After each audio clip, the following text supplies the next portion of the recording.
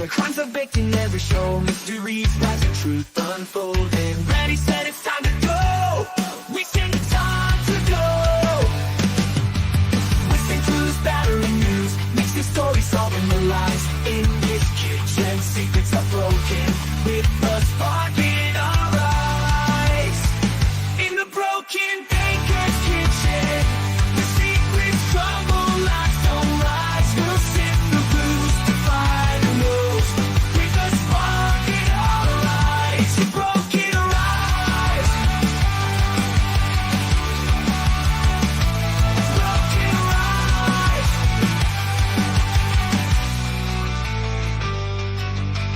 Welcome to the broken baker. Get ready. Let's go. Good morning, good evening, good afternoon, wherever you are, whoever you are, what, if anything, you are. And welcome to day 20 in the Karen Reed case. We should all say our hail lollies and prepare ourselves because I'm afraid today can be quite a long day if we are gonna continue just putting in evidence. So just like Lily said the other day, oh Christ, ay. When he apparently put evidence in he shouldn't put in, took it off the right quickly and didn't really say what it was. How did that get mixed up with the Taillight? It's probably fine. People claiming that this investigation is run kind of like when I used to ask my 4-year-old to clean her room. That's how you do it in Canton. It's like the K-hole, just with a C. And thank you so much, Mo, for the raid. The Clara is he at the courtroom today? I know Tom might be going in today. And I saw Aiden outside as well. And I think everyone is trying to manifest Berkovich today. Not Berkovich, Bukaki. Hey, King Bob. Hello, Jürgen. Welcome. That's hello, Jürgen, and welcome, Jamie, in German. Hello, Zachary. Tom's going in. Yeah. Well, let me be honest. If I had the opportunity of live streaming it from the outside or sitting in the courtroom, I would choose this. Because what Tom will now find out is he can't say anything for 2 hours. And I know Tom, he has a little problem with he has the same problem I have. We have mouth diarrhea. We like to talk a lot. So he will have to sit there, be quiet for 2 hours. Imagine listening to Lally for 2 hours without being able to stop in the middle of it and say, he's such an idiot. Hey, Ambrosia. Welcome. There will be a trial today, Dave. Yeah, the Clara is in Tennessee normally, I think. So cool that he went up there to see it.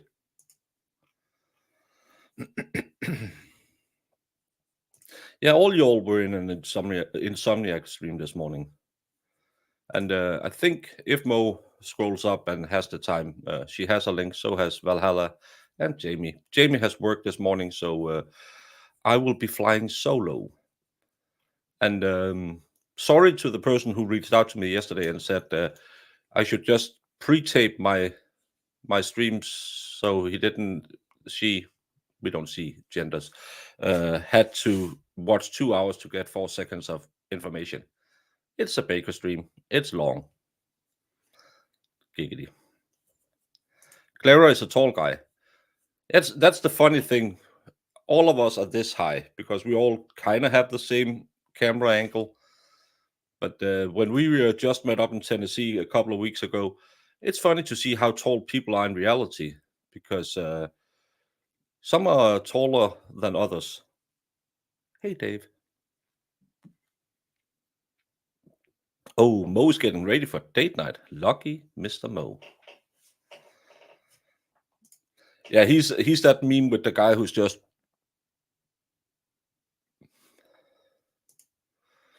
Where is my tape measure? Always handy. And I think I have a backup somewhere, if I can find it in all my clutter on my table. Yes, all streamers are equal heights. Until we meet in the wild. And actually, Valhalla and I are the same height. I'm just way fatter than him. But that surprised me. I thought he was way taller than I was. But he's 5'2" as well. But what should we look forward to today? We need that pixie cut lady to talk about all the tail lights and how they figured out that it was from Karen Reed's truck. I don't know if she's the one who made the puzzle and made it perfectly the same tail light again. Other than that, hopefully, how long can she go? Well, with Lally, she'll probably go till lunch and then cross-examination. Then we start another witness in the afternoon. So it's going to be interesting. I never skip leg day. I did leg day 2 days ago. My legs hurt today. 400-pound calf raises. That's why I have those big tattoos on them, to fill them out. You heard a woman ranting on X the other day saying John was drunk, so he fell down and was sitting on the ground when Karen backed her car into him. Baker, thoughts? I have him at no more than 10 beers, and even for an American, that's not a lot. And again, where's the injuries to him? Because that would put his head roughly at the height of the tail light. But I have ADA Lally confirming he was never hit in the head by the car. The injuries to his head happened when he fell backwards and hit his head. So my thoughts are this lady is one of those who didn't watch all the evidence being put in, just like so many others who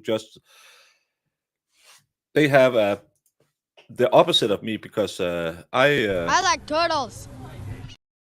So whatever they say is more born out of we don't like Turtle Boy than any of the evidence. You missed a lot Monday. No, you didn't. You didn't miss a lot.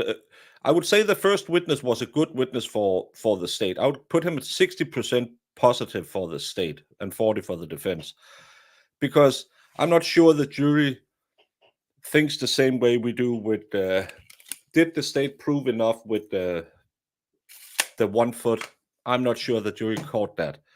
So I would call him a positive for the state. Then you had the evidence lady, Hartnett or wherever her name were, and the way she described, I just took samples of the blood. How did you choose what solo cup? I just took one of them.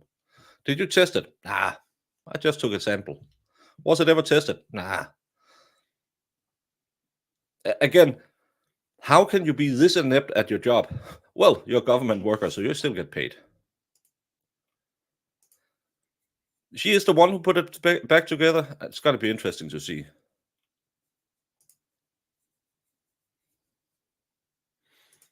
Hey, little Irish girl. Does someone know how long John's hair was? The hair that was found was 7/8 of an inch. I believe his hair was longer.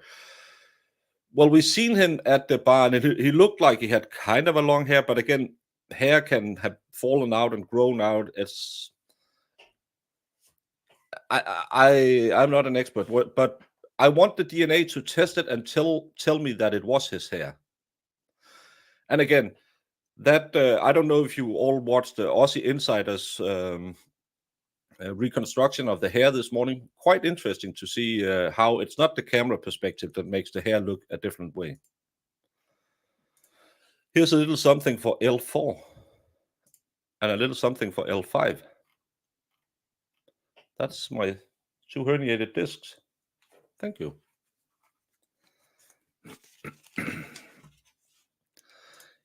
Yeah, after I got another troll in here saying I was a paid grifter, so I put that up because people claiming I'm just a paid grifter are normally just people who don't like Aiden. And again, love him or hate him, he's not on the stand. All the evidence I have complained about since the case started isn't provided by Aiden. It's provided by Monsieur Lally. That's Mr. Lally in French, Jamie. And I'm absolutely not a paid grifter. Thank you so much for the money, Zach. Kind of ruining my own statement there. Wasn't he first found in a prone position? Well, he was found on his back or his front. We don't know.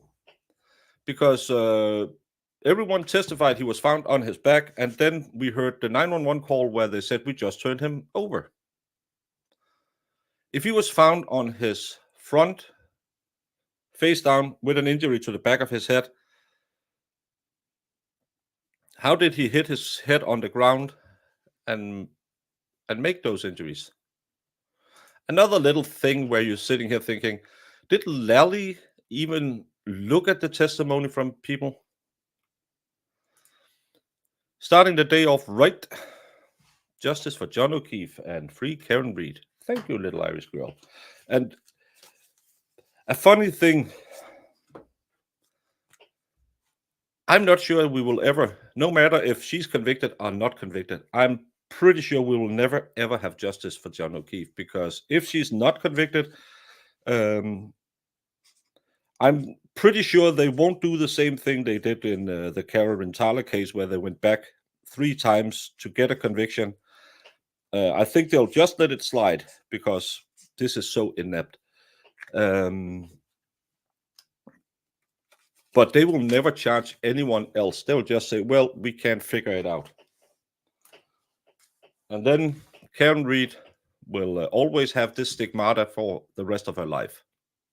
Solo cups, the same. We don't really have solo cups. If we can get them in Denmark, it's like a specialty item, because we don't have those. Our plastic cups are normally white.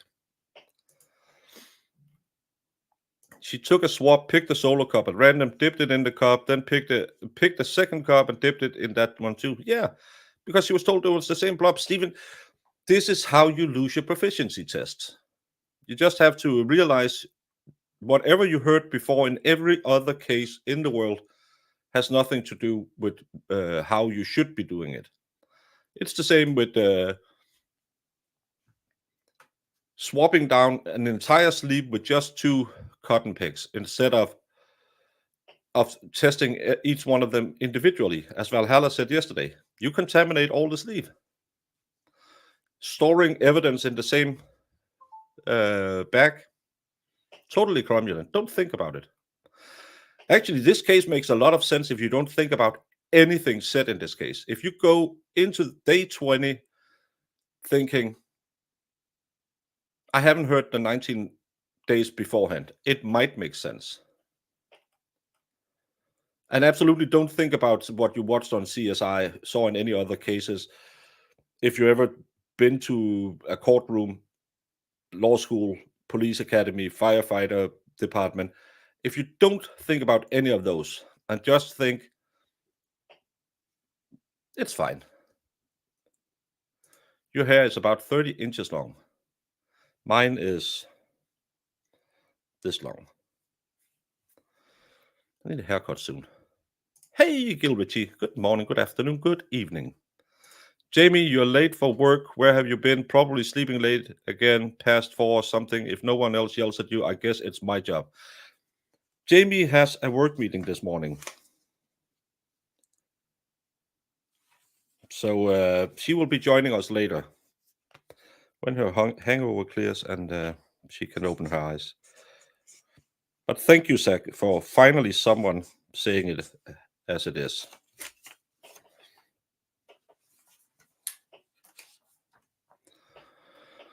I've seen the pictures of the reconstructed taillight, and I feel like there aren't enough red pieces for it to work.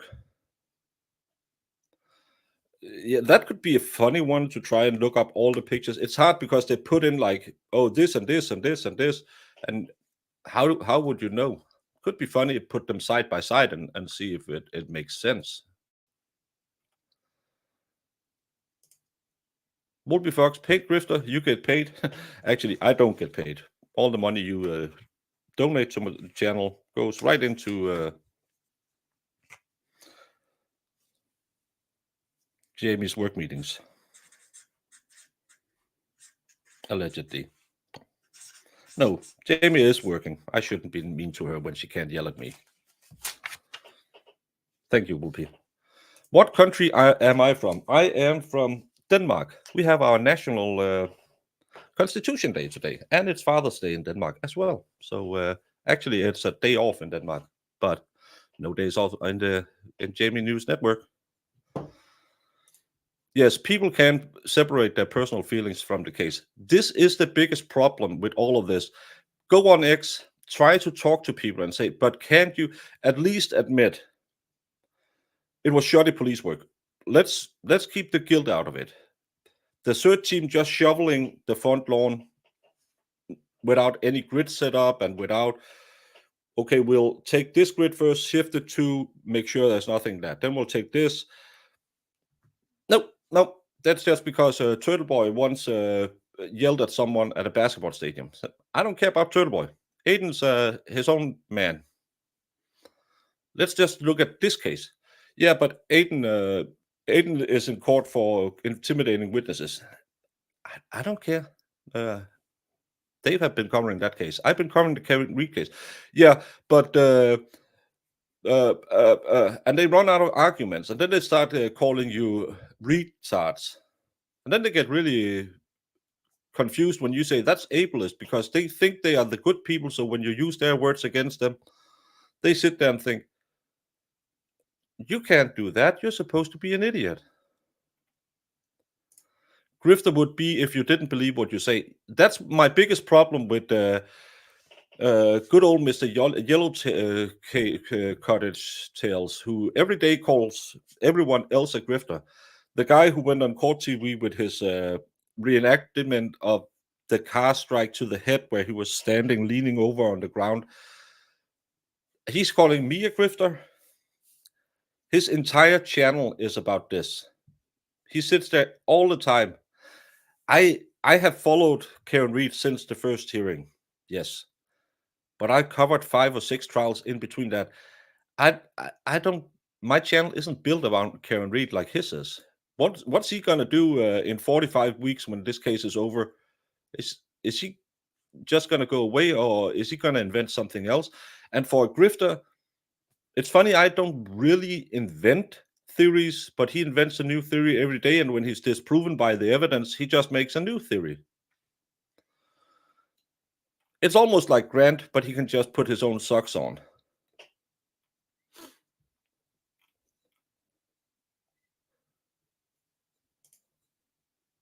Well, my L4, L5 have been actually pretty good since I got home from the US, so but they'll probably act up soon again. If it was his hair, who cares? He was in the car earlier. You just have to convey that to the audience, which is the jury. Yeah, Valhalla is from the US, allegedly. He's a former Navy guy. He used to sail the submarines.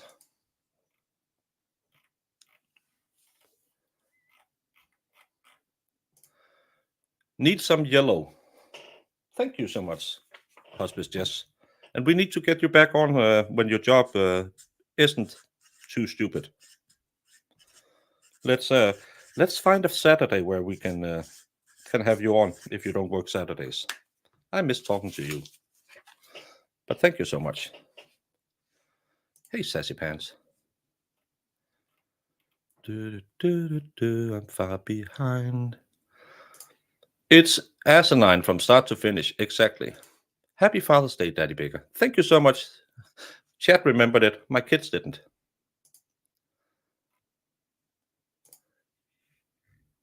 Yes, I never seen them really arguing against any facts in the case. It's just, well, Turtle Boy.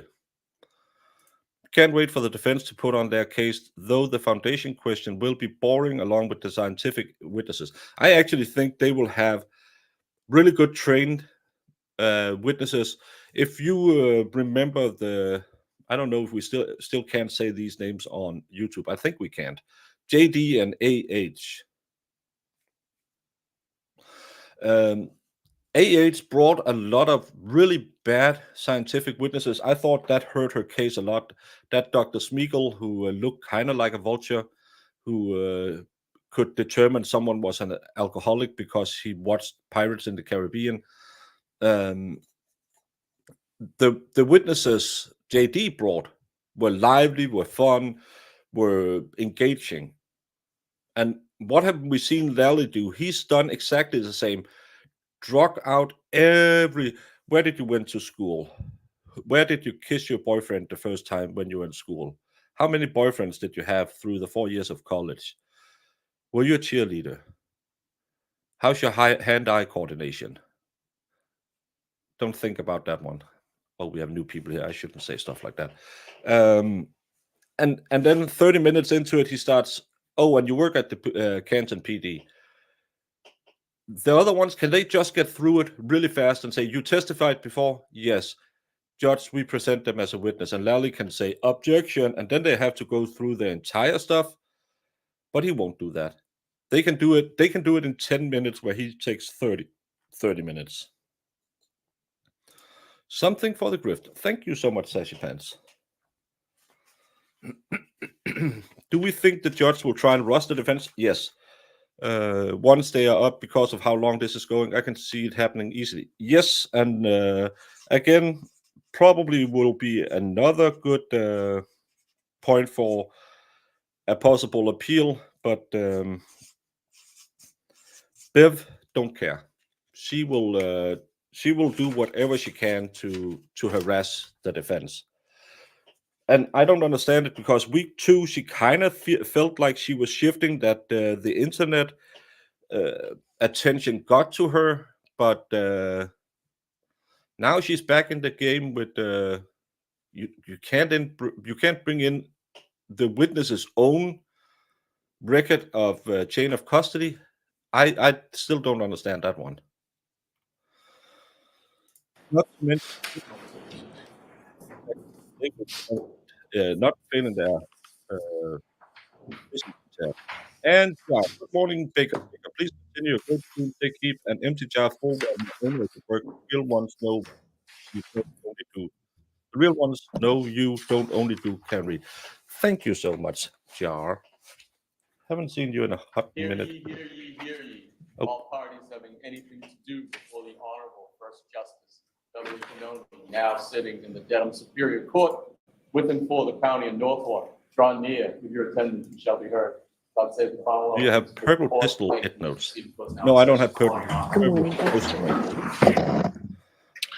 22117, the Commonwealth versus Karen Reed. Counselor, can I have you identify yourselves for the record? Morning, Adam Lally for the Commonwealth. Good morning, Your Honor. Good morning, Mr. Lally. Good morning, Your Honor. Laura McLaughlin. Good morning, Mr. McLaughlin. Good morning, Your Honor. Alan Jackson. Good morning, Mr. Jackson. Good morning, Ms. Little. Good morning, Your Honor. David Unetti. Good morning, Mr. Unetti. Good morning, Ms. Reed. Good morning, jurors. So I have to ask you those same 3 questions. Were you able to follow the instructions? Is it going to be fire today? Discussing this No, case it's going to be horrible. Everyone We're going to get that person person back on the stand, and it's going to be a bunch of ridiculous questions from Lally. Investigation into this case. What, if anything, Everyone is plastic? Yes or no, either affirmatively. Did anyone have? What, if anything, did you do with the plastic that we sent you? We left it the other day. Everyone said no. It's a monster. Monster. Thank you. May Too we early have for Ms. beer, Little, y'all. please?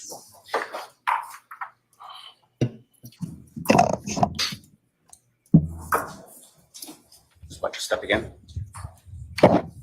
Maintain your face apart. You raise your hand. You solemnly swear the ever give the court and jury the case ever hear the truth, the whole truth, and nothing but the truth, so help you God. Good morning. Well, she's in her menopause, yes. They do get hot flashes.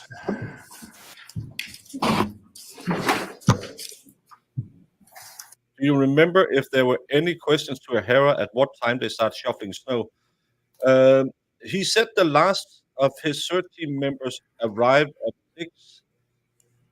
6:35, I believe, and then Taillight arrived about 10 minutes later, and then they started searching the lawn. Because they didn't start searching until Lally had, not Lally, Tolle had told Taillight had told them where to look and what to look for. Which is weird that they say you have to look for the taillight, because at this moment they know they were missing taillights and a shoe. I don't know.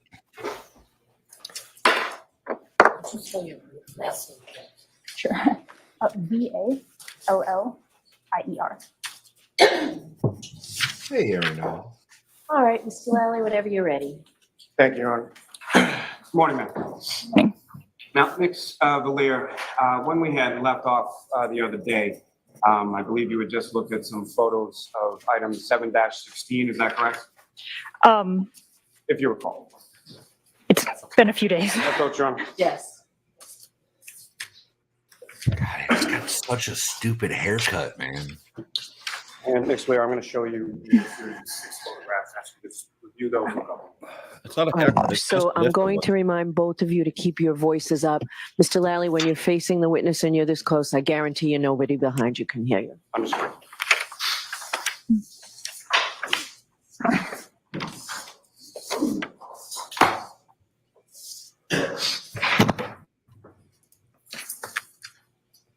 And Ms. Valier, do you recognize what's in those photographs? No. And what do you recognize those to be? Photos that I took of item 7-16. May I approach the witness, Your Honor? Yes. Your Honor, the call will seek to introduce in a minute. Can I just see them, please?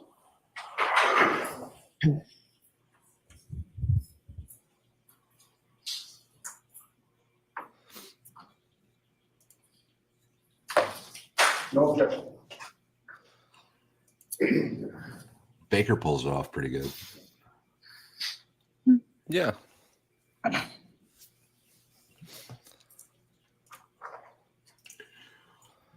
Marissa, you're fired until I need you the next time. Until the next time that we desperately need your assistance. Then you're rehired. King Bob, you're absolutely correct. I can't see a composite plastic shatter like that because it was not that cold. A really, really cold day, yes. Then maybe, but again, at 24.2 miles per hour, I can't see it. That witness looks like she hasn't slept in a while. Well, she's young. You know how it is. She has a pixie haircut. She works in a lab. Your Honor, for the record, those are. She has access to funny stuff. The guys love her. 333, 369, Well, she's got evidence. She's got access to the evidence locker. Thank you. 332, 333. She were found in Thank possession of 25 keys of cocaine. Sorry, Your Honor. 20 keys Thank you, Your of Honor. With cocaine. the court's permission, may I have those published for the jury? Yes. And Ms. Gilman, if I could have photograph 2059. I like it when you touch my like button. Yeah. Ms. Blair, do you recognize what's up on the screen is that photograph, which is now marked as 332? Yes. Is that one of the items from 7-16 next to the ruler with the measurements corresponding to that item? Yes. And Ms. Gilman, if I could have photograph 2081.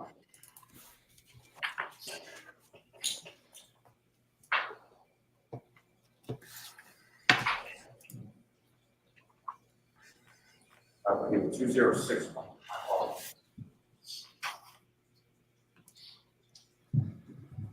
And Ms. Blair, what's up on the screen is that another piece from 7-16 that's now been marked as exhibit 369? Yes. I think it's a surprise. Where, as far as this particular item is concerned, with reference to sort of the texture of that particular piece of plastic, what, if anything, did you note or observe in reference to that? I'm sorry, the texture? It has old. I'm sorry, do you have the laser pointer in front of you or not? Oh, yes. Now, as far as the Plastic. surface area of that particular piece of plastic, Sebastian Müller, we are looking at all the plastic pieces they found at the scene on various states, which the first search didn't find. The second search find 4 of them, and then the rest was found during the week, because that's how evidence works in Canton. It's the L-hole. how would you describe that? I mean, there are little dots on it. They're not just like dimples of a sort. Stippling or dimples of some sort on a piece of plastic. Yes. Dribblings. And as far as those stipplings or dimples on the piece of plastic, were those flush with the rest of the plastic? Were they raised a little bit? How were they sort of configured? I don't recall. Is he going to do this with every piece of plastic? No. It's just because there was striplings or dimples on this one. And he asked her questions she didn't know. Again, what's the first rule of every lawyer? Don't ask a question unless you know the answer. Rule number Exactly. 1. And he just wanted to put in, yeah, this is specific because it's some part of the taillight where there's a little texture to it. And she, I don't know. She's a government worker. Her first response to everything is, I don't know, I don't volunteer. And I'm just going to, if I could have photograph 20. Give me your arm. 064. Ripped for her pleasure. And again, this way, what's up on the screen is now the mark 371. Do you recognize that? I do.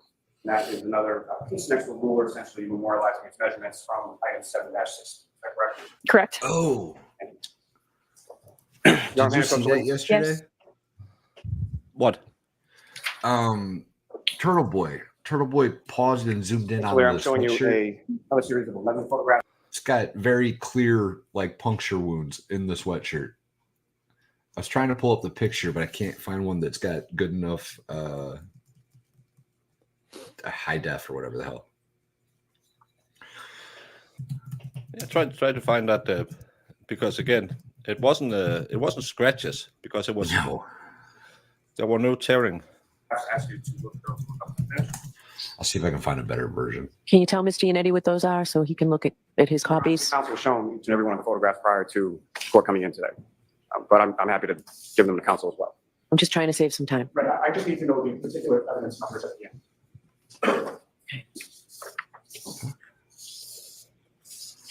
Yannetti looks like he's already too bored to be there. Let's speed it up.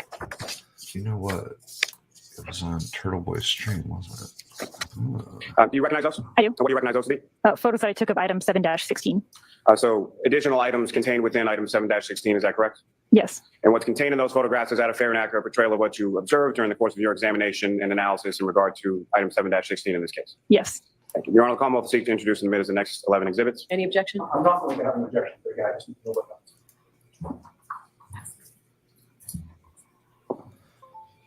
Yeah, didn't he say I'm not going to have any objections to any of the taillight evidence? Then just get a effing move on. Put the stickers on it and move.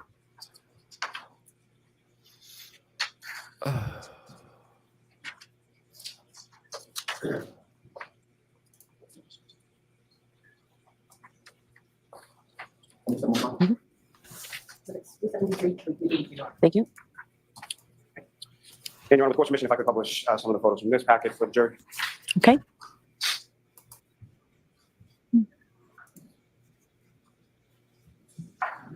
Ms. Gilman, if I could have photograph 2036.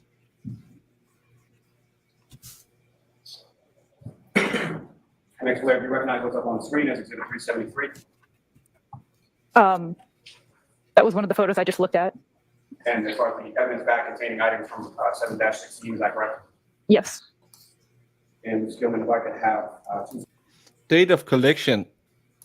Does that say 18th of February, 11:30 by Proctor?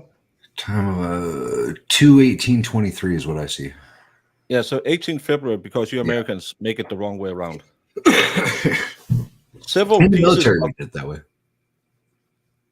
We say 18 to 20. Yeah. 20. In the military, that's military dates. Yeah. So the military's on track. Everybody else does this. Several pieces of red and clear plastic found 19 days after. No, 20. So Happened on the 1st, right?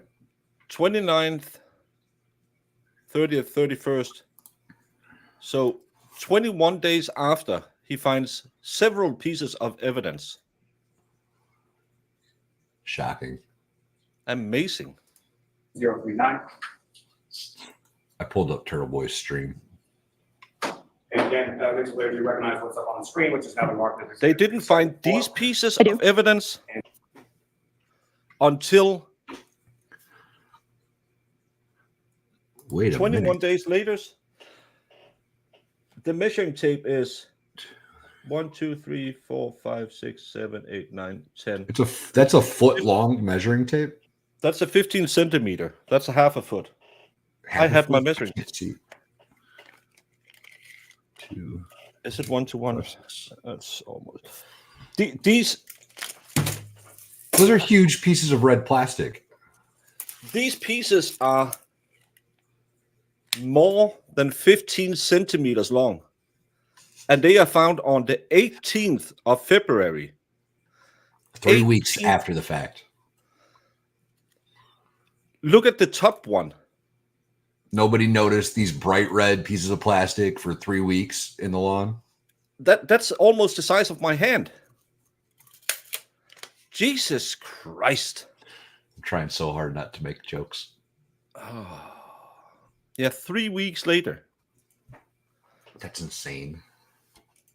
That's a lot more red than should be missing. Yeah, if we see the video from when she pulls out of the garage, the driveway, yes. Well, you guys are forgetting that according to the state, her entire tail light got blown out. Like it's just gone. There's nothing left. Yeah. The pictures don't matter. So Turtle Boy pulled this up last night. Full screen it. Full screen. And it's got puncture wounds in the sweatshirt. Almost like from a horse tooth. Yeah. Jen McCabe, you minx. Pretty.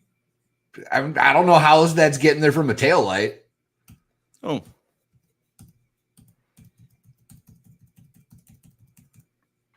I don't know how that's happening from a tail light.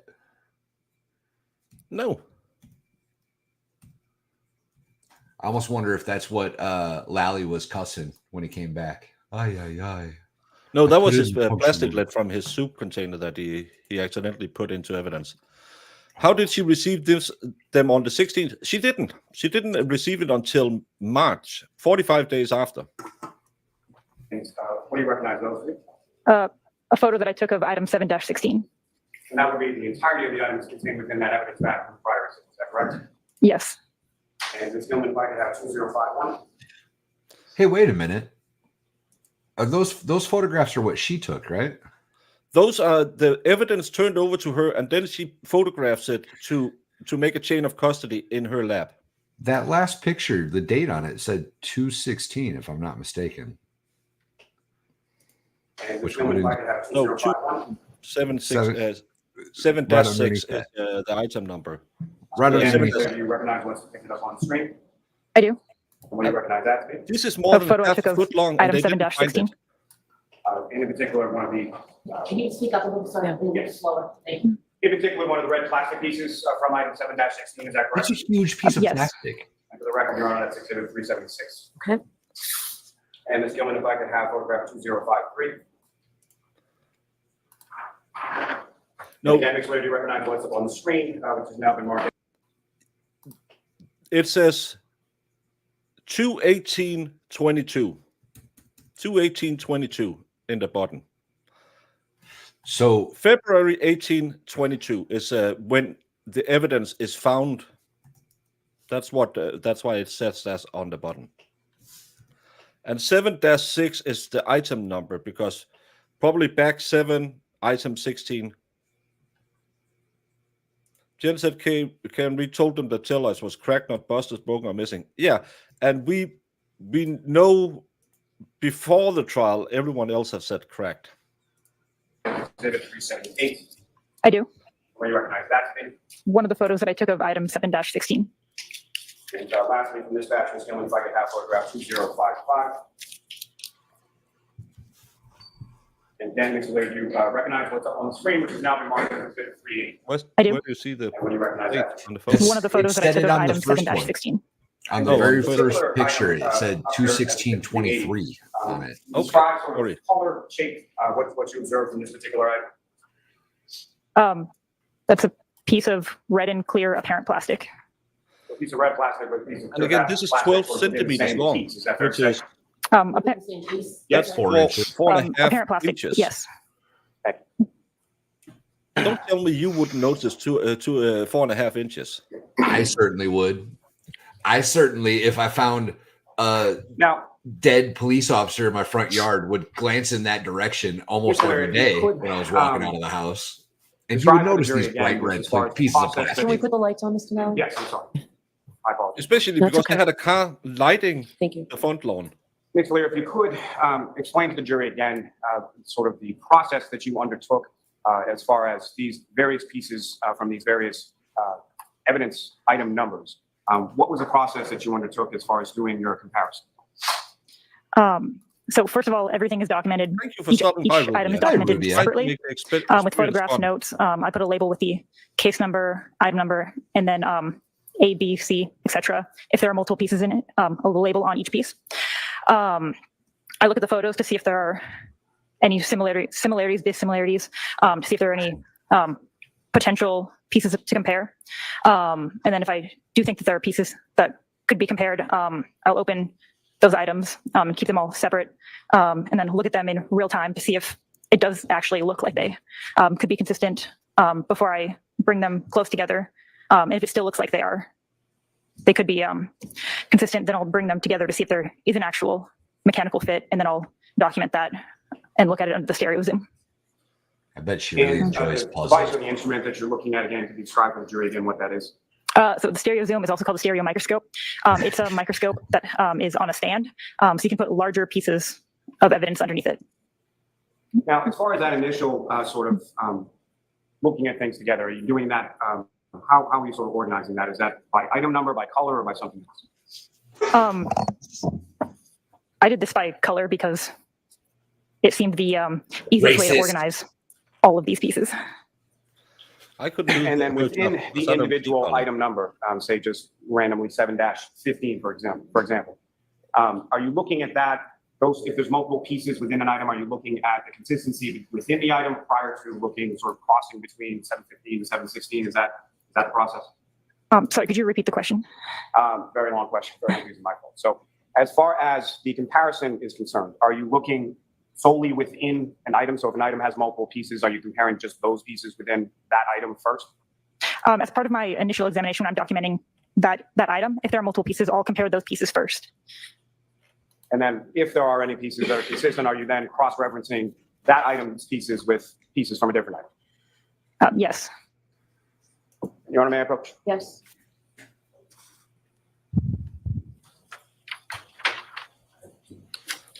Ma'am, I'm showing you another series of 19 photographs. Oh. Asking you to review those.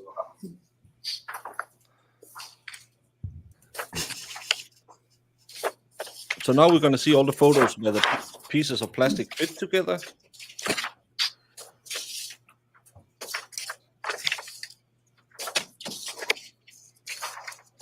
Zach, don't admit to it online. Yeah, I think she's very nervous too because I think she's kind of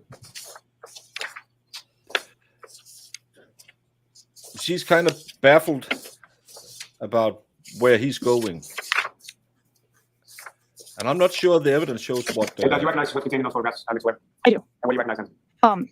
These are photos from my case of either within the same item that had a mechanical fit that I'd then taped together, or of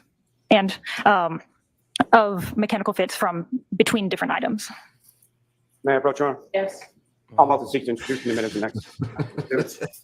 Okay, but have I seen those yet? Morning, but I'm gonna hand them to you. That's fine.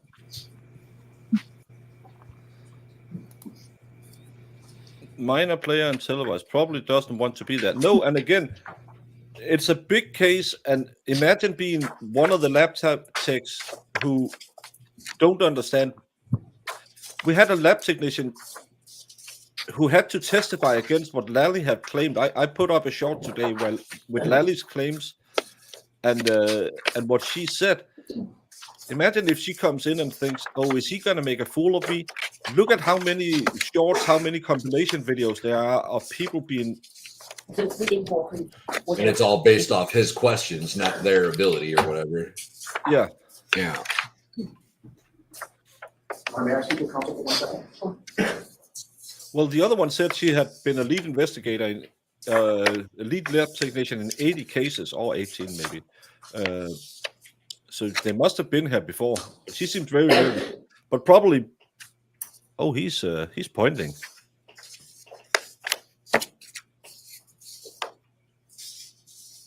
Oh, is it going to be interesting now? No.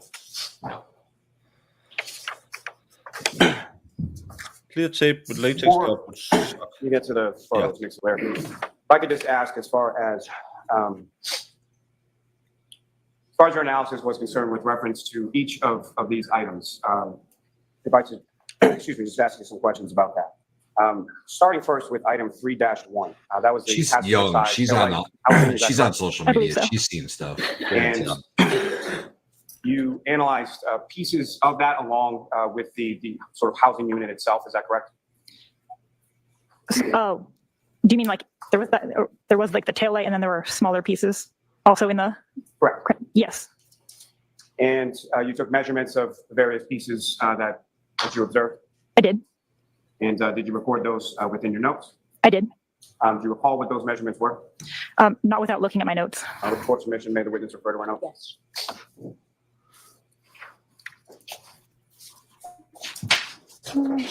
Yes.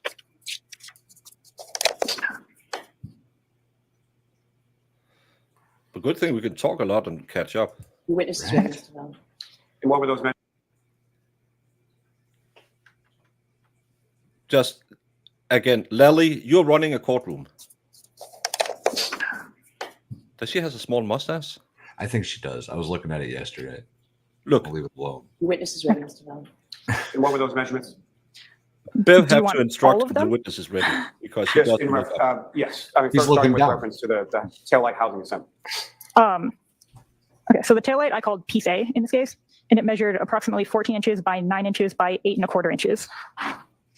And then which of the pieces that were contained within that sort of taillight evidence bag did you compare to the taillight housing itself? So there was a lot of like very, very small pieces that I took pictures of, but they're very, very small, so they were not suitable for comparison, so I didn't look at those. There were some larger pieces that were suitable for comparison, so I did look to see if they fit in with piece A. And with regard to that analysis of whether or not they fit in with piece A, which of those pieces did you find did fit? So amongst item 3-1, let's see. Sorry. Yeah. Sorry. Piece A and piece B fit together mechanically, and then piece A and piece F fit together mechanically. F is in Frank. F is in Frank, yes. And it may be pretty apparent, but if you could, Ms. Flair, just expound upon what you mean when you say they fit together mechanically. So when things break, they break in a unique pattern. Like it's pretty different every time. So a mechanical fit is bringing two things with broken edges together to see if they were originally part of the same item. See if they if the broken edges align, and if they do, then that's a mechanical fit. Now, turning your attention to item 7-5, you looked at those various pieces together as well. Is that correct? I believe so. And were there any 3 pieces in total from 7-5, so A, B, and C? Is that correct as well? May I look at my notes? What, if anything? Yes. And what kind of match did you find with within item 7-5? Valhalla, friend Yes, of sir. mine. What, if anything, does this have to do with the murder of John O'Keefe? Absolutely nothing. Absolutely nothing. Oh. This, I'm not sure why we're focused on the construction of a taillight instead of the wounds of the ended individual. But, you know, I'm not in charge. I'm not a DA. What do I know? We are 20 days in and we haven't mentioned the wounds on the decedent. No. Even the EMTs didn't list all of the wounds on the decedent. Even they were like, he had marks on his arm. What about the skull fracture? Didn't notice. No big deal. No big deal. Yeah. And Zach says, you all be nice to Baker. His ex-wife, Emily D. Baker, has so many more watches and it breaks his little Danish pastry heart. He has never really gotten over his ED. That's so good. There were no mechanical It's fits too early amongst those for three that. items, or three pieces of the item. And with reference to item 7-6, there were two Well done, pieces A and Zach. B Well within done. that. Is that correct? May I? Okay. I need to go blow my nose out. Yes. And were there any physical matches within those two pieces of item 7-6? No. Now turning your attention to item 7-8, do you recall how many pieces were contained within that? If I may look at my. There were 14 pieces. And of those 14 pieces, they were each compared to each other. Is that correct? Correct. And what, if any, mechanical fit did you find between the pieces contained within 7-8? So pieces C and D were found to fit together mechanically, and then pieces E and F were found to fit together mechanically. Martin, may we approach, please?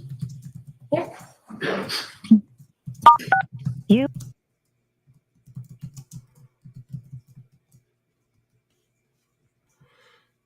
Is she going to go through and painstakingly list every piece that goes together without some kind of a visual aid for anybody to follow along with what the hell she's talking about? Good job, Lally. Good job. Oh, this is ridiculous. There's no reason to go through all of this like this. He could knock this out in about 15 minutes. Just get everything introduced, show the pictures of how they fit together, and be done with it. That's a good point, MLS. Visual aids do not help the Commonwealth case, so no visual aids. You are unmuted.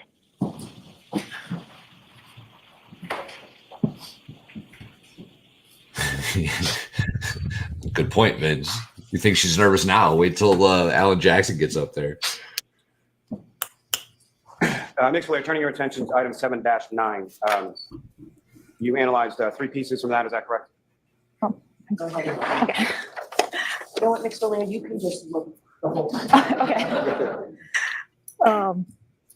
Sorry, could you repeat your question? How many pieces were contained again within item 7-9? 3 pieces, 7-9. Yes. 3 pieces. And what, if any, physical matches did you find contained within that item 7-9? There were no mechanical fits. And with reference to 7-10, how many pieces? 1 piece. And with reference to item 7-11, how many pieces contained within that? 6 pieces. And what, if any, physical matches did you find contained within 7-11? There were none. In 7-11, how many different colors of pieces were contained within 7-11? There was black, red, and colorless apparent plastic. Now, with reference to item 7-12, how many pieces were contained within that? Oh, the straw. I was like, what was black? There were 14 pieces. And of those pieces, again, how many different colors or how many different colors of pieces were within 7-12? They were all colorless. And from those, what, if any, mechanical fits did you observe or did you find within item 7-12? Okay. So there were 3. Do you want me to say all the pieces that fit together? Please. Okay. So pieces B, C, D, F, and K all fit together. Pieces E and I fit together. And pieces M and N fit together.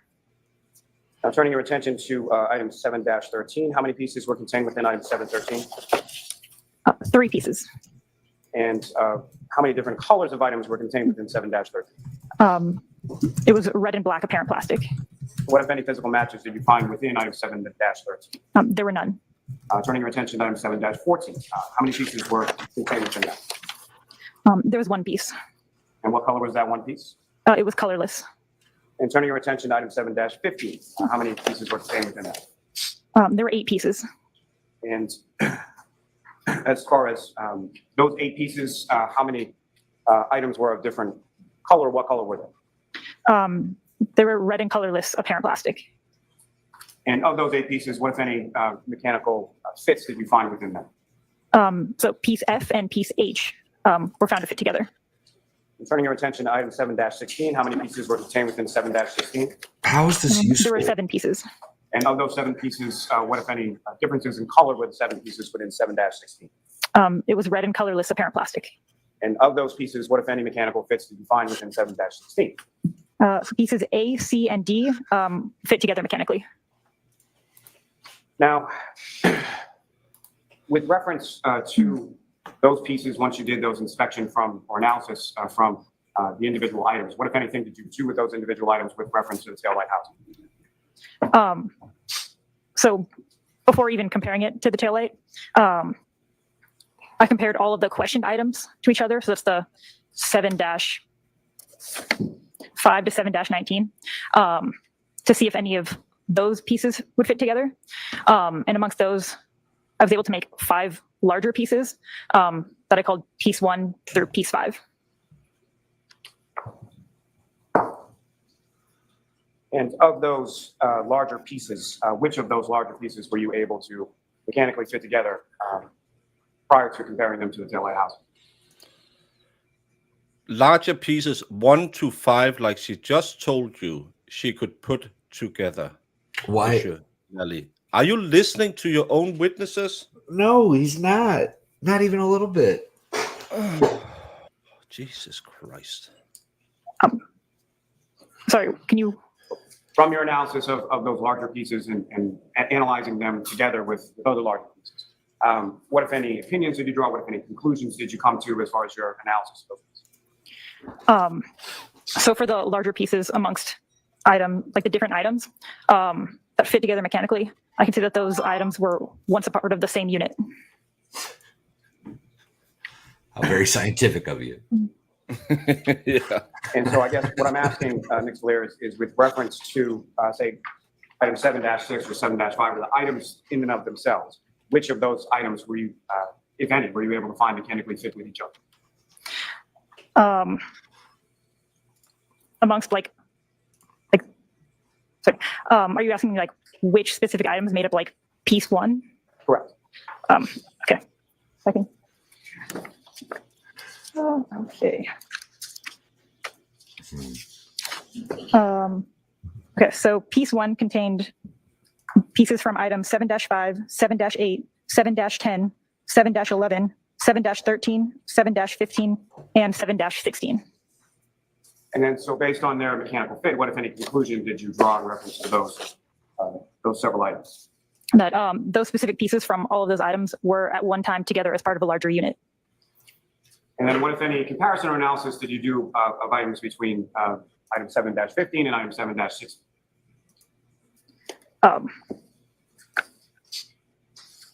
So pieces from item 7-15 and 7-16 were part of piece 1. I could look through my notes and see if they're a part of any of the other pieces that I fit together. With course permission. Okay. Well, apparently he had years of experience from trial, but I just think he doesn't. He never learned that you have to listen. How big is Norfolk County?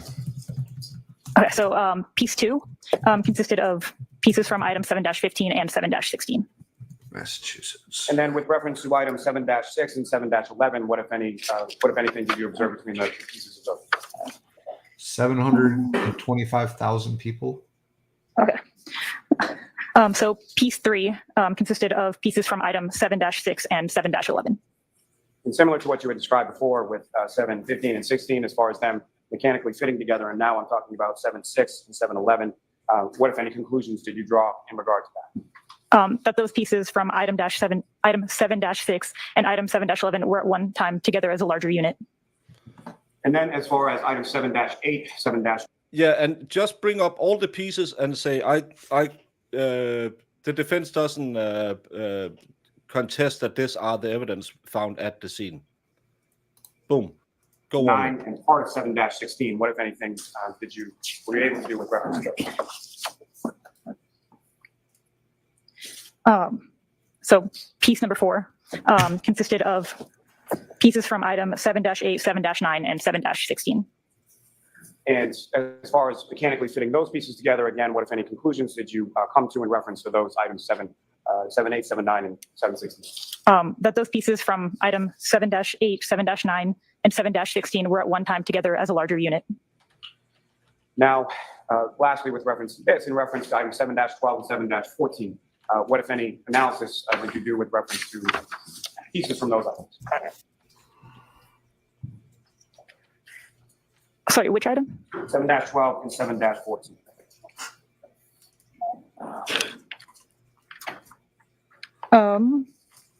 I have item 7-11 and 7-12 that fit together for piece number 5. And Your Honor, with what's now been marked as exhibits 384 through 402, if I could ask to publish some of those to the jury. Yes. Ms. Gilman, if I could have photograph 2069. And Ms. Valier, do you recognize what's up on the screen as now exhibit 384? I do. And what are we looking at? Within item 7-16, those are pieces that were mechanically fit together. And Ms. Gilman, if I could Oh my God, is he going to show us every time she tapes a new piece to it? And Ms. Valier, do you recognize what's Oh my God, he's gonna. 386? I do. All 5 And what do pieces. you recognize that to be? So that is what I called piece 1. So the piece that is made up of apparent plastic pieces from many of the different items. And Ms. Gilman, if I could ask you to just zoom in a little on sort of the middle of that photograph. What exhibit number is this, Mr. Lally? Yes, Your Honor, this is 386. But why is it found on different dates? And from sort of Shouldn't this it be zoom-in next to version each of other? 386, Ms. Blair, are you able to now see some of the stickers or the evidence stickers that you would put labeling each of these pieces? Yes. And you could just give me away the point. But we have no idea where they found these pieces, right? We have no So idea. these labels right here are the labels that I put on each piece individually when I initially examine it. So all of the little white labels. And Ms. Gilman, if I could have 2097. According to Twitter, some are trying to take notes. Ms. Blair, do you recognize what's up on the screen? What is now been marked as 387? I do. What do you recognize that to be? That's still piece 1. It's just from a. I want this piece shown next to the video from her leaving the driveway at 5:30 in the morning, because there's no way this much of the tail light is missing from that picture. No. We see her hit the brake lights. And this is only one of what, 5 pieces that she put together. She's got the entire tail light lens, and there's every photo we've seen that's not possible. Every video, every photo, there was at least some.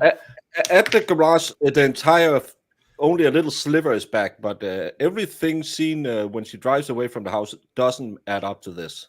Exactly. Different angle.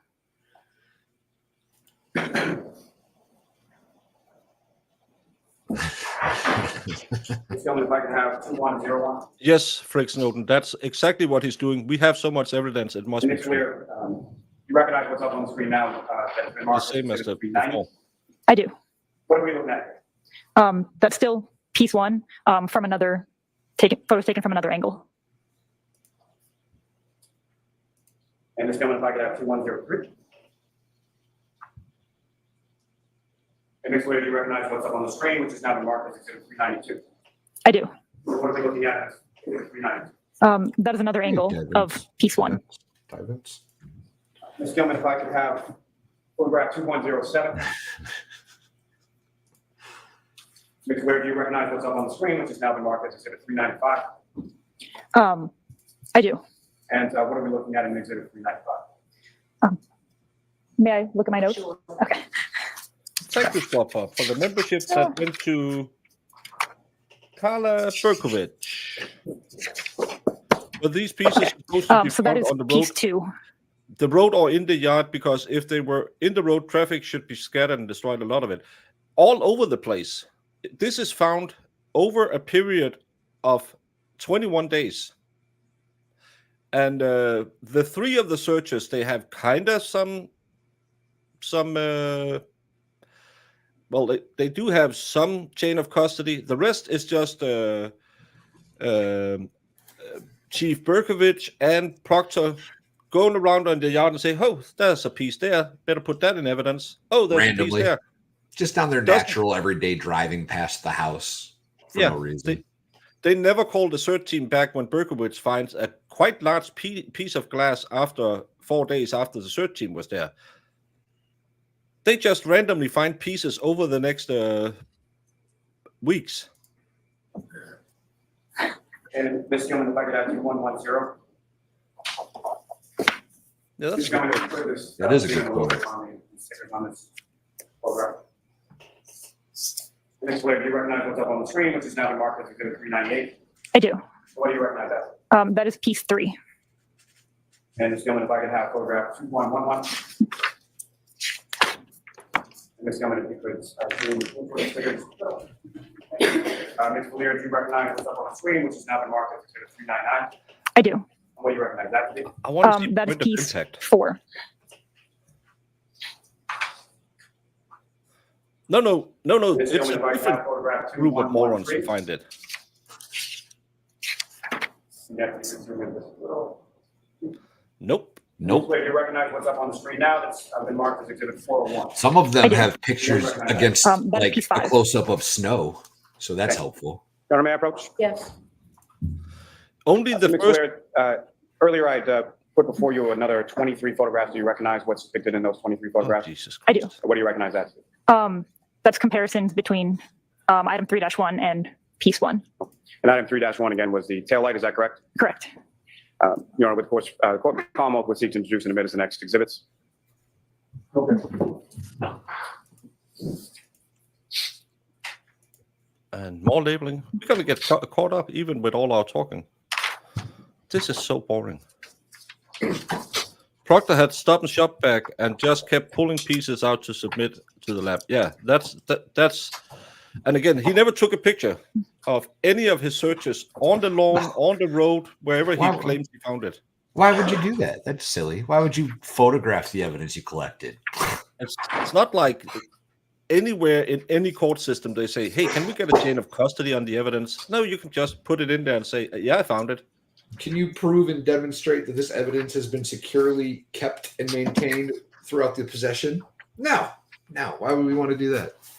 Yeah. With that deep blow, the smaller pieces should be scattered all over a large area, but they initially found everything within a foot. Yeah. But then again, they found all of it on the lawn that the search team said they shoveled the entire lawn. They found all of these pieces later. They only found 4 or 6 pieces in the initial search. In the area indicated by Tully where they should be looking. It's well, she hit John's car on the way out. Thank you. Your Honor, with court's permission, if I may publish some of these photographs for the jury. Yes. Later, Dave. See you later. Ms. Gilman, if I could have photograph 2156.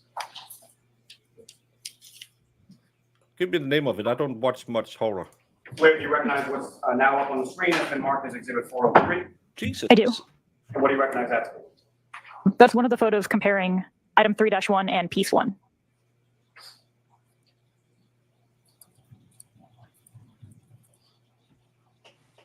I hope the defense pulls up Ms. Gilman, if I could have that video. That's almost the entire headlight. photograph Taillight. 2125. Taillight, my bad.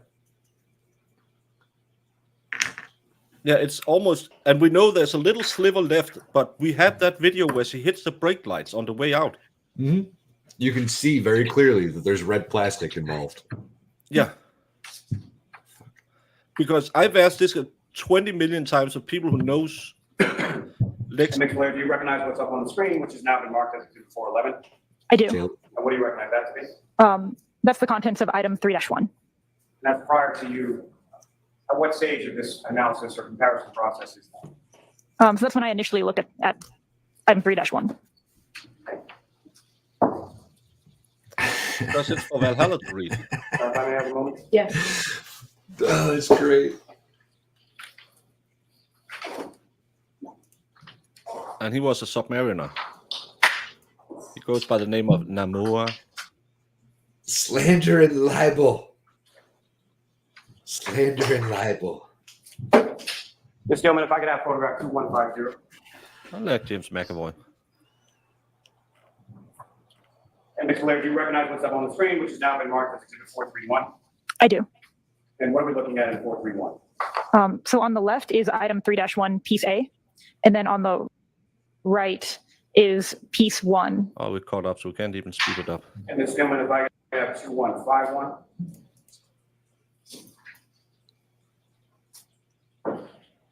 Mr. Laird, do you recognize what's up on the screen, which has now been marked as Exhibit 431? Where's point of impact on this? Is that point of impact? I think. How the F did this happen? Well, it's curved, right? It goes around the side of the car. Yeah, but So the it only would have to be like right there. yeah, because this is the only P where there's the breakage isn't straight. This is amazing. They found all of this over 21 days. Amazing. I do. That point of impact would have been exactly where she hit John that is O'Keefe's car. Piece 1 on top of item 3-1 in a mechanical fit.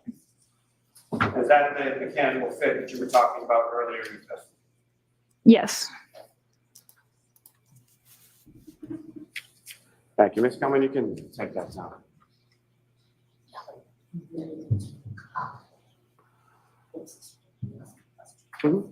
Understood. Thank you, Madam Clerk. Every time a new piece of evidence emerges or a new hole Mr. in Laird, the in story reference to comes up, Lally changes his story, changes his those theory. items that you testified to earlier in item 3-1, the taillight housing, what, if any, conclusions regarding those items as far as the physical match? What, if any, conclusions did you come to? That item 3-1 and the pieces that make up item, or the pieces that make up piece 1 were at one time together as a larger unit. Thank you very much. I have no further questions. May we approach her?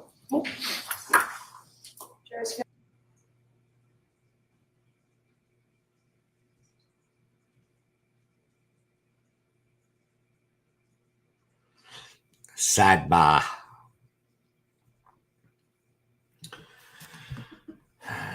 I don't think they would have. Frig Snowden says the Model G that she had is very common, and those are factory taillights. Any police officer has access to any tow yard. Easily could have come from a completely different car planned later. They wouldn't. I don't think they would have done that. They would have just used the car they had. They had it in impound, right? It was sitting in their Sally port the whole time. Just walk up to the broken taillight that she broke by backing into John O'Keefe's car. Just kind of break that little plastic off.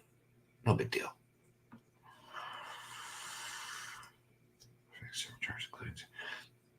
Man, Baker keeps leaving at the perfect time. What's true for the remake? I think that's Sassy Pants. Lally does this in an attempt to confuse the jury, in my opinion. Yeah, I mean, that's his best case at the moment is just to dump as much possible information on the jury as he can, and hopefully they forget the important parts and just, yeah, it was her taillight. That was pretty much the entire taillight. Pretty much the entire plastic cover on that taillight. Are my goats in heat? Not at the moment. And they're not in heat. They call it estrus with goats. They're in estrus.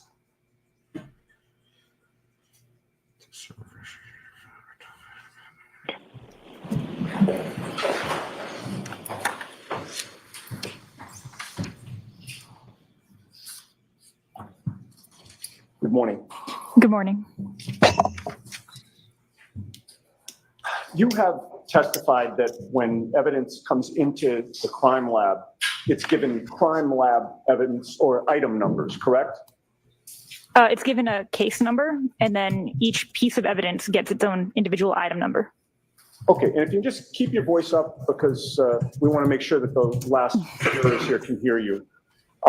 Consistent with that policy, the evidence that your lab received in this case was also given those item numbers, correct? Correct. So I'd like to ask you about one particular item number in this case, 7-18.18. Yeah, you know he's about to tear her up. Yeah. Would you agree with me, and feel free to check your records, but would you agree with me that that was the item number given to, quote, debris from orange t-shirt and gray long sleeve shirt, end quote? I can. Okay. And again, it's 718.18.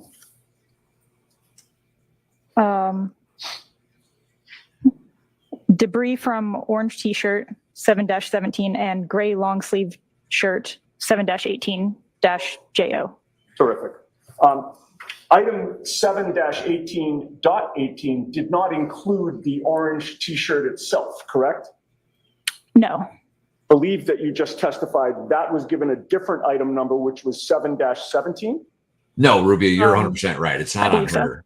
She's just doing her job. 7-18- also did not include the gray long sleeve shirt either, correct? I didn't look at 7-17 or 7-18. I only received the debris from. Okay, well, yeah, that's my point. So with regard to the orange t-shirt and the gray long sleeve shirt, those were given separate item numbers, and you examined what was the debris allegedly from those shirts, right? 7-18.18, correct? Correct. And that debris consisted of different categories, did it not? There were different pieces of, there were different things inside of it, yes. Yes, different categories of things, correct? I'm sure. All right, so one category was dirt and debris, correct? Yes. You did not test the dirt and debris, correct? Correct. Another category was, or were, I should say, several apparent hairs.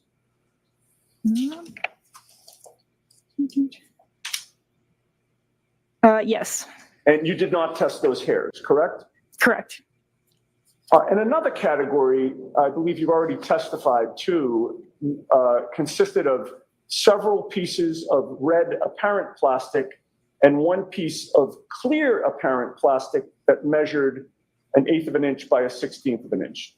Is that accurate? Okay, so there were several pieces of red apparent plastic and then one piece of clear apparent plastic measuring approximately 1/8 of an inch by 1/16 of an inch. Yes. Okay. And I apologize for continually reminding you, but I'm just mindful that everybody needs to hear you. So it's, to the best you can, if you can just keep your voice up, I'll try to do the same. So when those several pieces of apparent red plastic and one piece of apparent clear plastic came into your possession, those pieces were obviously not embedded in either shirt when you examined them, correct? I don't know. I didn't examine the shirt. Well, so to my question, the pieces that you saw were not embedded in a shirt when you examined them, correct? Correct. And again, that's because you never took possession of any shirt in this case, correct? Correct. The pieces were loose and they were not embedded in anything, correct? The pieces were, well, I examined the debris from the shirt. I don't know what the person who packaged it did to collect that. Stuffed it in a trunk for 45 days. You never saw those pieces on either the orange shirt or the gray long sleeve shirt, correct? I did not. And you obviously had no control over how the evidence was handled before it came into your possession, correct? We have a chain of custody in the laboratory, but I did not follow the evidence as it went through the chain. Good job, Okay, and we'll talk about the chain of custody in a minute. Before this evidence came into your possession, you did not witness who seized it, correct? Correct. You did not witness who handled it, correct? Correct. Before it came into your possession, you don't know who had access to that evidence, correct? So all of our evidence is stored in locked facilities. Right, but I guess let me modify that question. Before it came to your lab, you don't know who had access to that evidence, correct? Correct. You also don't know, before it came to your lab, whether the shirts in question were at all times kept separate from the red or clear plastic pieces of, well, I said pieces of plastic that were in the possession of certain members of the state police, correct? Correct. The chain of custody at the crime lab started with noting the state trooper who actually delivered the evidence to your lab, along with the date, correct? Sorry, could you repeat the question? Sure. The chain of custody at the crime lab starts with noting which state trooper delivered the evidence to your lab and the date that he or she delivered it, correct? Or a crime scene responder, but the person who drops off the evidence to the laboratory, yes. Okay. And in this case, which particular state trooper delivered the orange t-shirt and gray long sleeve shirt to your crime lab? I don't know. Well, which state trooper delivered the pieces of red and clear plastic pieces, I should say, that you just testified about? The item 7-5 to 7-19. Right. The several pieces of red apparent plastic and one piece of clear apparent plastic measuring 1/8 of an inch by 1/16 of an inch. That's what I'm referring to. Wait, sorry, could you repeat the question? Yes. You understand what I'm talking about, right? In terms of the several pieces of red apparent plastic and then the one piece of clear plastic that you have the measurements for?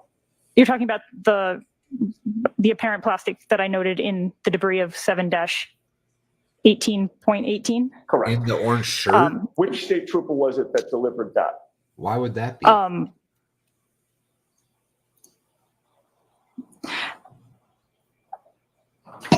Do you know? Sorry, that's like that's an odd question. I'm sorry. I don't know if you want her to repeat it, Ms. Giannetti. Go ahead. You have to repeat that, please. So evidence is submitted to what you just said that he missed. Oh, I said that's kind of an odd question.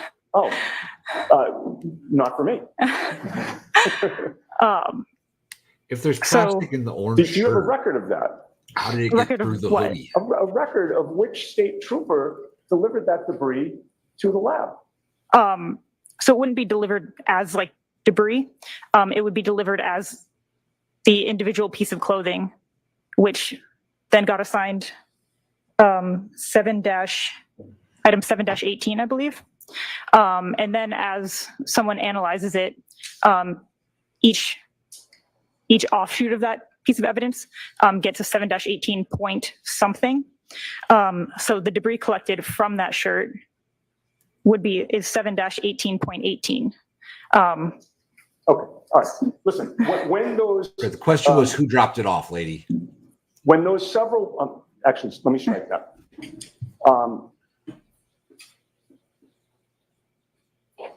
Get to where I was. Take your time, Ms. Giannetti. Okay, so I want to confirm with you that when you were assigned to this case, you were aware that the date of the incident was January 29th of 2022, correct? Yes. All right.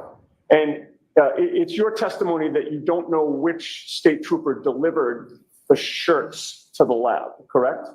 I could look at my notes because I have maybe you should do that, chain lady. of custody. Jesus Sure, Christ. if you would check your notes for that, please. Okay. So,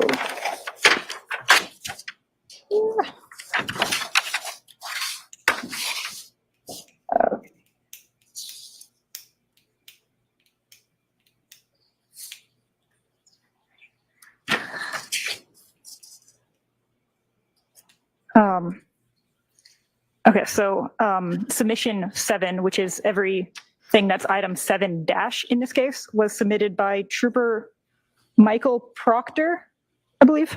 oh, that was the answer to my Okay. question. Shocking. Thank you. Oh, that was Proctor. Weird. How long after January 29th of 2022, according to your records, did Michael Proctor deliver that clothing to the crime lab?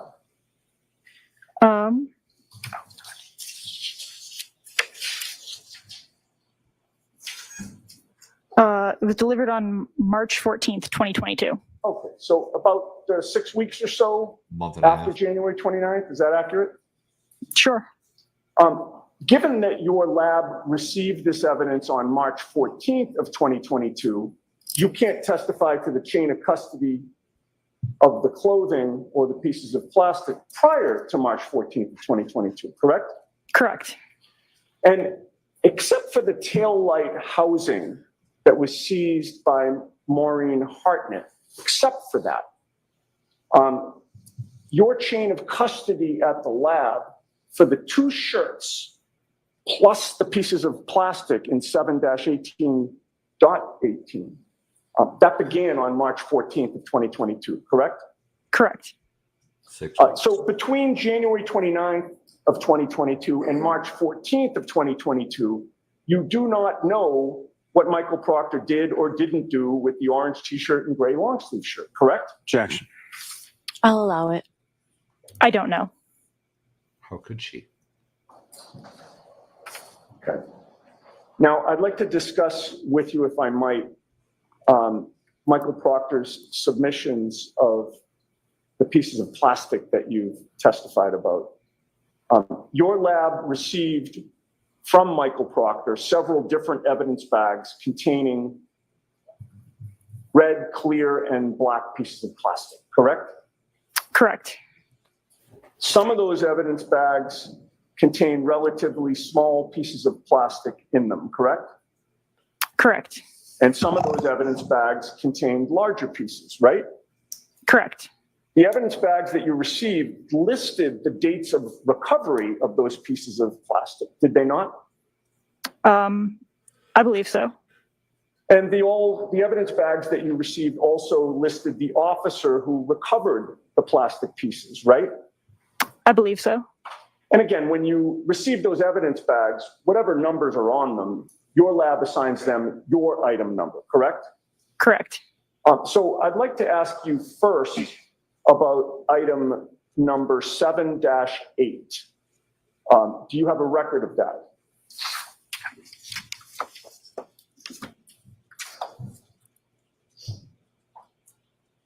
Yes. I would hope so. Now, that evidence bag, item number 7-8, contained multiple pieces of red, black, and clear pieces of plastic, correct? Okay. Sure. Okay, thanks. Okay.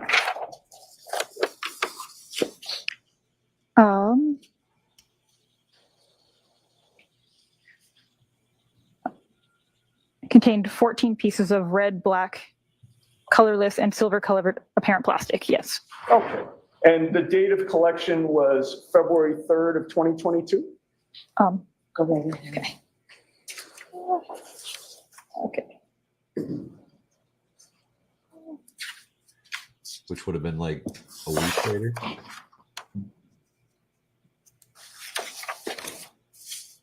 Item 7-8.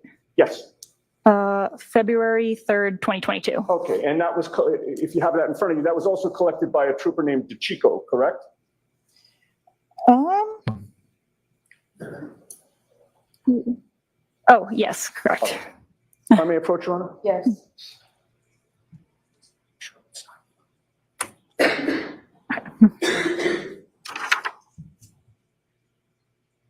So I show you a photograph. Can you identify what that is? Yes. What is that? That is the handwritten label on item 7-8.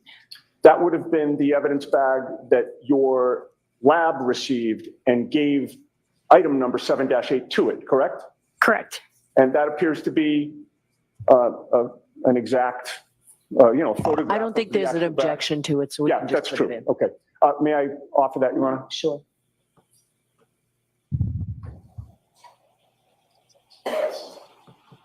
Exhibit 435. May I display that for the jury, Your Honor? Okay. And this is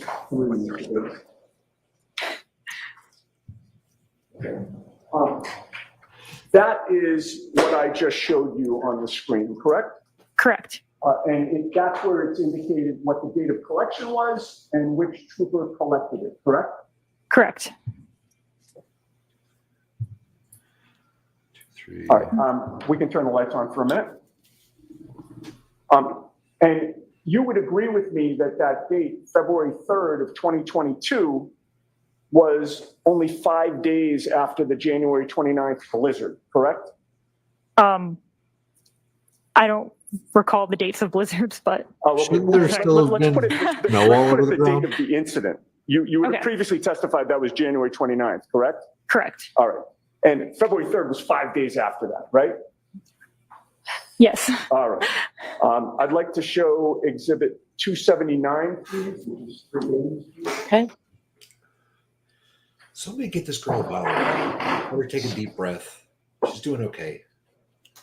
Now, Be so Exhibit nervous. 279, which is displayed on the screen now, this is one of the photos taken of some of the contents of the item 7-8, is it not? That's the entirety of the contents of item 7-8. Okay. You would agree with me that those were the pieces that were inside that evidence bag, labeled February 3rd as the date of recovery, 5 days after January 29th, correct? Correct. Okay. And you see that there are some relatively small pieces that were allegedly found on February 3rd, correct? Correct. All right. Now, Your Honor, I'm continually showing photographs. We can turn the lights on and off, whatever the court's preference is. You can just tell the court officer when you want the lights to. Okay, all right. So they get turned on for like a question or two, and then I turn them back off. But However you want to do. that's fine. All right, so I'd like to contrast some of those pieces with some of the pieces that were found days and weeks later by Michael Proctor. And I'd like to start first with item 7-13. This is, I'd like to display Exhibit 343, which Mr. Bates is item 5.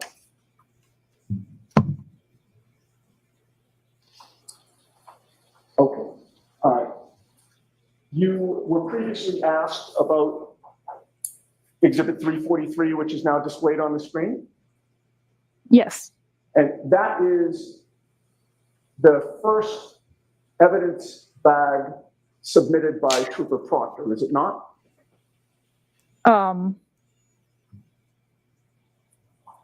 So in mine, sorry. And you know what, let me rephrase that. He submitted evidence bags all at one time, correct? Yes. All on 314. So when I said the first evidence bag, I meant the earliest date of collection. I should have asked it that way. February 8th of 2022. Sure. I don't know all of the dates that each item was collected on. Okay, but in any case, those, according to the evidence bag that you received, the contents of that bag, which were, again, pieces of plastic, correct? Pieces of apparent plastic. Pieces of apparent plastic. Those were found Chrissy, I was 5 thinking something days along those lines. after the pieces that you previously testified were found by the Chico, right, on February 3rd? Sorry, my daughter called to wish me a happy Dad's Day. So did I miss anything? Not a whole lot. Proctor turned in some of the evidence from this.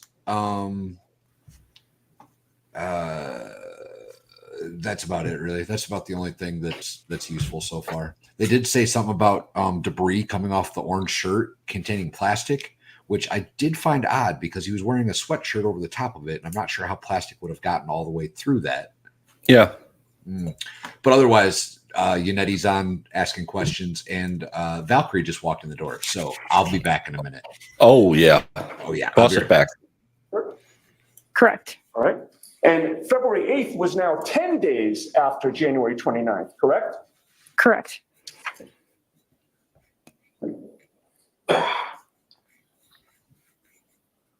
Can I have displayed Exhibit 346, which is 5A. Father's Day in Denmark is always on the 5th of June. Today is our Constitution Day and our Father's Day.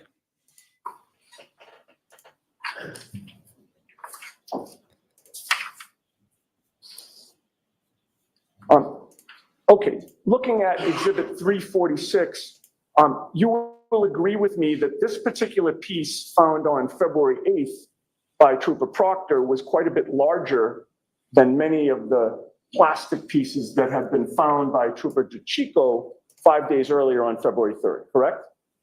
I mean, there were a variety of sizes of pieces on the other one, but that is a, what is that, approximately 4-ish inches? Right, but my point is, Exhibit 346, what's displayed, that plastic piece, is quite a bit bigger than the small pieces that were contained in DeChico's collection, correct? Then some of those pieces, yes. Okay. Now I'd like to move on to item 7-15, and if I could show Exhibit 352, please, which is item 8, Mr. Bates.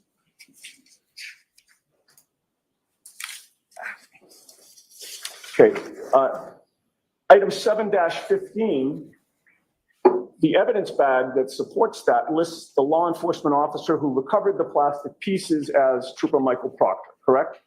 Correct. And the date of recovery of those pieces was February 11th of 2022, correct? Correct. And again, hearkening back to DeChico's evidence bag from February 3rd, this is now 8 days later that these pieces are found, correct? Correct. And it's now almost 2 weeks that these pieces are found after January 29th, right? 13 days? Correct. All right, if I could show Exhibit 355, which is 8A, Mr. Bates. You would agree with me that this particular piece found by Trooper Proctor on February 11th is also quite a bit larger than those small pieces that were contained in Trooper DeChico's evidence collection, correct, on February 3rd? Correct. All right, I'd like to move on to item 7-16, which is number 9, Mr. Bates. What exhibit number is this, Mr. Riley? And this has not yet been introduced, so I'm about to introduce it. And in fact, why don't I do that first? Okay. If I can approach the witness. Sure. And there's no objection to this, Mr. Lally? No, no. Okay. I'll just have the witness identify it and then offer it. Do you recognize what that photo depicts that I've handed to you? I do. What is it? The handwritten label from item 7-16. Okay. I would offer that, Your Honor. Okay. Exhibit 436. Thank you. Yeah, this Okay, so I hope the jury if I can picks up on this display one. Exhibit 436, which is number 9. Sure. And again, you just identified that as the bag supporting item 7-16, correct? Correct. That also lists the law enforcement officer who recovered the plastic pieces as Trooper Michael Proctor, correct? Correct. And the date of recovery of those plastic pieces was February 18th of 2022, correct? Correct. So Trooper Proctor is now finding these pieces over 2 weeks after the smaller pieces were found by Trooper DeChico, correct? Objection. Sustained. February 18th is nearly 3 weeks after January 29th, is it not? It's exactly 3 correct. weeks All later. right. If I could show Exhibit 380, which is 9A, Mr. Bates. You would agree with me that this particular piece found by Trooper Proctor on February 18th is also quite a bit larger than those smaller plastic pieces found by Trooper DeChico on February 3rd, correct? Correct. This one appears to be about 11 centimeters long, approximately. No. Sure. All right. If I Well, could show yeah. Exhibit No, 376, which is 9B, Mr. Bates.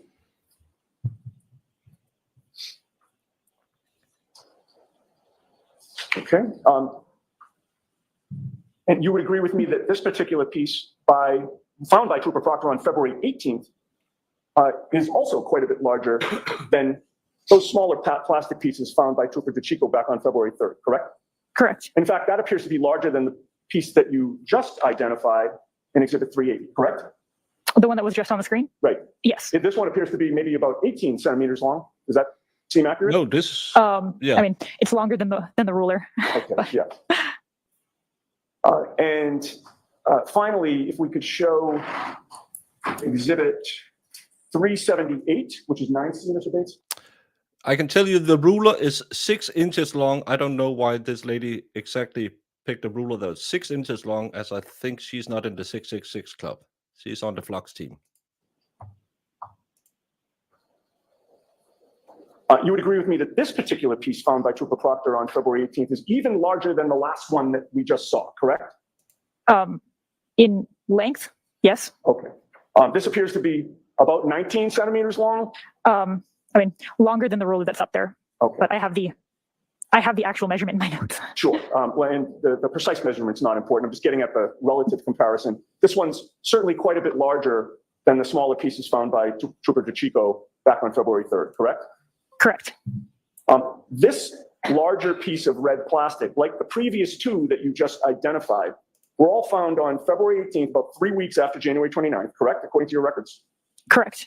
And regarding these last 3 evidence bags, labeled item number 713, 715, and 716 in February of 2022, from February 8th to the 18th, those were all plastic pieces collected by Michael Proctor, correct? Correct. And in addition to collecting those pieces... We turn the lights on, Mr. Yannetti? I'm sorry. Okay. And we can take that down, please? Yes. In addition to collecting those plastic pieces on all those different days, Michael Proctor was also the person to hand deliver those last 3 evidence bags, all on March 14th of 2022, correct? Correct. And you do not know what Michael Proctor did or didn't do with those evidence bags of pieces of taillight prior to March 14th of 2022 when your lab received them, correct? Objection. I'm going to sustain it. We've already asked that. All right. Now, the taillight of that Lexus sits in the housing of the Lexus, the taillight housing, such that part of the taillight faces the rear of the car and part of the taillight loops around and faces the passenger side of the car, correct? Sure. Right, because it's on the corner. Sure, yeah. You'd agree with me that... Lady, you built it. You should know it curves. Would it just be a bulge on the back? Once you received the final pieces of taillight from Michael Proctor on March 14th, and once your lab received that, you were then able to piece together a majority. We don't know where it's located because until Proctor comes in and tells us where it's located, there are no chains of evidence in this case on those 6 searches he did of the lawn. Of the taillight, correct? So I wasn't assigned this case until later, once everything had already been submitted to the laboratory. Right. So it was true that after Michael Proctor submitted these pieces of taillight on March 14th, it was after that that you were able to do the reconstruction that you testified about, correct? Correct. If I could have exhibit 432 displayed, which is image 2151, that is the reconstruction, the final reconstruction that you were able to do, correct? You would agree with me that there's one section of that taillight that was missing completely, correct? Correct. And that missing section is noticeably visible in your reconstruction, is it not? Yes. And do you still have that laser pointer there? I do. Would you please point to the section of taillight that's missing? Okay. Appears to be a hole on the upper left side of that exhibit. Is that a question? Yes, it actually was. I should have said right or correct, but I didn't. Yes. Okay. And you would agree with me, and if we could zoom back out, Mr. Bates, you would agree with me that the portion of taillight that you did not have was strictly on the rear side of the taillight, if I can call it that. I am not sure what orientation that goes on to a car. It's like but in any case, to this day, you do not know where the pieces that make up that hole are or what happened to them, correct? I do not. I may have a moment. Okay.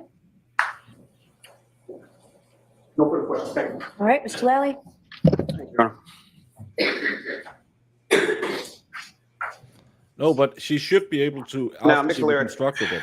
Reference to item still 7-17, 18, the orange t-shirt and the gray sweatshirt. Fair to say you never actually physically saw those items, correct? The clothing? No, I did not. Now, the debris that was provided, are you familiar with how that process or who got those debris items from those clothing items? I can look at my notes and tell you who submitted it or who transferred it to our unit. If you could.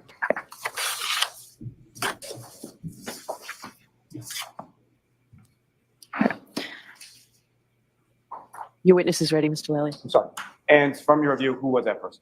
Maureen Hartnett. Now, as far as the 1/8 of an inch by 1/16 of an inch red and clear apparent plastic pieces that you observed within that debris, that was mixed in with other debris as far as dirt, fibers, things of that nature. Is that correct? Yes. And the 1/8 of an inch by 1/16 of an inch pieces that were contained within that debris, was that something that you observed visually or microscopically or both? So visually, I take overall pictures of the debris, and then I'll look through the stereo zoom to see if there's any anything that looks different, and then I'll take a picture of that. So that is what I did. I looked through the stereo zoom. Now, as far as the collection of evidence, fair to say you don't know who was a trooper, who was there when they were collected, how many troopers were there when it was collected, when it was collected, anything to do with that, fair to say? Yes. And as far as the pieces that you testified to, as far as fitting them mechanically together, all of those pieces then fit mechanically onto the taillight housing taken from the defendant's vehicle, correct? Correct. Nothing further. Okay. Nothing on that. All right, Mr. Lair, you are all set. Thank you very much. Yeah, who cleaned off all the taillight pieces? And again, I hope the jury caught that every piece that came in, got bigger and bigger and bigger. The people are saying yes, so we'll take the morning break. Not like it. All right, to the court, please.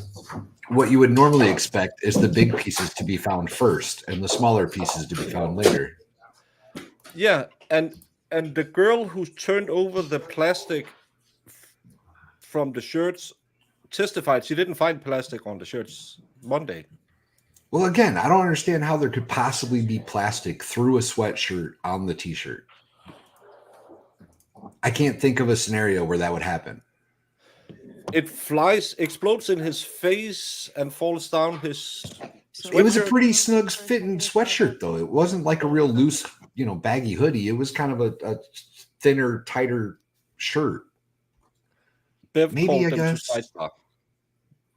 So hopefully she said, Lally, enough with this idiotic. But she probably said, oh, defense, we're just going to cut your time because we have to be done in 6 weeks, so you can't put on a defense. Hey, Mom of 10. Yeah, you got up at the right time. You came in Good just morning. in the cross. Lally is highlighting the lack of chain of custody. Sort of. He's not doing a great job of it, but he's kind of doing that. Where is the shirt? The shirt is in evidence where the shirt and the t-shirt is in the same evidence bag. And now we have Rubia here. Would you contest chain of custody when there's nothing there? I know Bev would let everything fly. Lally can come in holding up the last clear piece of taillights and I just went by Fairview. I found this today. And Bev would say, it makes sense. Let it in. Yeah. I would almost be willing to bet that if they drove past 34 Fairview right now and found a 6-inch piece of red taillight, it would get entered into this trial.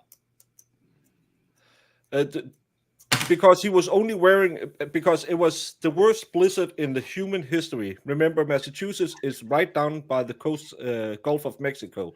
They never saw snow before. So this guy was in a t-shirt and a thin sweatshirt when he jumped out of Karen Reed's car right before she pulled up 60 feet, sped down and hit him in somewhere without leaving a mark on his body, pushed him backwards so he hit his head, and he got blood on the front of his shirt and taillight pieces inside his shirt. If you don't think about it, it makes sense. As long as you shut off all brain function, it totally checks out. I think we should go to the expert's house with a couple of cases of Yingling. I'm down. And then watch it. And I think we would still be sitting here thinking, nope. What the hell is going on? Yeah. Oh. Logic doesn't apply. Rational doesn't apply. Typical doesn't apply. Exactly. You're not wrong, Toy. Surprised none of these pieces were in the super sterile open top solo cups with the blood and snow. Yeah. Well, wait, we might still get there. We might still get there. And again, the piece he pointed out was this length. And this was found almost 2 weeks after the search team canvassed the scene. And bright red. Don't forget. And bright red. Yeah, and probably like this thick. It's more than half you ladies get in a normal day.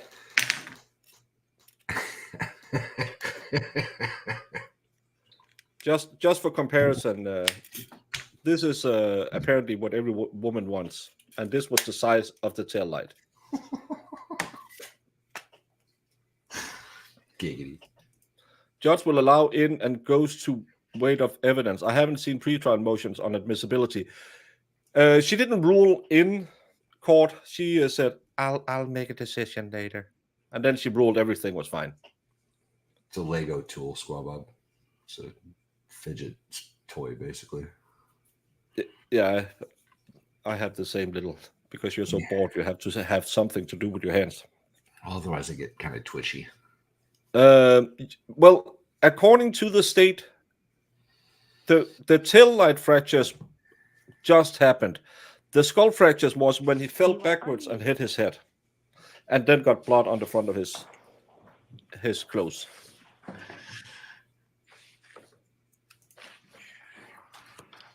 Yeah. Let's take a road trip to Canton, because what could ever go wrong by visiting Canton? I thought she was talking about taking a road trip to Expert's house with the case of Yingling. Yeah, let's do that. Hey there, Karen Reed trial watchers. Shut up. That was loud. Yeah, we can. I don't know why they are promoting Google Incognito. It exists. Google Incognito. I don't know what it is. You're right, but you forgot to say they lived happily ever after. Canton Triangle, exactly. Where evidence goes to get lost. Well, American penis size. You know, Europeans, Scandinavians is 1 inch bigger. I'll say don't go throwing all Europeans in there. Oh no, we have Italians too. That's horrible. I don't know TT what that is. Yeah, and they were in a new solo cup and therefore sterile. No, that's not how plastic works. Especially that kind, because that's those soft plastics filled with PVC. You have those in. It's not a sealed off. It's just with a wrapper on top. So that's absolutely not sterile. Why are there always extra Lego pieces left over? Are they that similar to red taillights? It's because if you throw one of them away, I built the.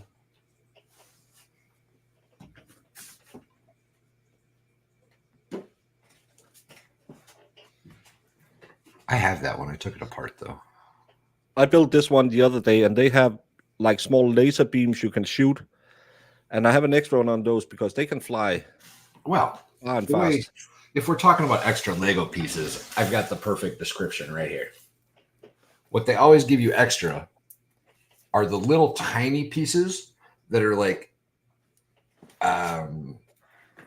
they're what's the word I'm looking for here? Unique. They're kind of unique pieces, and they're small, so they always throw a couple extra in there. This is all from that Kingfisher set the other day. More Lego knowledge than any of you cared about, but there you go. Twisted Tragedies. Oh, from that. It's a part of the famous I like turtles. anti-group. Got it. Yeah, so they will be found first in a search. Yeah, because that makes perfect sense. Yeah, but who would ever find anything that's almost 7 inches long and maybe 4 or 5 inches wide? That's really hard to find. And bright red. Yeah, bright red. But you can find almost 1.5 inch clear plastic in the snow. Easy. Yeah, when you shift to it, but they just didn't shift to it. And then Proctor just rode down the street and said, "Oh, my God, another piece." And I was just here yesterday and there was nothing there. Well, the snow melted, so obviously more pieces would turn up, Baker. I don't know how you found the little clear ones before the big red ones, but hey, I'm not a Massachusetts State Police. I don't know things. Again, I know Canton, Mass, by the Mexican Gulf, doesn't have gravity, doesn't have science. But if all these small pieces made of plastic was laying on snow that melted, and somewhere between 45 feet and 2 kilometers thick layers of snow that fell on that day, according to Lally. I don't know, but in Denmark, if you have plastic lying on top of snow, because snow isn't a solid object, it turns Correct. into water. Yeah, it's a liquid at room temperature. Yeah, well, even before room temperature. Sure, yeah, I'll give you that one. And they also claimed it rained some of the days, and they still found it 21 days later. After it had snowed again, it had melted again, and all the pieces stayed in the same little yard. It's amazing how physics doesn't exist. It's pretty convenient. Yeah. It's not forbidden to have a little too many pieces to deal with. No. Lego pieces made of polycarbonate materials. No, it's a special plastic combination. I think actually it's no one else can make it. Yeah, it's like they've got something unique about their plastic that makes it super strong, and I don't know what it is. I just hope the jury sees and are sitting like we are and just facepalming the entire time. Hey, Diane. Thank you for stopping by and saying hey to us on your tour around to all the creators. I'm going to the crime scene to see if I can find another shoe or multiple shoes. Yeah, who knows? Maybe you'll find Chloe. I'm still, when Proctor walks in with Chloe in her leash with the last piece of plastic in her mouth, I'm just gonna say case closed. He did it. He effing did it. He found Chloe and he found the last piece of plastic. Karen Reed must go on the big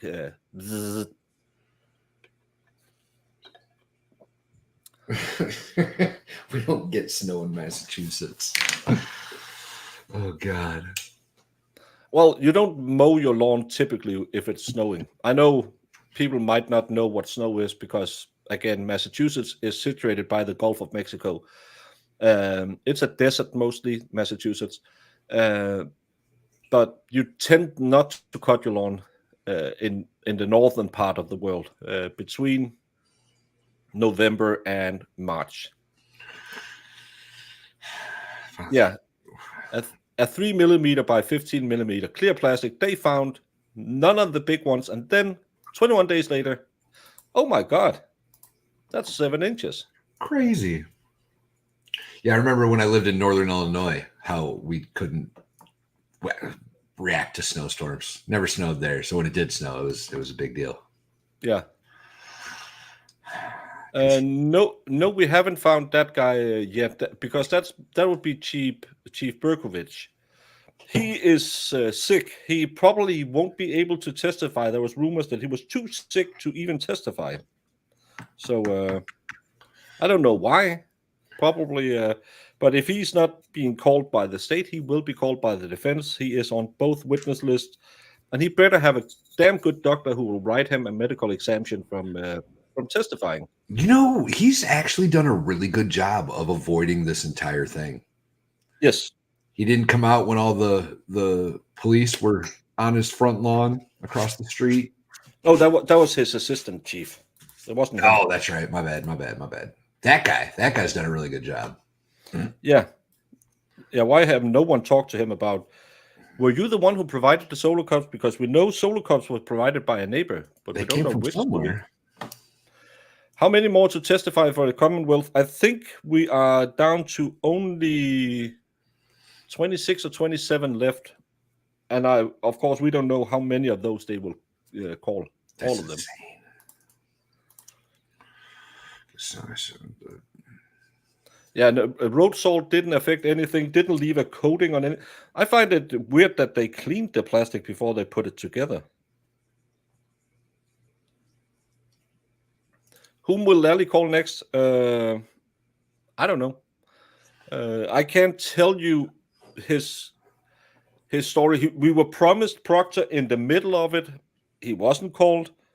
Will he be the last one, as you normally would do in a criminal case where you call the lead detective in the end to tie all the strings together? I don't know. We have Berkovich, we have Bukaki, we have 6 state troopers. I absolutely have no idea what they're going to tell us. Probably part of the CERT team, because wasn't there 7 people on the CERT team or 5? But they're probably going to testify that, yeah, we went to the lawn, dug some snow, and we found some pieces of glass. The exact same testimony we had on Monday. I really hope Bev have talked to him about stop bringing all these redundant witnesses on the stand. No way. There's no way she said anything of the sort to him. No. Jess Mercado has a good jury reaction post. I follow her, but haven't seen her pop up today. Yeah, let's just look at this picture here. Remember that tail light we just saw? They claim it was that smashed at 12:30 in the evening. This is when Karen Reed leaves the house in the morning at 5:30. There's no tail light here. There's no tail light here. The only piece that I can buy, if you watch this one, there's something gone. Oh, I can't. There's something missing here if you compare the two sides. But according to the state, all of this is missing.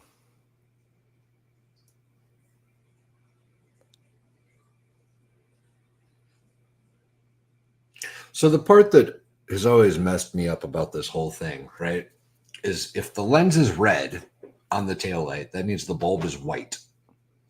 And if the bulb is white in this picture, it should be white, not red. Yeah. This very much leads me to believe that there is still a lot of red plastic on that taillight. Wherever it may be cracked or missing, you can't really tell. But there's definitely red light coming out of that taillight. Yes. And it's so bright that if I zoom out, it hits the wall.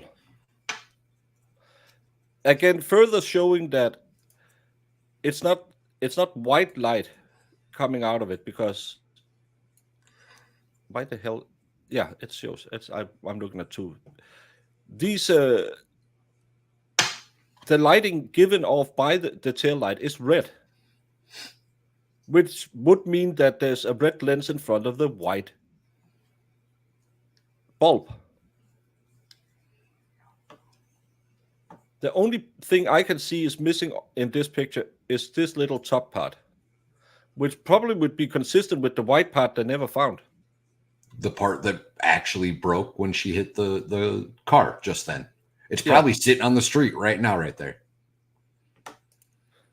Because it must be this area here is the piece they tore out of it, and there's this little top part missing. These two sides doesn't look the same. It could be the angle, it could be everything, but this could be the white glass that they never found. And then they thought, well, she had a cracked tail light. Let's just put a pry bar in there and say she did it. And thank you, Jamie, for 1 gifted membership to Deborah Millinger. And Squat Bob for another gifted membership to Unbrosed Osse. Thank you so much, people. You're so kind today.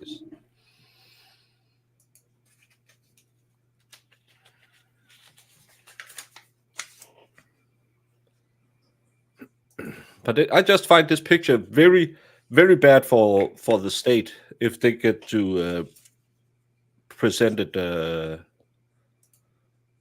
and have an expert go through and say, well, we can clearly see because it's the red plastic that makes the tail light red. It's not the red bulb. Can you get rid of your circle for a minute? I can get rid of everything. Ooh, giggity. Giggity, giggity, giggity.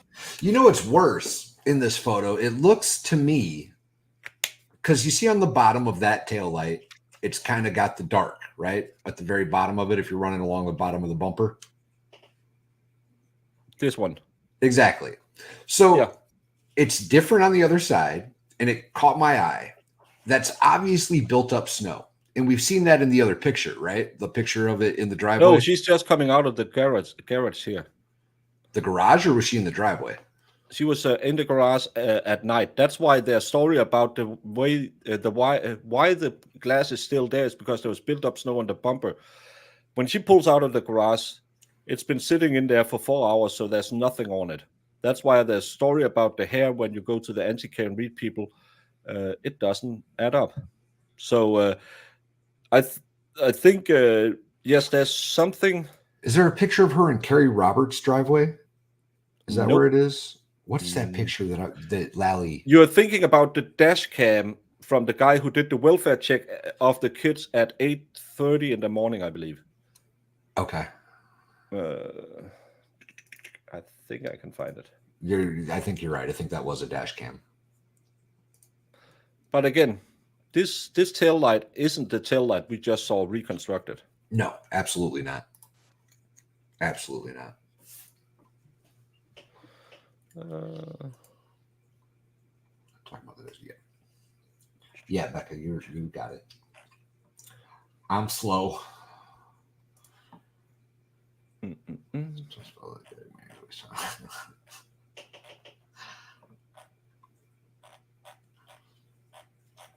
think I have a picture from that. Yeah, it's here.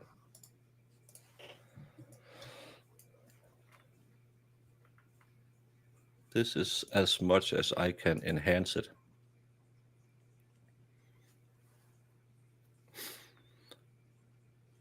Okay. And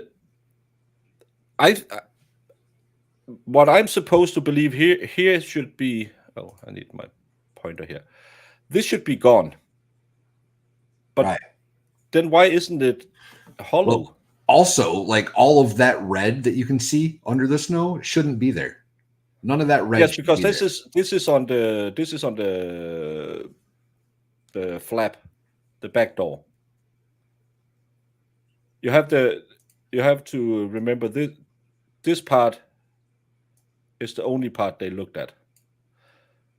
It didn't touch the glass on the rear door. Oh, okay.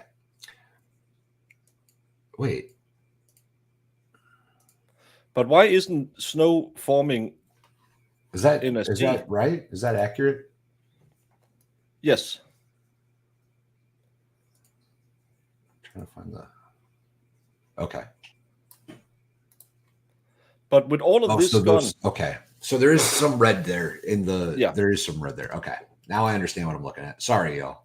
I'm back. But why is there a straight line here?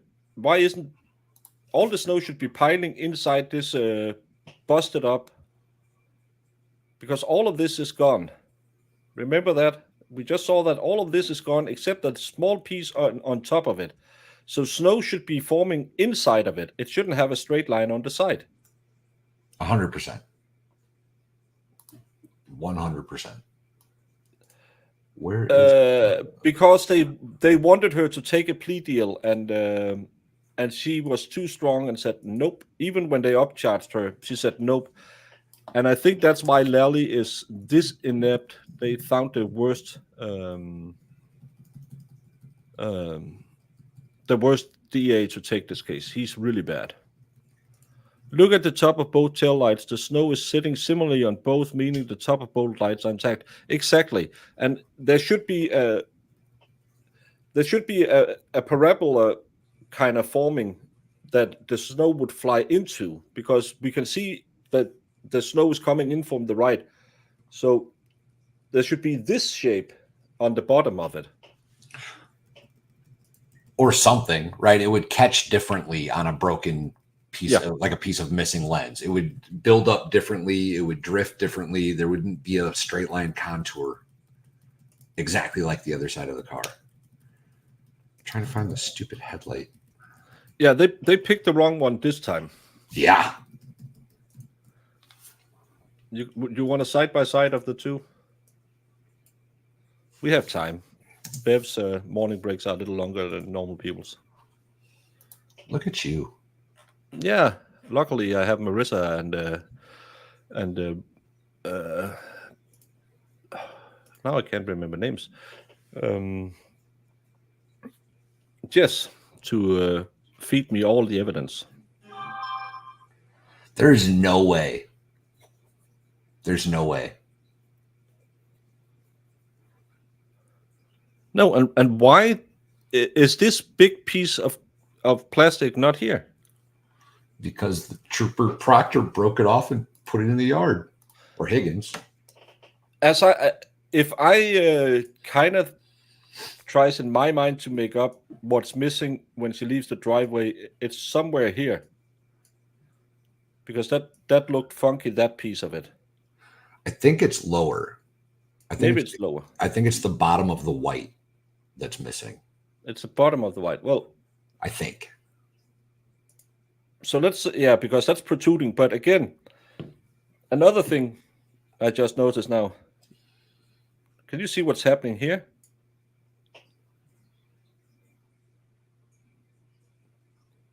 What are you asking? Is that flush? Doesn't look like it. Looks like it's sticking out a little bit. So again, and actually, it looks like that on her car too. You can see the lip of the hatch. Yeah. The little corner of the hatch sticking up. So they better have someone expertly tell that the impact was on this side, or else you have to tell me why this isn't dented. I'm still not sure what was supposedly hit. No, it's just busted. That's all we know. Well, like if she struck him with the car, I have no idea where the car actually struck John O'Keefe at this point. They haven't told us yet. They haven't laid that out at all. No. I don't know if it hit his head, if it hit his arm, if it hit his knee. I have no idea. No, and again, no injuries to the body. You have hailstones today, so basically Christmas. Well, Julie Fraser, Scotland is a lovely place. What? Christina Hanley to the stand. Hailstones. Christina Hanley. Is that like a kidney stone? Sounds horrible. So another stream that a witness came to the defense and told them about the fight that happened at home. Don't trust all the rumors. There's been so many rumors in this case. So many. You saw this with the evidence of the court and jury. If you're here to treat the whole truth and nothing but the truth, so help you God. Thank you. Good to see you. On the lowest setting.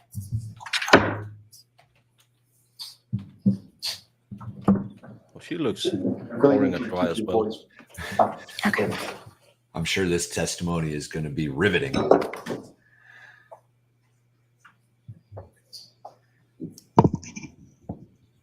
Oh, she knows how to use a mic. All right. Whenever you're ready, Mr. Lally. Thank you, Your Honor. Good morning, ma'am. Good morning. Could you please state your name and spell your last name for the jury? Sure. It's Christina Hanley. Hanley is spelled Hanley. And what do you do for work, ma'am? I am a forensic scientist at the Massachusetts State Police Crime Laboratory. And how long have you been at the Massachusetts State Police Crime Laboratory? I have been there for approximately 16 years. Now, ma'am, if I could ask you just a little bit about your educational She does background. not Where- know that much. Where did you go and what, if any, degree did you receive regard to your undergraduate? Sure. I have a Bachelor of Science in Chemistry with a concentration in Forensics from Merrimack College. How is she And then after receiving been there those 16 degrees years? from She looks like Merrimack, she's where did you go? 22. I It's began that golf fair. working It's good for your at the skin. Massachusetts State Yes. Police Crime Lab in 2008. And from your work there in 2008, what did you do next? So I began as a chemist 1 in the drug identification unit. Once I completed my training in there, I was promoted to a chemist 2. In 2009, I transferred into the trace unit as a chemist 2, which is the equivalent of a forensic scientist 2 currently. And in 2017, I was promoted to a forensic scientist 3 in the trace arsenal. If John O'Keefe's head was towards the woods and the flagpole and feet facing the driveway, if Karen had hit him, wouldn't he be facing or ended up with his feet facing the... No, because then he'll have to flip backwards. It's correct the way it is, but it's consistent with this 3-point turn that they claimed in the beginning. It's not consistent with her driving backwards 60 feet. That's the big problem in this case, because they couldn't make the 3-point turn stick, and they have the body in the wrong position now. It's one of the An explosives problems unit. with this case. Yeah. And if you could describe for the jury sort of the difference between a forensic scientist or a chemist 1, forensic scientist 2, forensic scientist 3. We don't in your care. lab. Sure. So forensic scientist 2 is considered like a bench analyst working on casework. Hey, Ms. Hanley, I'm going to ask you to keep your voice up really loud, okay? I can hear her. A forensic scientist 3 is a unit supervisor, and I also perform casework. And how long is it you've been a forensic scientist 3 or a supervisor within the trace unit? I have been a supervisor since 2017 for approximately 7 years. Keep your voice up, please. Now, Ms. Hanley, with reference to starting in general terms with trace unit, if you could describe to the jury what is the trace unit and what type of analyses are done within that unit. Sure. So the type of examination that we do in the trace arson and explosives unit, I examine and compare trace evidence such as paint, fibers, hair, glass, tape, miscellaneous items, and I also do physical match examinations as well as serial number restorations on firearms.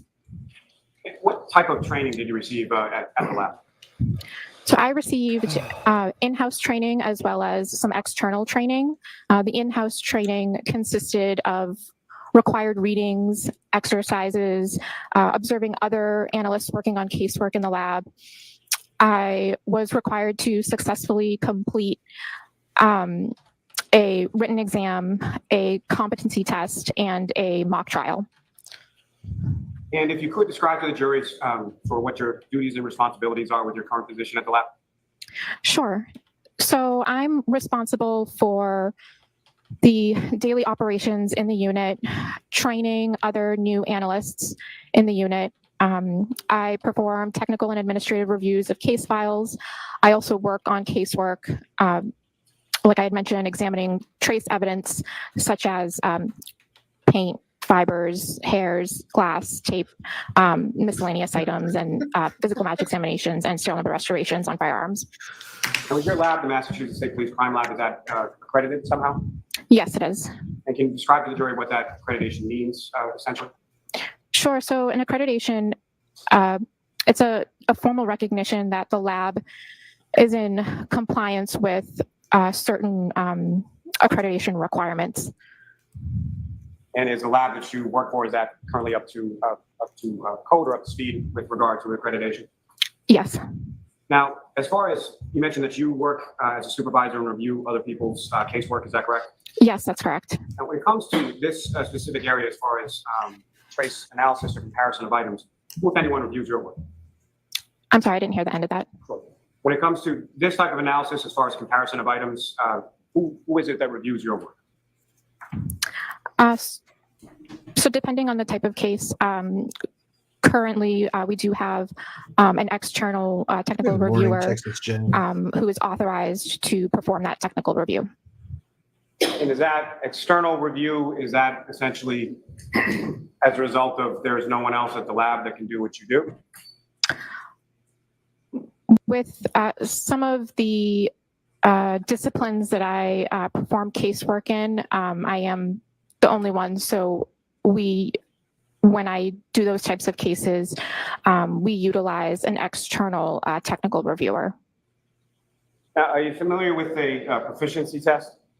Yes. Can you explain to the jury what that is and how that plays into either your work at the lab or the accreditation process that the lab goes through? Sure. So a proficiency test monitors an analyst's performance. It's a quality assurance process, and I am required to complete at least one external PT annually.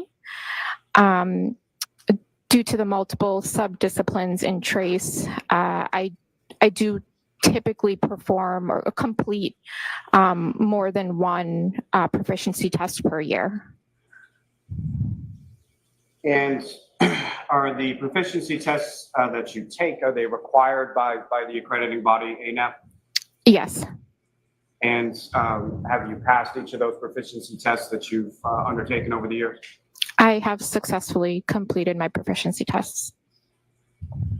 Now, turning your attention to this case, at some point, did you become involved in an analysis in reference to a lab case number 22-02184? Yes. And the name of the suspect on that is Karen Reed, is that correct? Correct. And if you could describe to the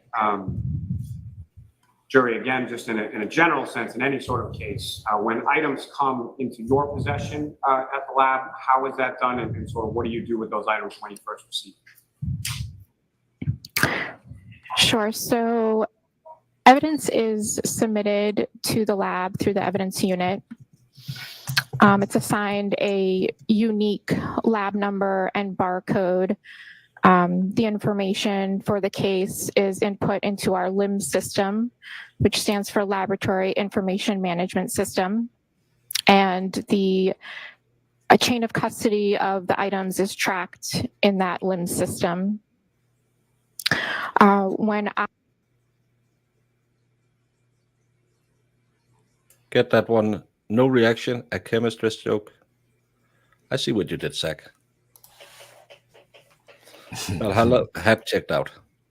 I was busy. Take an item into my custody. Yeah, my rock collection really needs being I sorted. then document it with Lilith Sternin from Cheers. Oh. And microscopic examination and instrumental analysis. Now, specifically when it comes to, you mentioned you have a variety of sort of subdisciplines or different types of testing or casework that you do, is that correct? Yes. Specifically as it applies to an analysis or an examination of items of glass. What, if any, experience or what types of cases would it be that you've looked at those types of items in the past? They can stipulate to her credentials. And I bet you that the defense, if Lally came in and said, can we just mention she has a degree in biochemistry, she works at the lab for 16 years, and she's a level 3 scientist. Yes, we can do that. But Lally would never, ever say that, because Lally wants to spend 30 minutes just lulling you to sleep so you don't listen to what she actually says. But then you will see there's a lot of evidence being put on a screen. That means I have a case. Because what, if anything, did the Taillight prove with John's death? Absolutely nothing. But we wasted 2 days on that. Just have that in the back of your head. And this witness, we are an hour and 45 minutes away from lunch.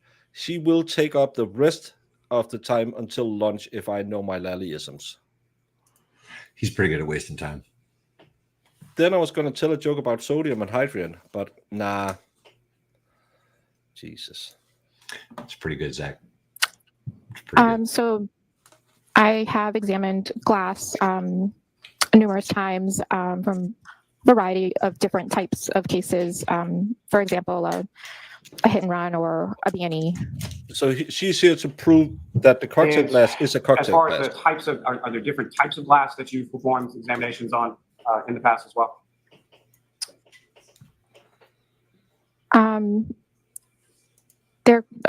Yes, I mean, there could be a variety of type of glass that I could come across for examination.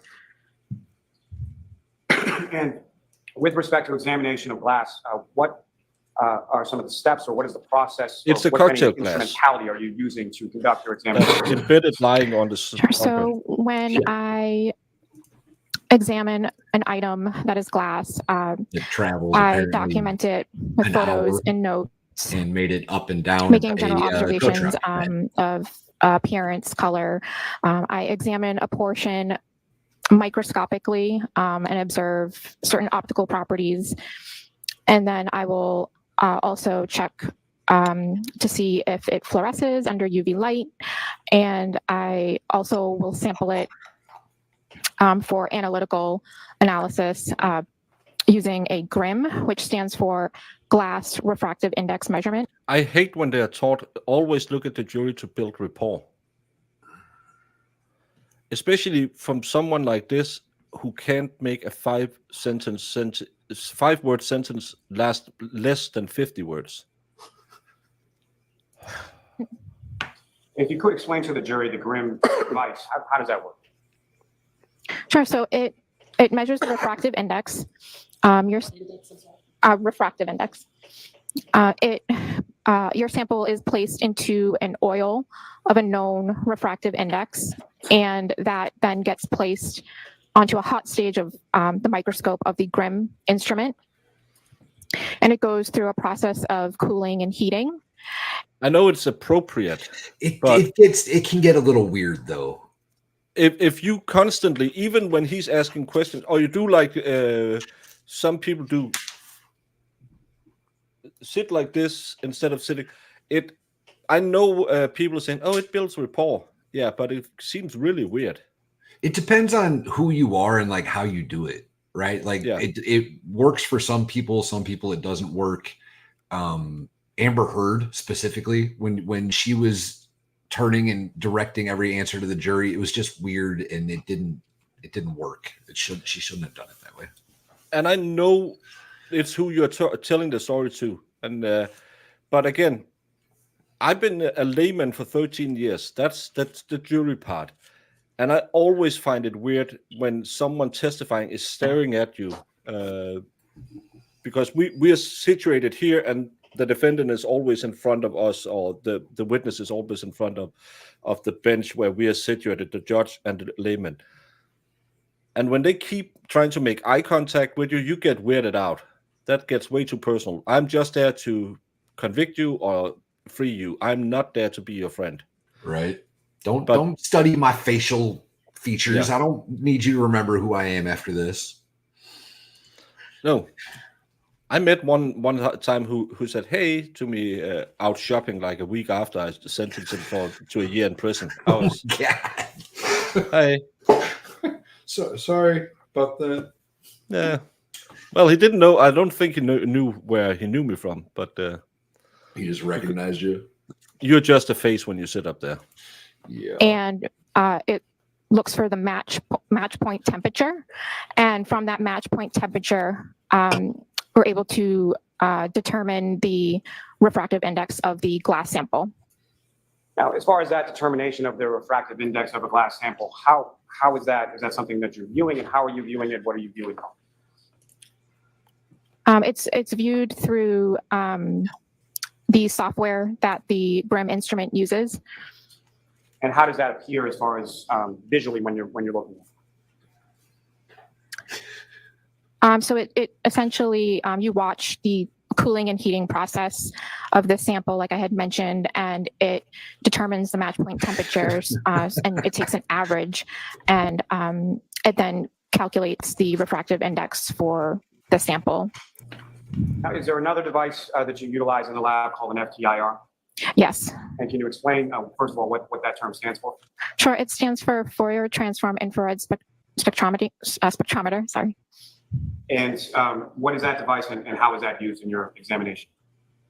So it's an analytical technique that's used for certain types of analysis.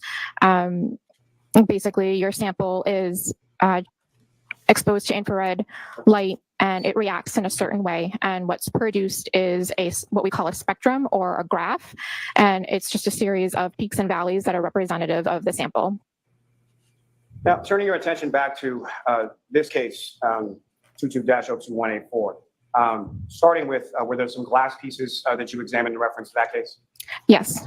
And what were the item numbers associated with the glass pieces that you examined in this case? Sure. So the item numbers was item 3-2, 3-3, 7-12, and 7-14. And if you recall, as far as starting with item 3-2, how was there any other sort of label associated with that beyond just item 3-2? 3-2 was a clear, apparent drinking glass. And item 3-3? Item 3-3, I believe, was the clear, apparent glass pieces recovered from the bumper of the vehicle. And then item 7-12? That was some clear, apparent glass that was recovered. It was recovered from the ground. The ground at 34 Fairview Road, is that correct? Yes. And lastly, item 7-14? 7-14 was also a clear, apparent piece of glass that was recovered from the road. Now, with reference to item 3-2, the drinking glass, from the road, what if any? It wasn't embedded. Lally claims it's embedded, but we know now from his own witness it's not embedded, which was one of those big talking points that all people were hammering on. Even at 1.2, she sounds slow. I like her. Yeah, but you like dark-haired women. Observations did you make or did you note during the course of your examination of that? Sure. So it appeared to have broken, irregular edges. And that was all I had noted at that point. Did you take measurements as far as height and width? I did. Do you recall what those were? I would need to refer to my notes for that. And Yes. you just jinxed her.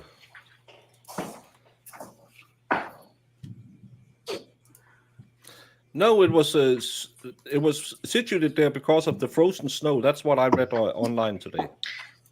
So the diameter of the bottom of the drinking glass was 2 3/4 inches. Approximately 2 3/4 inches, and it measured approximately 2.5 inches in height. So not in addition to the measurements that you took, what, if anything else, did you note as far as the interior and the exterior of that glass cup? That there was some dirt debris material noted on the exterior and interior of that item. Now, as far as item 3-3, the apparent glass on the rear bumper of the vehicle, what, if any, observations or measurements did you take in reference to that, or how many pieces were there? Sure. So it consisted of 5 clear pieces of apparent glass with broken irregular edges. The largest piece measured approximately 7/8 of an inch by 5/16 of an inch. And the smallest piece measured approximately 3/16 of an inch by 1/8 of an inch. Now, within those 5 pieces in items 3-3, were they then given each of those pieces respectively an additional label or marker? Yes. And was that an alphabetical one, essentially A through E? Yes, I labeled them A through E. Now, with regard to piece E from item 3-3, what, if anything, in addition, did you do with regard to that piece? So what I labeled as piece E, I also used the Grimm instrument for analytical instrumentation. Now, with regard to item 7-12, or the 14 pieces of glass and clear plastic, what, if anything, did you observe in your initial observations or initial examination of those pieces individually?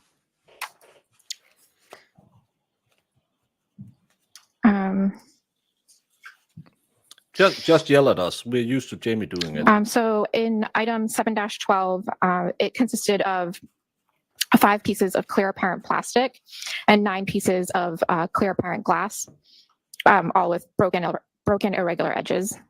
Now, specific to the 9 pieces of broken glass, what, if any, examination did you do of them initially? So the 9 pieces of apparent glass were examined microscopically. Now, lastly, with regard to item 7-14, the pieces of glass recovered from 34 Fairview Road, what, if any, things did you note during your initial examination of them and observations did you make in regard to that? Sure. So item 7-14 consisted. Jamie is mean.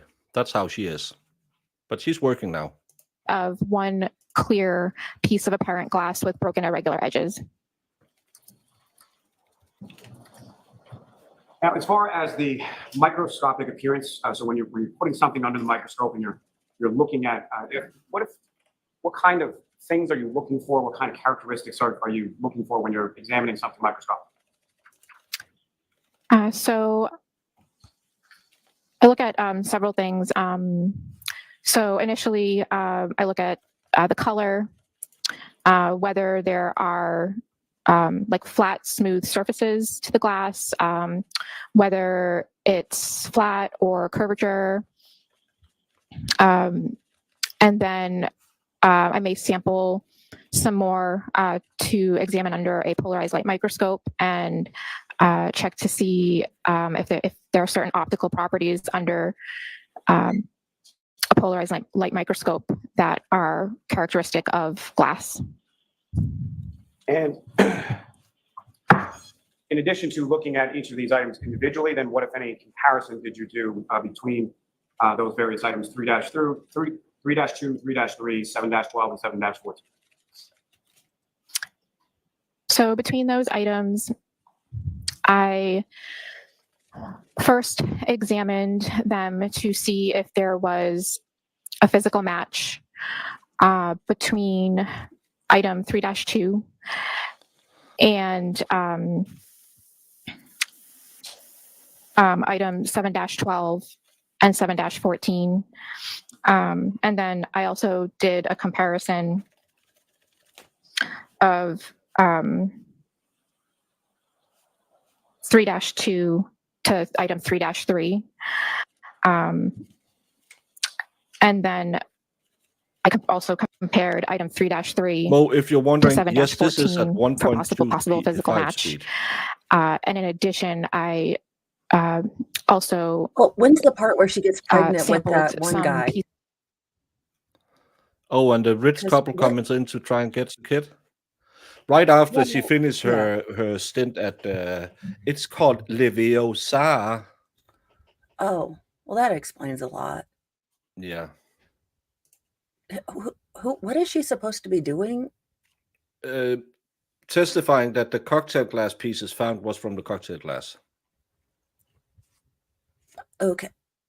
Wonderful. I mean, I'm sure we spent $1 bajillion for that mass spectrometer, so we got to use it. Yeah, and we found out that in America, because it's female scientists, they didn't find it odd that you couldn't find a glass piece this big until 21 days later. To be fair, that works out in guys' favor because we're like, we don't remember. We will agree with you. Like, we don't understand spatial distance, so it is 6 feet. Don't mention it. We just got away from the and we got a smacker again. Oh, for the love of all that's holy! It's not even noon here. This is for use for examination on the Grimm instrument. Let me ask you, just as far as classification goes, are you familiar with terms as far as a class characteristic versus an individual characteristic?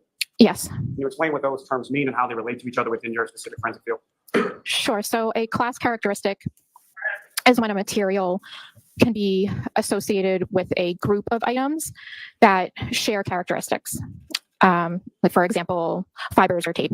An individual characteristic is when a material can be associated with a single source, for example, a physical match. Now, with reference to your analysis between items 3-2 and 7-12, what, if any, conclusions were you able to draw from your examination or comparison of those items? Sure. So, right, there are several items that I'll just have to refer to my conclusion. If that's okay, my report. Yes, you can go ahead and look at your notes. So item 3-2 was found to have a physical match with 6 of the pieces of clear apparent glass from 7-12.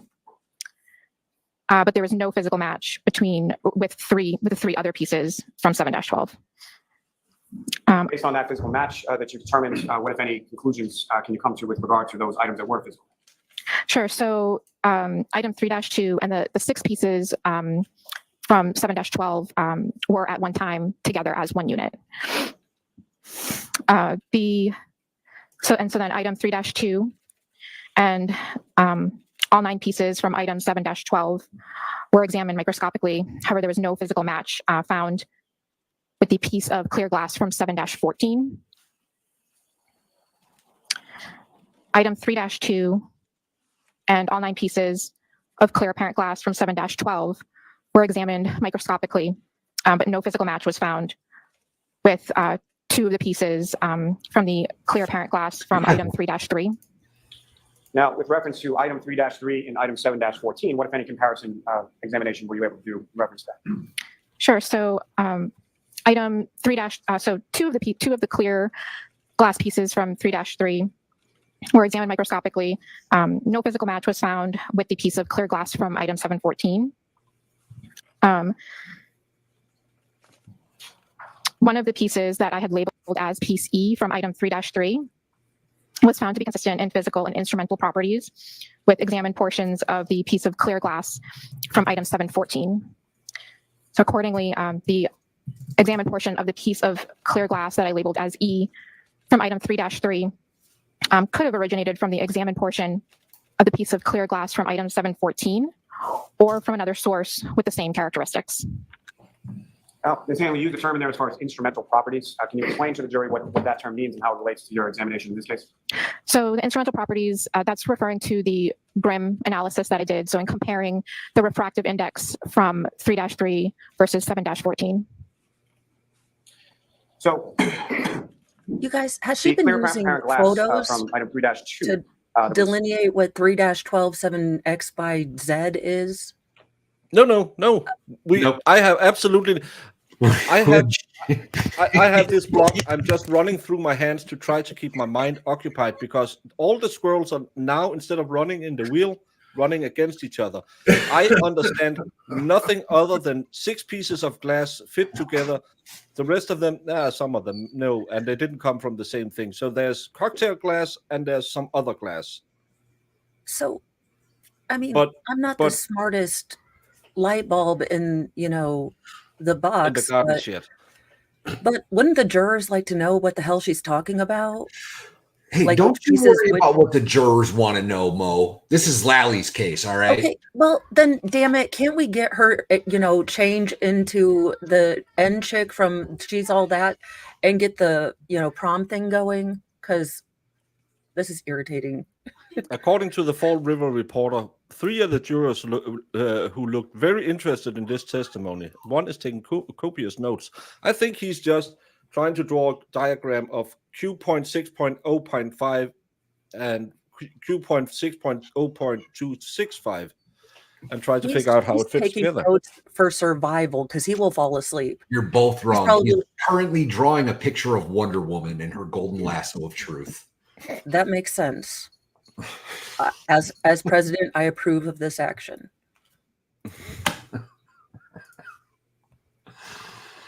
Yeah, I love that the lead detective hand-delivered plastic he found to the lab.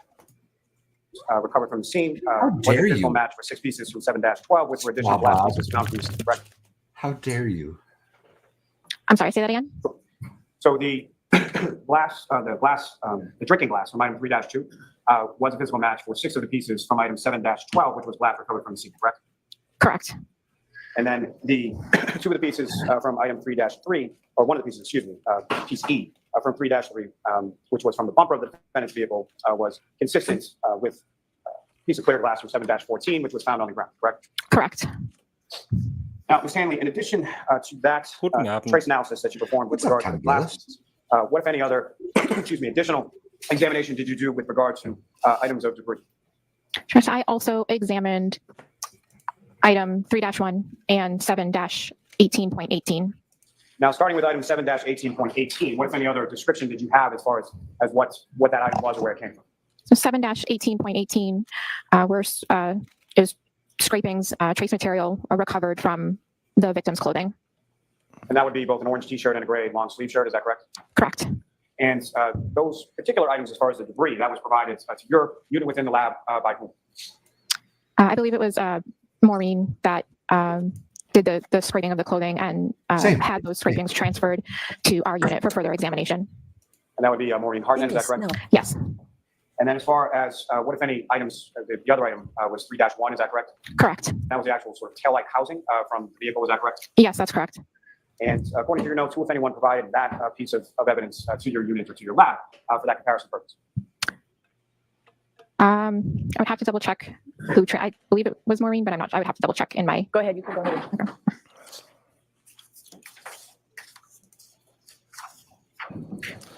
Well, at least with the last witness, we knew. Okay. I'm sorry, it was Trooper pictures. Christopher Moore that had that item delivered to the lab. Now, with reference to item 3-1, the passenger side taillight from the vehicle, what, if any, observations or things did you note in regard to your sort of initial examination of the taillight? So I did notice that there were portions of the taillight and red that had broken irregular edges. It appeared to be that there was damage to it. Now, with reference to your examination just of the taillight now, what, if any, instruments did you utilize in the course of your examination of the taillight? Sure. So during my examination, I used a stereo zoom microscope, a polarized light microscope, a comparison microscope, as well as a FTIR with a microscope attachment and a microspectrophotometer, also known as a microspec. Now, the Graham and the FTIR, I believe you've already discussed in your testimony. As far as the microspec is concerned, can you explain to the jury what that instrument is and how it's used and how you used it in this examination specifically? Sure. So a microspec is used to examine items that have color. So essentially, your sample is exposed to visible light, reacts in a certain way. Some of the light gets absorbed, some of it gets transmitted, and we get a spectrum, and it's representative of the dye or pigment in the sample. Now, with reference to item 7-18.18, that being the debris. I have them at 1.5, and she still sounds slow. From the victim's clothing. What, if any, observations or measurements did you take in reference to that particular item? Sure. So I noted that there was some clear plastic material, as well as some red plastic material. And I would have to refer to my report for exact measurements of those items. You can go ahead and do that. Thank you. One of the jurors who were paying close attention to the technical testimony is nodding So the affirmatively. piece as of Tainted clear describes the plastic process. measured approximately 1/8 of an inch by 1/16 of How an could inch. she possibly be nodding affirmatively? I don't know. Nobody has any idea what And the largest evidence piece of picture she's one of the talking red about. plastic pieces Is this measured where they approximately scraped both T-shirts and all of the 1/16. clothes and then put it in a bag and like shook it together and? Yeah, basically. It's pretty spot on, Mo, actually. I think she's on to the tail light now. So No, we just went to the shirt, didn't we? no, we Well, went back to the I tail thought light. We're all God, over I the don't know place. where we are. 1/16 of an inch I'm by like less on than day 1/16 of an 12 inch. and all And the the things. smallest piece from that measured approximately less than 1/16 of an inch by less than 1/16 of an inch. As far as measurements go, as far as your examination, as far as the lab is concerned, is 1/16 of an inch sort of the bottom row as far as measurements go? Yes. So something is less than that, it's just sort of noted as less than 1/16 of an inch, is that correct? Yes. And with regard to that debris, the clear and red plastic from the debris, what, if any, examination or what, if any, instruments did you use to conduct your examination just with those pieces? So I examined a portion of the clear plastic as well as one of the pieces of the red plastic. I examined them microscopically, and I analyzed portions instrumentally using an FTIR and a microspec.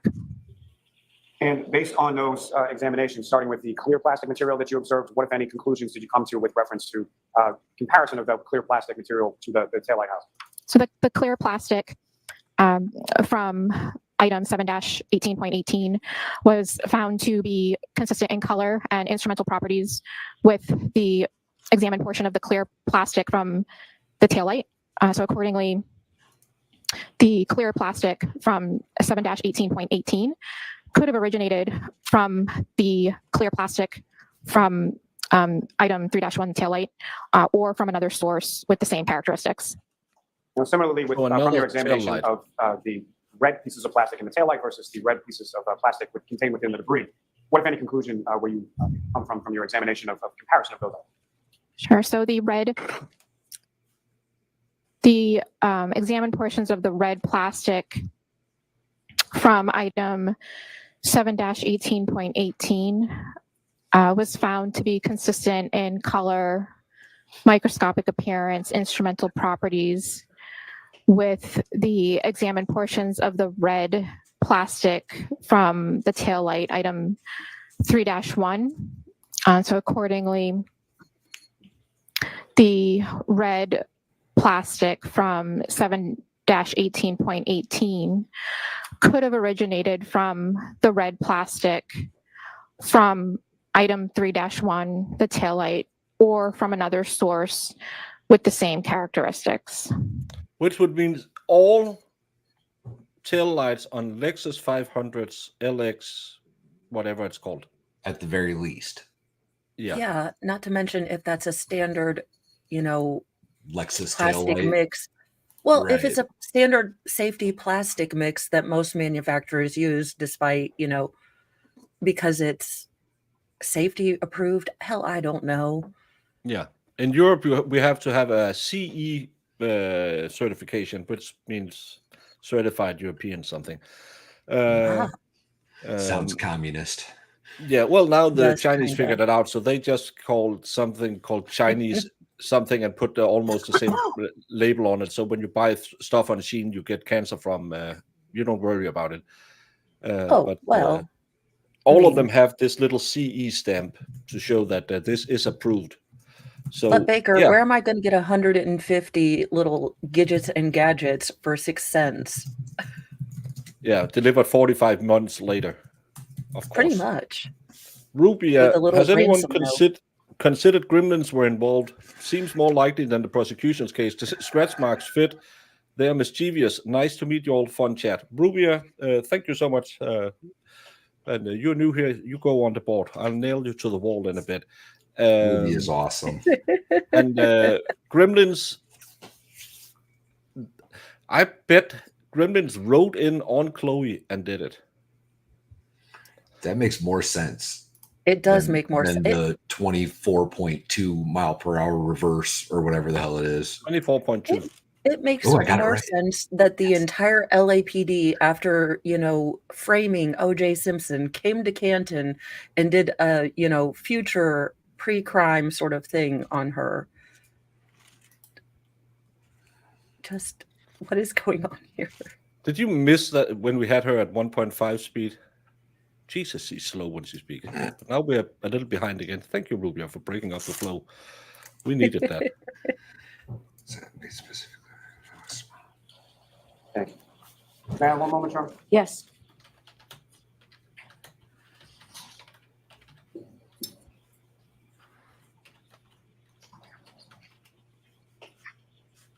Thank you very much, ma'am. I have no further questions.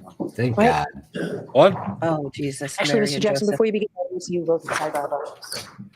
No. Why? Why? God, why? Lab case. Oh, sorry. So what are you doing, man? Well, we're live, so I don't even have to speed it up. Come on, Alan Jackson. May I inquire? Yes. Thank you. Good morning, Ms. Beth. Well, almost afternoon, Ms. Hamlin. Good morning. I'd like to show you a document just to begin our conversation this morning, if I may. May I approach? Yes. This has been previously identified as PV, as in Victor Victor. And I'd like to ask you, first of all, to take a look at that and tell me if you generally recognize what that document is.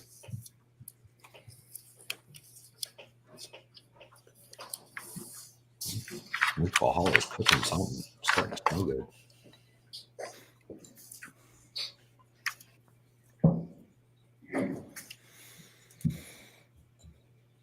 Yes, it appears to be a chain of custody of several items. Okay, and is that a chain of custody document reflective of the crime lab's case number in this case? Sort of a clumsy question. Do you understand what my question is? It is the chain of custody for 22-02184. And is that the case number that the Massachusetts State Crime Lab, Massachusetts State Police Crime Lab is still assigned to this case that you're testifying about today? Yes, that's correct. And you've seen reports like this before, correct? Yes. They're routinely used in the crime lab to track evidence and maintain chain of custody, at least at the crime lab. Is that right? That's correct. And the information contained in the report is entered at or near the time of the event that's memorialized? Yes. Okay. And it's relied on generally by the crime lab as a business record, correct? As a record of the event memorialized? Yes, it's a record of the chain of custody of items within the lab. Okay, and my question is it relied on by the lab for truth and accuracy, as best you can maintain it, to track items of evidence within the lab? Yes, it does track items. And the information contained in the report is presumed by you and other supervisors at the lab to be accurate. Is that right? Yes. Then I would move for the admission of BB as an exhibit. Objection. Why object to chain of custody? This. How could that possibly be objectionable? This is a document they use in every. Normally, they have a guy who testified about the chain of custody. We had that in the Nicholas Mew case. Remember that guy who just sat there and said, "Yeah, yeah." Well, is it possibly because she's not the person to do it? Is that possibly what's happening here? Maybe she. No, because he did it and got it sustained the other day with another one who said it was her chain of custody report. Yeah, but doesn't she have to sign off on something that is the chain of custody? So she would have to acknowledge there was one. Well, so she's like the lead scientist lady, right? So she's top dog over at the state police thing. She's wrong. That's the only thing that would make sense to me. But it being the top dog. Go ahead. Is that the one that was cooking method acting powder out of the crime lab herself? I mean, no, not this. She was the one who got the job after the one who. Wait, that was actually a thing? Yeah. That's what I heard, but I'm making it up in my head too. So yes, thank you. May I inquire? Yes. Ms. Hanley, I want to draw your attention specifically to the glass pieces that Mr. Lally asked you about. Would you agree that there's a lot of numbers that were discussed, correct? A lot of. I compared 3-2 to 7-12 and sub A, B, C, and D of 712 were compared with 3-2 and 3-3. A lot of numbers, right? Yes, there are a lot of. But isn't it a document that it should be kept for the record? Well, so my assumption here is that he was using the police one and not the lab one, right? And she has nothing to do with the police chain of custody and wouldn't be able to verify any of it. That would be my guess. Yeah, maybe he can get it in by setting foundation for it. I don't know. We need a Dave signal. So when we get these legal things, instead of Lionel Hutzing it ourselves, we're like, Well, we have Rubia in chat. Ruby today, is, so- yeah, Ruby yes, is doing good. yes. Ruby is helping us Thank out. you for And keeping I've us on the told her straight she and can yell at narrow. us just as much as Jamie used to do. Not that much, please. True. Jamie yells so Eh. much. It hurts my feelings. I'm a Numbers, sensitive, items. I'm a sensitive Okay, teddy I bear. want to try if I can, see how well it goes, to clear that up and categorize those. Sure. Perhaps, would you agree that we could put the items that you compared and examined in your analysis in 4 categories? 3-2, the cup, or the glass. 3-3, the bumper, glass. 7-12, the 9 pieces of glass recovered by a trooper named Buchnick at the scene. And 7-14, a single piece of glass recovered by a trooper named Proctor at the scene. Would you agree that those 4 categories are basically what you analyzed between and among each other? Yes, there's 4 total items. Okay. And within those items, there were some subcategories of items in some of those, correct? Yes, because some of the items just had multiple pieces, so they were labeled just to keep track of the pieces. Okay. So if I could ask you to take those one at a time, pardon me, 3-2, under that column visually, that would be a single item, just the cup, correct? Correct. 3-3, under that single item, the bumper, there would be 5 sub-items, A, B, C, and D, and E. Yes, that's correct. Public school education. Good job, Alan Jackson. Good job, Alan The Jackson. 3rd column, there's 9 pieces, correct? A, B, C, D, E, F as in Frank, I, K, and L are the 9 glass pieces, correct? Correct. They're close to being alphabetical, not quite toward the end, right? Correct. I would have to look at my report for the exact letters, but Sure, go ahead and look at your report.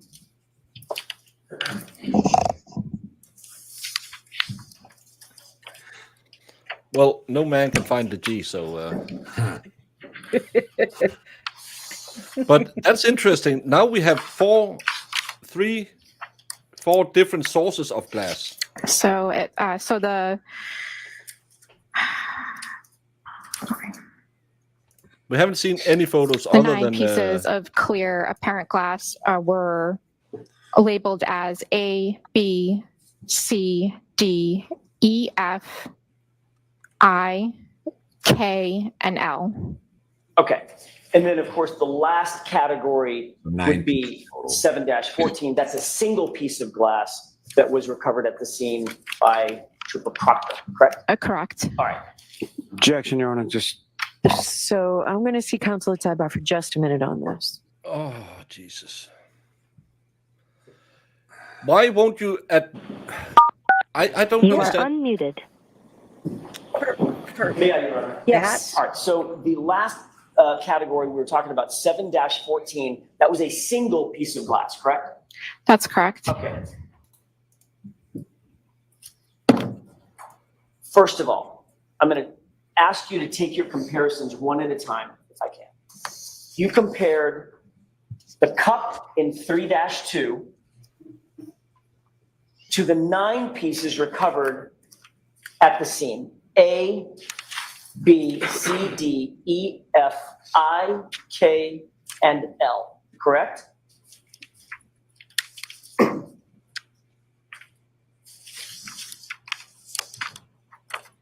Is that 7-12 you're talking about? 7-12.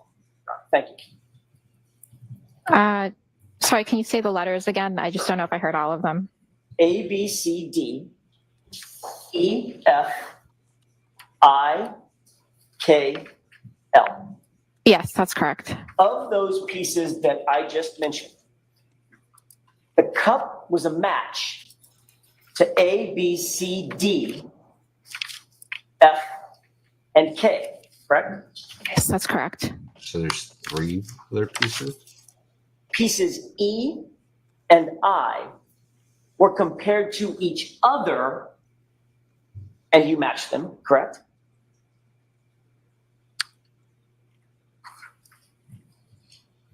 So I believe I'd have to look further in my notes, but I believe E and I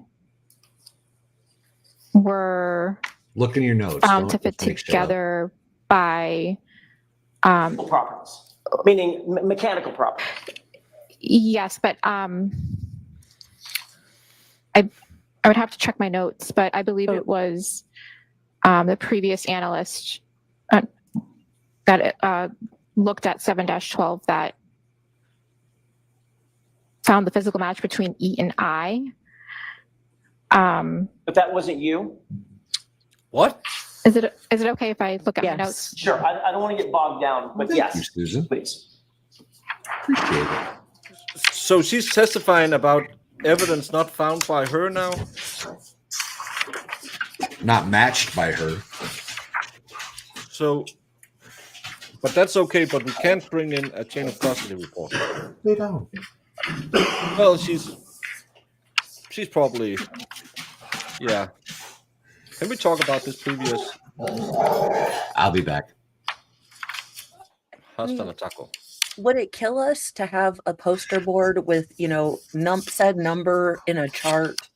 I know Bev doesn't like poster boards, but we could even do a PowerPoint. I hope they have a visualization, because I'm lost and I'm pretty good with things in my head. To be fair, I was just excited. I found Triscuits, so I was like, score, snacks.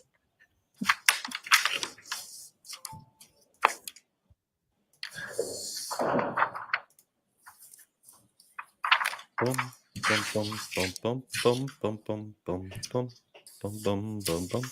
it's confusing even for the expert, I don't know what Lolly thinks he's proving by this. Because your ideal expert would be someone that can take, nerdiness squared and turn it into regular people-ese. Okay, so yeah, item 7-12 was previously examined by another analyst in the trace unit.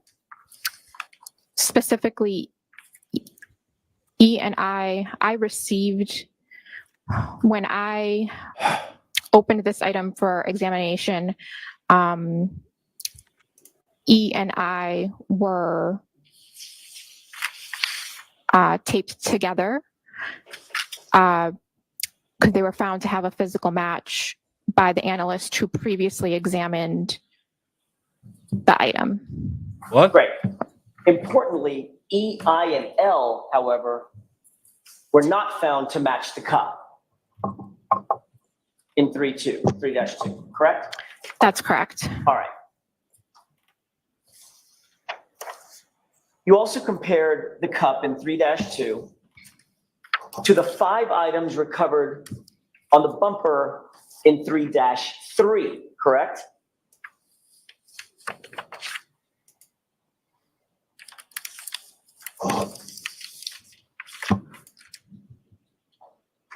I'm sorry, say that again.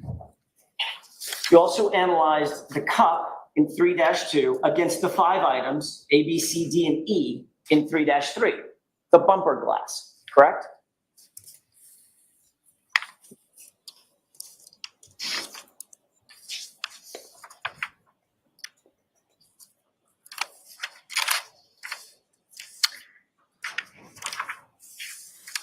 I did examine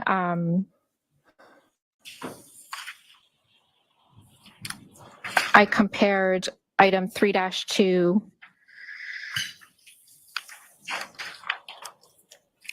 to 2 of the pieces marked as A and B from item 3-3. And those which were was deemed not to match the cup, correct? Correct.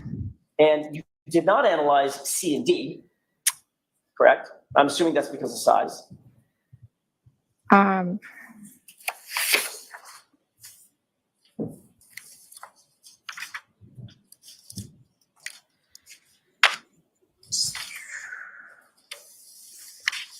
Oh, this is torture. So the rest of the items were not used for physical match examination due to size and condition. So as you sit here, none of the items on the bumper were deemed to match the cup, correct? Correct. All right. So you did end up analyzing. The clip I showed yesterday, pieces of cocktail glass embedded in the bumper. I only noticed the embedded part. Now Hermione Potter is saying it's not cocktail glass that's not embedded in the bumper. It's some other glass. Did he have a glass flask? I mean, where are we going with this? They have 3 different glass sources in this. What The if only way any? that makes... No, Rubia, as I said, the other expert yesterday said it wasn't embedded, but the thing I made a video or stream last night where Lally clearly states cocktail glass embedded, and we found out Monday it's not embedded. Now we found out it's not cocktail glass. At what point will Bev pull Lally's little munchkin ear and say, "Hey, buddy, you constantly lied to me what the evidence showed in all the pre-trial hearings"? Yeah, that's it. So now in this new theory, what did Karen chuck her glass that she stole? He dropped his glass while simultaneously getting pushed back 20 to 1,100 feet. I have the real accomplish. It's the return I mean, of the it ninja makes more spider. sense. The ninja spiders and the ninjas from Jodi Arias. Yeah, it's again, they're back. It's always the ninjas. Phantom Glass is as elusive as the pig DNA. Oh, we never got an explanation for that yet? No, we haven't heard anything about the pig DNA. Oh, it's almost like I don't know how this guy died. I should probably know that day 20. Yeah, it's yeah. Apparently, they found a heck of a lot of glass again at random searches, and not all of it had anything to do with what Lally claimed in the pre-trial hearings.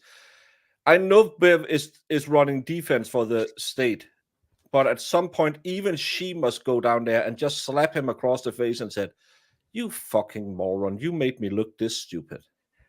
Is that why he said he had a hot mic JC moment?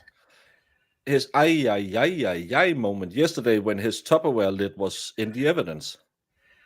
Well, I mean, who among us hasn't gotten soup and then realized we don't have DNA evidence or anything and thought, I'll just pop this in here? I was with a cop when we found out there was pig DNA. I might have mentioned it more than once the rest of that week. Yeah, at this point, him and Chloe is with Mr. Gutierrez in Mexico. If they use sand on the road, the glass could be from the sand. It could be, but it was a little bigger pieces. Let's get back to this enlightening conversation. I do feel smarter. And again, how is she only 41 years old? Well, how is she as old as 41? She's 41? Some of us... Yes, she's 14 years older than I am. Really? Some of us women use spite, and we're so incredibly boring that nothing happens to us. Even Father Time says, nope, not touching that one. Yeah, I like it's this. like that. It's like that guy on Airplane. He keeps trying to tell his story to everyone, and they all kind of run away or delete so they don't listen to his story. She's that guy. One of the items on the bumper, item E as an echo, and you analyze that against the single piece of glass found at the scene in 7-14, correct? Correct.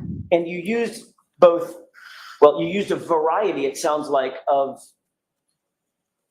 analyses, including microscopy, UV light, the glass refractive index, GRIM process, correct? That's correct. You also use the FTIR, is that right? Infrared spectrometry? That's incorrect. Okay, you did not use FTIR in this analysis? I did not. Okay, but in the analysis that you did use, you found that there was a match between item E on the bumper and the single piece of glass in 714, correct? They were found to be consistent. They were found to be consistent in physical and instrumental properties. Okay, so importantly, you also compared the single piece of glass in our sort of visual column 4, 714, that single piece of glass to the cup. You found that it didn't match, correct? Correct. All right. So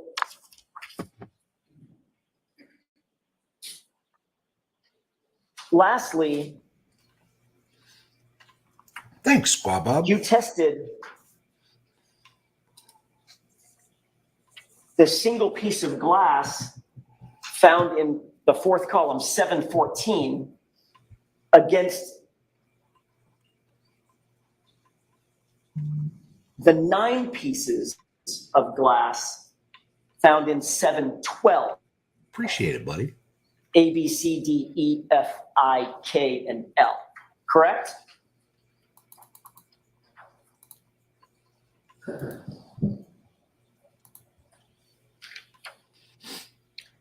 I did compare item 714 to item 3-2 and the 9 pieces in item 7-12. So another way to put that would be you analyze column 4 against column 3 now, correct?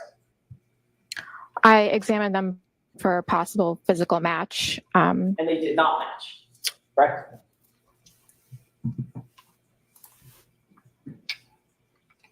There was no physical match to item 714.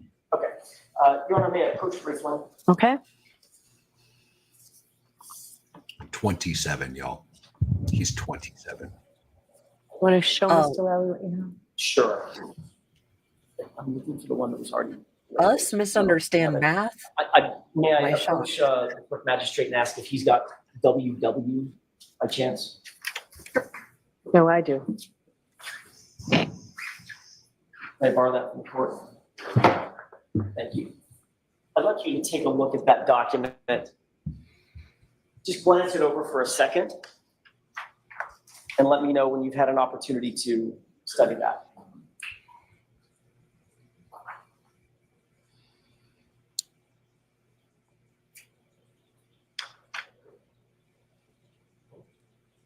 Okay. You've taken a look at that single page document?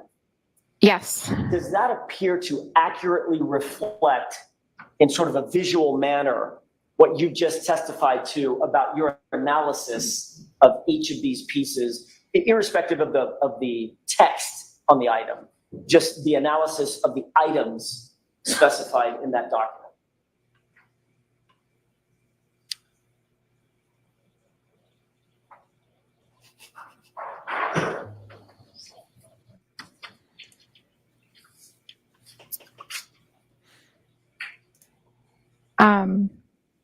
Congratulations.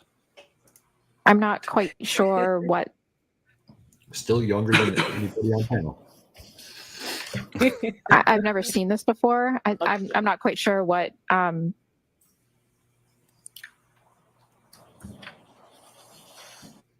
think you have to move along, Mr. Jackson, for all the reasons we talked about at sidebar. I understand. Why didn't you say My that to question Valley? is a relatively simple one. Is this and if you don't understand something on the document, just say so. Is this a visual representation, an accurate visual representation of what you just testified to in terms of what matched and what didn't match? Where the green matches, the circle with the red through it doesn't match. I would need to go through my conclusion and compare to confirm. Fair enough. It is accurate to say use a cheat sheet for a second, it is accurate to say that the cup was not found to match any items that were found on the bumper. That's correct, correct? That is correct. Okay. Also, it's fair to say that the piece recovered under 714, the single piece of glass recovered under 714, does not match either the cup, nor does that piece match any of the 9 pieces in 712, correct?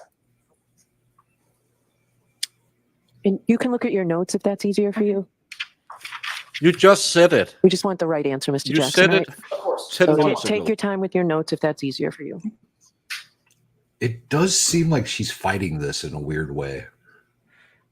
I mean, I hate to use a Jamie Yeah. thing, but chip chop chip, ma'am. It looks like they put it in an easy to So, understand I'm sorry, chart. can you just repeat the question that you asked for? The single piece of glass under 714 neither matches the cup, nor does it match any of the 9 pieces found in 712. In other words, it stands alone.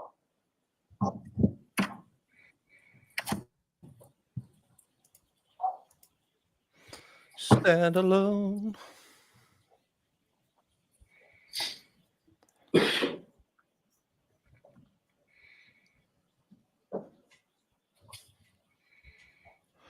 Here we go again on my own.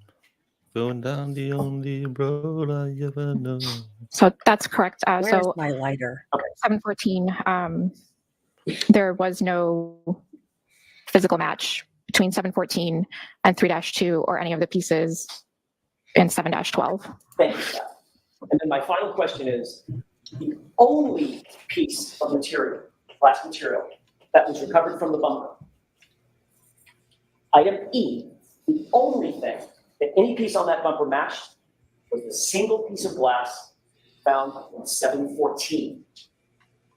Correct? So piece E from item 3-3 was the piece that I examined microscopically and instrumentally. It was found to be consistent in physical and instrumental properties with 7-14. And that's What? the only piece of Just material on yes that or no. bumper in that section. In other words, in 3-3 that matched anything else in your analysis. The piece that was found singularly at, under 714, correct? The only one. Yes, it was found to be consistent. Why is that so So difficult? nothing on the bumper matches. Ms. Hanley, within item 7-12, there were 9 pieces of glass and 5 pieces of plastic, correct? Correct. And as far as the comparison analysis that you're conducting is concerns, why is it, as far as the pieces of plastic are concerned, why is that not part of the comparative analysis? I did not examine the plastic pieces for physical match because there were no other plastic pieces for comparison for physical match. So I examined the glass pieces for possible physical match. What are some of the differences between, from an elemental standpoint, as far as plastic versus glass? No. Did you just ask what makes up plastic or glass? Well, one is an oil-based product and the other one is a silicate-based product. One is made from pulling up oil from the ground. The other one is by heating up sand. Why isn't he trying to reestablish that the glass found on the bumper had anything to do with the cocktail glass, as he has claimed before the grand jury and before Auntie Bev and in this effing trial?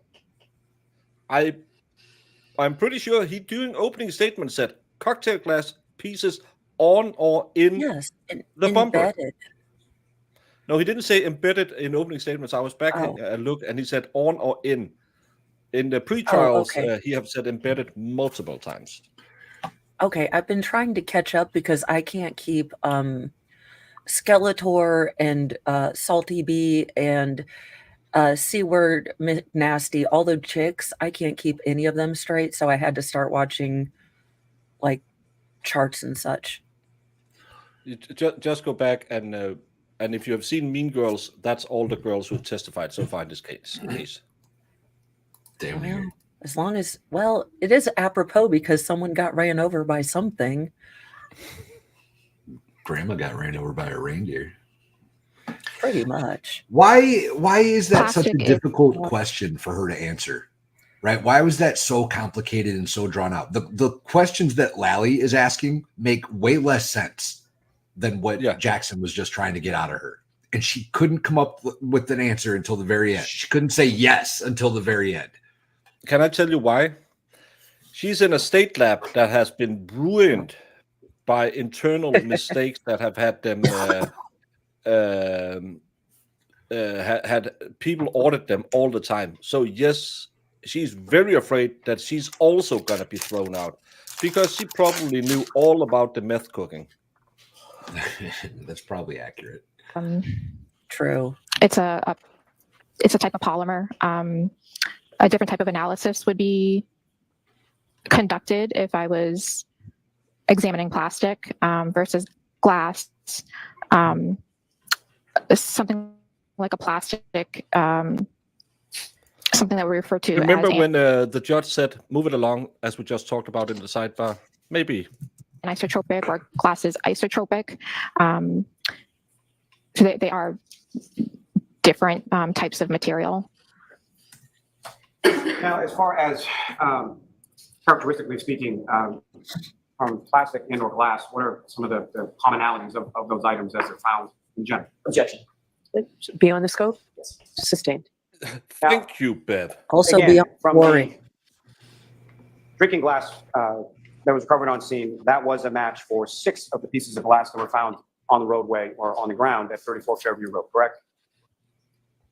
I believe it was 6. I just would have to confirm in my Go ahead report. and you can go ahead and look at your notes. Jesus Christ! Did anybody else catch the closed captioning there? Yes, it was 6 pieces Yes. from 7-12. Blessed be the closed captionings. And then For they bring the PCE from, hilarity. Item 3-3 from the bumper of the defendant's vehicle that was found to be consistent with clear glass that was found on the ground at 34 Fairview Road, correct? Yes, that's correct. Nothing further. Anything? Nothing further, Your Honor. All right. Thank you very much, Ms. Hanley. You are all set. And let's get to the next one. I still like her. Yeah, I think she was bad. I think she cheats at Monopoly. She's the one that like will go in Next witness, Mr. Lally. and figure out the Okay. mathing of the partners and get all the good cards like in 6s or 8s. Why are we having a sidebar again? I don't know. Because Bev doesn't like Oh, to be because- surprised. I looked ahead. Ooh. Ooh. Who is You're it? gonna get to Bukaki now. Ooh. Bucanix on stand? Oh, praise Jeebus. We are here for I really hope they address the Bukaki thing. I hope he changed Mr. his Lally, name I have it. legally to that. Just for this trial.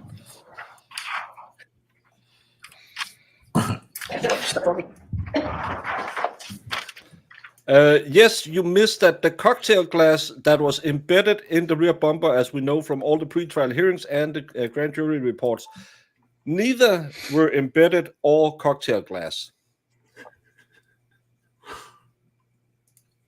The embedded, not embedded glass. Yeah. Michelle, we should be able to see the court and hearing the case evidence, the truth, the whole truth, and nothing but the truth, so help you God. I get it. What in the Buzz Lightyear is this?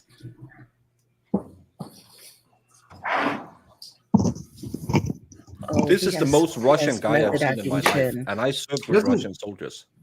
You know that look that people get when they lose their teeth? Whenever you're ready, Really Mr. good Yeah, Lally. that's why it's method acting teeth. Good afternoon. Good afternoon. Would you please state your name and spell your last name for the jury? Yes, sir. My name is Yuri Buchenik, spelled Y-U-R-I-Y, last of B-U-K-H-E-N-I-K. And how are you employed, sir? I'm employed by the Massachusetts State Police. And how long have you been a trooper with the state police? I've been a trooper since 2012. And prior to being employed as a trooper with the state police, excuse me, what, if any, The bad guy in Rocky other VI. employment or background do you have as far as law enforcement is concerned? My law enforcement career began in 2003 Go when I straight to VHS graduated from one. the military police school in Fort Leonard, Missouri, while I was enlisted in the United States Marine Corps. From there, I was stationed at Quantico, Virginia, with the Marine Corps Presidential Helicopter Squadron.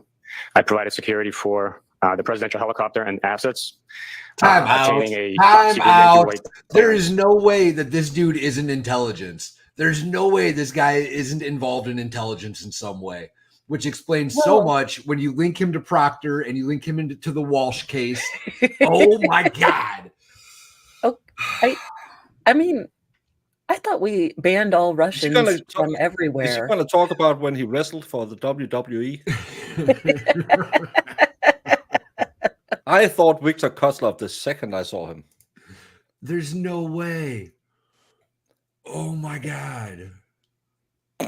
Yeah, but what is with the shoulder pads? Could we get a and this Well, it's line because thing after with his roid what days is- as a wrestler, he lost a little.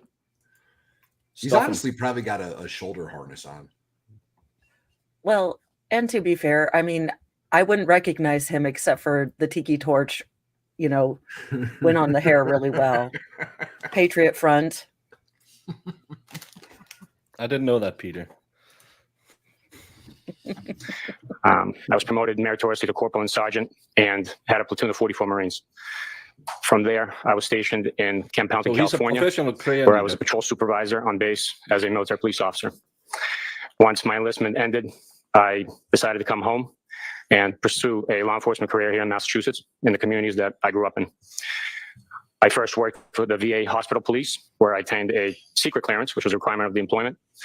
After that, I worked at the Attleboro Police Department in uniform patrol, as well as the SWAT team with Attleboro, Massachusetts Police Department.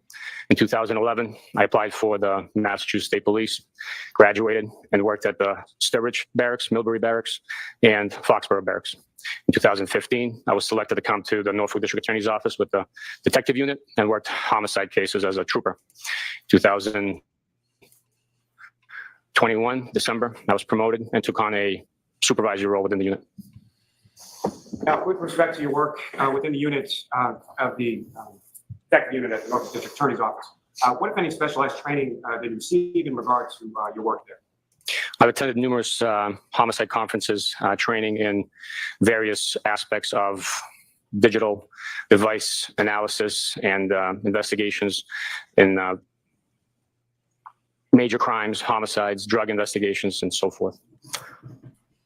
Now, were you working in that capacity with the State Police Detective Unit on January 29th, 2022? I was. And were you on call that day? I was on call as a supervisor. Now, can you explain to the jury as far as the on-call system within the detective units? Well, let me ask you this first. What, if any, duties or responsibilities do you have as a sergeant or as a supervisor with reference to on-call duty and sort of how that works? As a supervisor on call, responsibilities include answering the detective that's on call any questions that might arise. Obviously, we don't all have the same experience, so we put our heads together, and if it's a situation or case, a scene that they have not been exposed to before, they call the supervisor for guidance, suggestion, or bounce questions off of them in order to help them navigate that case. Oh. And who was the on-call detective on this particular date of January 29th? January 29th, the morning hours up until 7 a.m., it was Trooper Michael Proctor. And do you know Trooper Proctor? I do. And how long have you known Trooper Proctor? Since he came into the office in 2019, I believe it was September, October 2019. And have you supervised Trooper Proctor sort of throughout his work within the office? I have supervised him throughout my supervisory position. So his entire time in the office, while I was a supervisor, I've supervised him directly, yes. And as far as that on-call system or that on-call rotation is concerned, No, because neither him or Proctor were at the scene on 34 Fairview. Even though it's stated in some reports they were given Proctor was given a phone on 34 Fairview. And again, it's another one of those little things we don't talk about because it doesn't make sense. How is that determined, or how does that sort of come into existence? The on-call system is formulated. It's compiled the month prior. So, for example, if it was December, beginning of December, the troopers in the office would submit their days requesting not to be on call due to trials, training, personal reasons, or vacations they had planned. Those days are submitted in the beginning of the month, and then if it's in the beginning of December, for example, the on-call schedule for January is then compiled a month in advance, really. So these are generated well in advance of whatever specific date a trooper is on call, correct? That's correct. And as far as the detective unit within the North County District Attorney's Office, who, if anyone, is your supervisor? Currently, my supervisor is Lieutenant Fanning, and the unit commander is Detective Lieutenant Brian Taillight. In that sort of pecking order, if you will, was that the way that it was set up in January of 2022 as well? Yes, it was. Now, on this morning of January 29th, 2022, at some point, do you get a call in the morning, and from whom do you initially get a call? I received a call approximately 6:44 in the morning or so from the H Troop headquarters, which is the field headquarters for the Metro Boston area, which also covers our county. And they advised me that there was a body in the snowbank in Canton. I asked for further details and advised them that I was not on call, but I would call the on-call trooper and let them know that there was a call out requesting their assistance. So that's what I did. I called Trooper Proctor and advised them to contact Canton Police. And following that initial contact that you had from the H Troop and then your call to Trooper Proctor, what happened? Trooper Proctor began making phone calls, gathering information. Sustained. Next question. What was the next thing that happened as far as your involvement? I was advised of the circumstances under which the body was located and what was transpiring. And I told Trooper Proctor that I would start shoveling out during the blizzard and then proceed to meet him in Canton to begin our investigation. And where was it that you and Trooper Proctor first met up on that morning? We met at the Canton Police Department. And do you recall approximately what time it was that you arrived at the Canton Police Department? It was approximately 9:15. Due to the amount of snow that was on the ground, the time that it took me to shovel out the main roads, actually no roads were plowed at the time during my track. So I decided to drive my personal truck to Canton Police Department because it was a four-wheel drive and meet Trooper Proctor there. Now, as far as your personal truck versus you have a work vehicle as well? That's correct. And you mentioned that the truck is four-wheel drive. What is the difference between your personal truck and its capabilities and weather versus the work vehicle? Well, at the time, there was approximately 10, 15 inches of snow that had accumulated already. My work vehicle is a sedan, low to the ground, low clearance. Baker, do you have the front-wheel picture drive. of It the would not snow? be able to navigate the road conditions at the time. Well, he's saying at 9:30 there was that much snow. Yeah, because we saw because the snow didn't really start till videotape at around still. 6 in the morning. Yeah. And I in think- no shot, I these can't guys remember don't if have he's gonna- snow blowers. Mount them on the front instead of a plow. My four-wheel drive vehicle is higher clearance from the roadway and was able to navigate the conditions at the time.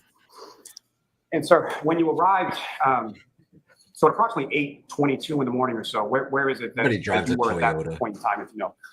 At 8:22, I would say I was still blowing the snow out of my driveway, clearing the path for my truck to leave the driveway. And when you arrived at the Canton Police Station, you mentioned that you met Trooper Proctor there. Do you recall who arrived first?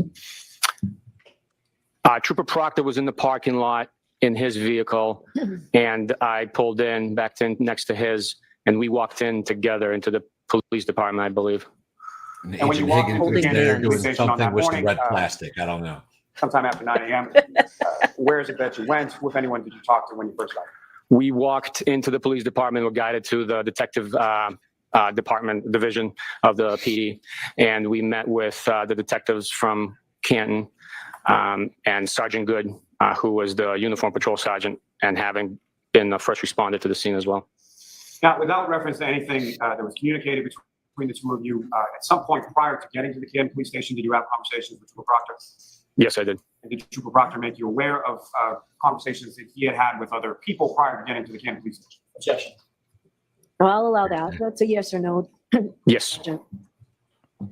And so you get to the Canton police station, you and Trooper Proctor then proceed to talk to Sergeant Good, is that correct? That's correct.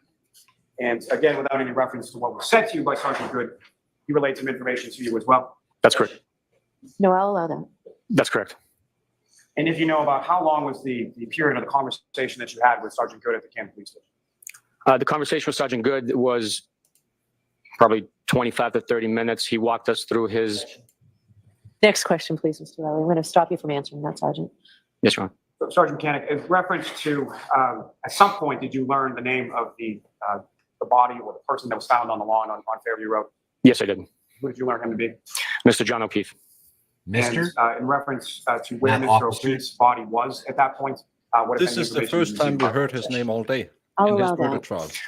We learned that Mr. O'Keefe's body was transported to the hospital, Good Samaritan Hospital in Brockton.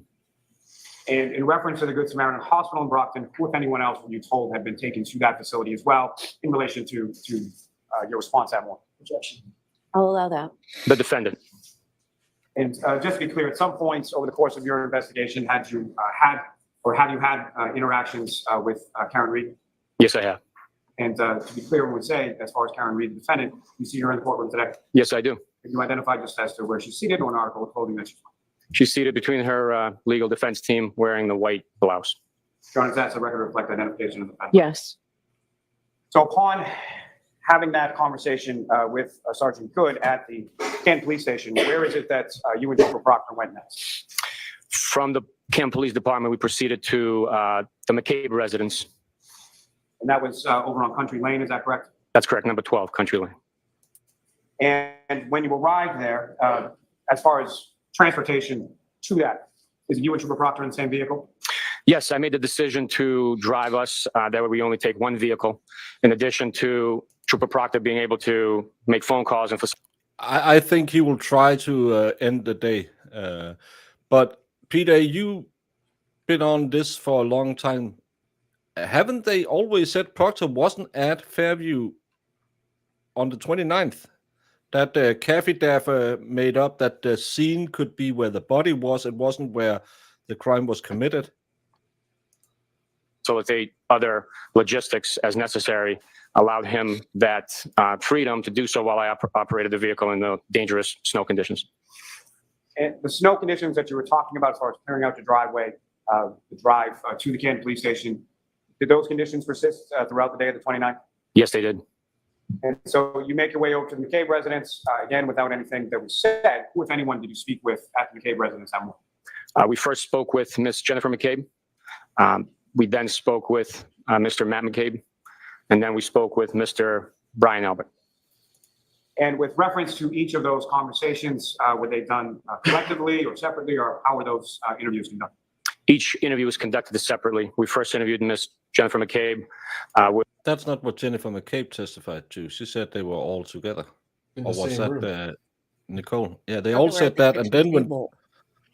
yeah, they were at the kitchen table, and then Bri came in and said, no, I was upstairs in the room. I didn't hear anything. And remember, none of this is taped because we don't use tapes in Canton. Yeah, why would you record an interview? Yeah. I mean, to be fair, they writing. studied under Delphi. So And remember, everyone interviewed by this guy have later claimed that they never said that. With request of Mr. McCabe to give us privacy, he proceeded upstairs. Once we were done with that interview, Mr. McCabe came downstairs, and Miss McCabe gave us the same courtesy. And once that interview was over, Mr. Brian Albert had arrived, and we interviewed him briefly. Is that sort of the typical process of how at least your unit conducts interviews with respect to civilians? Yes, with cooperating civilians, we typically advise them we schedule an interview. We proceed to their location of convenience and separate them and get their version of recollection of events that we are inquiring about. You don't go to a police Now, station. after you spoke with interview those people? three individuals, yourself and Trooper Proctor at the McCabe residence, where is it that you and Trooper Proctor went next? We proceeded to the Good Samaritan Hospital in Brockton. And where within the Good Samaritan Hospital did you go? We went to the emergency department. And within the emergency department, were you See you led to later, a Rubia. specific Thanks room? for stopping by. Yes, we were. And what if Bye, anything Rubia. you observed when you were in that room? Once in the room, we observed Mr. O'Keefe's body on the medical bed or gurney, and his clothing, which had been cut off of him, were on the. Because McCabe were at the Fairview residence. This is the first interview. She's later interviewed at her house. Floor at the foot of the bed, a couple of feet away at the foot of the bed. Now, first, with regard to the clothing, what, if anything, did you do with regard to that? After viewing Mr. O'Keefe's body, we proceeded to identify the clothing items and bag them into evidence bags, notating which item and a brief description about each item of clothing. So let me ask you just a little bit about that as far as that process is concerned. So when an item of evidence is collected by you or by your units during the course of an investigation, is there sort of a policy or a protocol, or how are things, what do you do with things when you collect them and take them into custody and evidence? If we deem an item to be of evidentiary value, we identify the item, we take a brief description of it, and we label the evidence bag with that description. We notate who's taking the item into custody, typically who located the item, the time that it's located, and the location from which it was seized or taken or collected. And with regard to items of clothing, Wait, he didn't say is that anything about the something that solo would be cups. placed in Where do those come in? one big bag of clothes, or like how would those be packaged in evidence? That's just standard procedure. Mr. O'Keefe's clothing, which was already in one big pile on the floor, we packaged all. Because he's a Okay, he's a jurors, feel free to detective. stand up and stretch.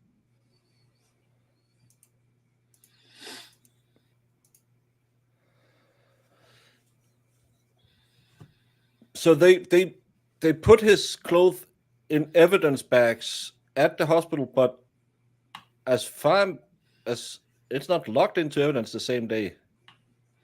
It wasn't even Why is logged he into crying evidence so that much month. over this? I was just thinking the same thing. This has absolute. Is it because she realized that all those people she believed in for the last 2 years are absolutely Full of deeply- shit. Yeah.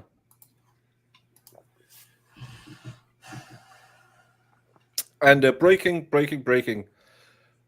All the hype right now on Twitter is that everyone is claiming that I like turtles.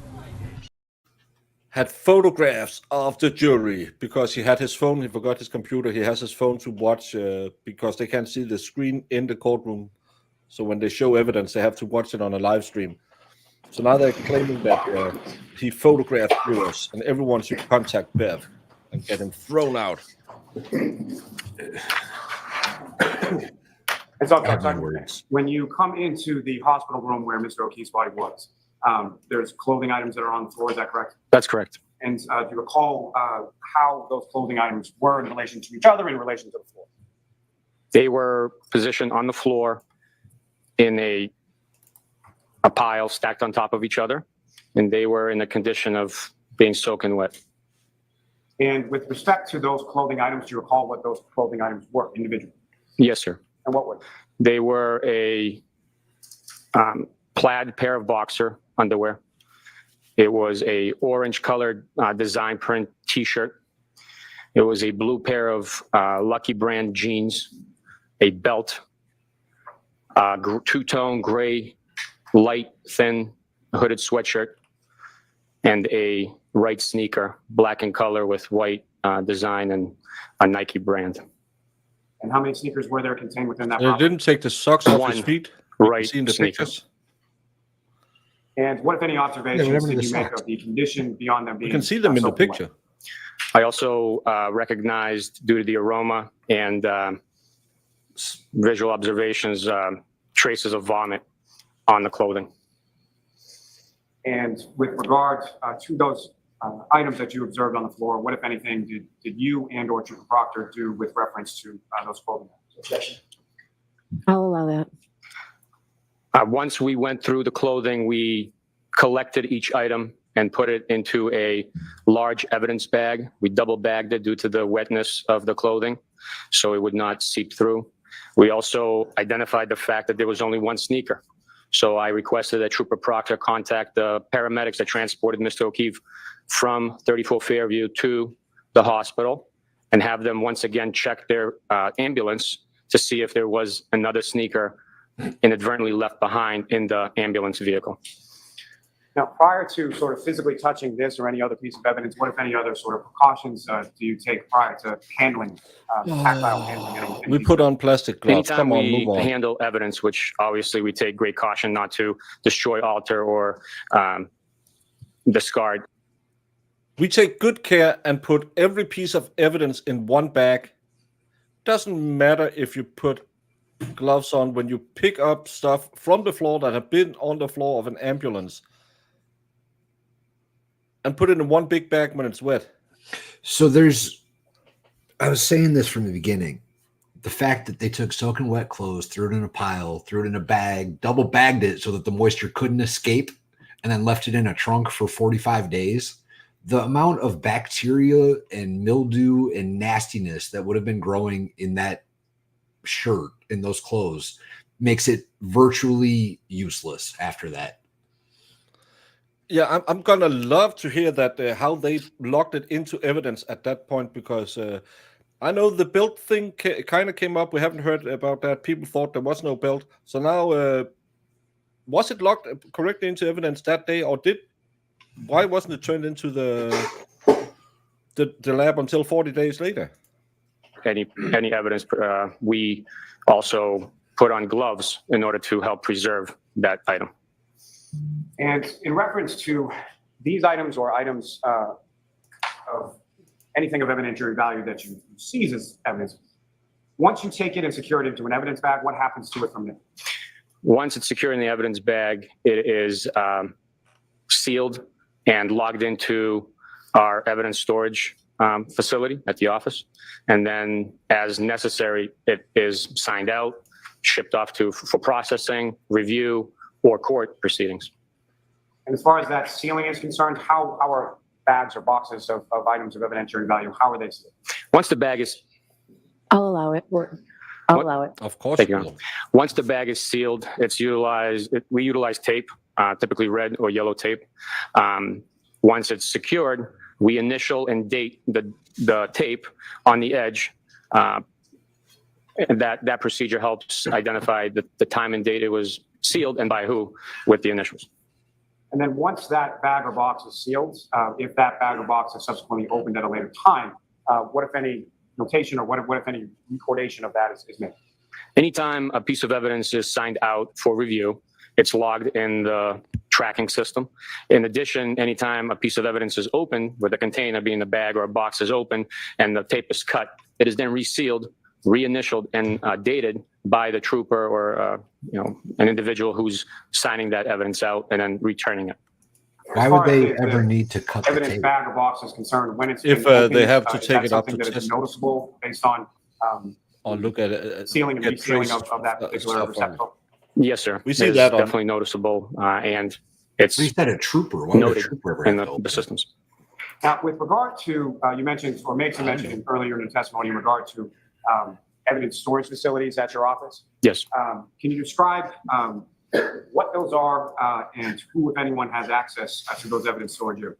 Within our office, we have 2 troopers that are designated as evidence officers. Those individuals have access to the secure rooms designated strictly for evidence storage. Those rooms are inventoried and kept under not just lock and key, but also digital access control and alarm systems. They are the only ones that have access to those facilities, in addition to our unit commander. But I'll tell you that our unit commander does not access that room without the evidence officers. I myself, even as a supervisor, do not have access to that room.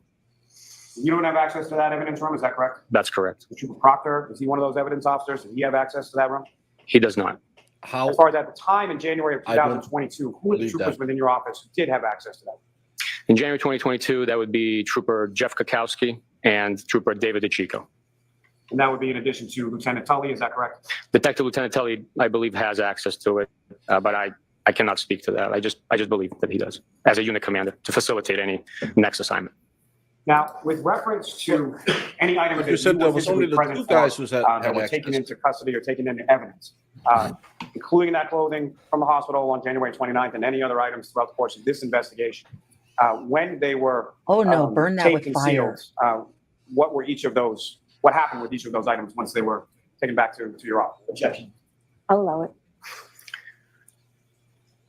Each item that was sealed, it was processed in, it was logged in, and then it was stored. After processing, it was stored in the evidence room. Now, returning back to the Good Samaritan Hospital, within that hospital room, you made mention that you secured items and that you made observations of Mr. O'Keefe. Is that correct? That's correct. And can you describe for the jury, as far as Mr. O'Keefe's body, what were those observations that you made?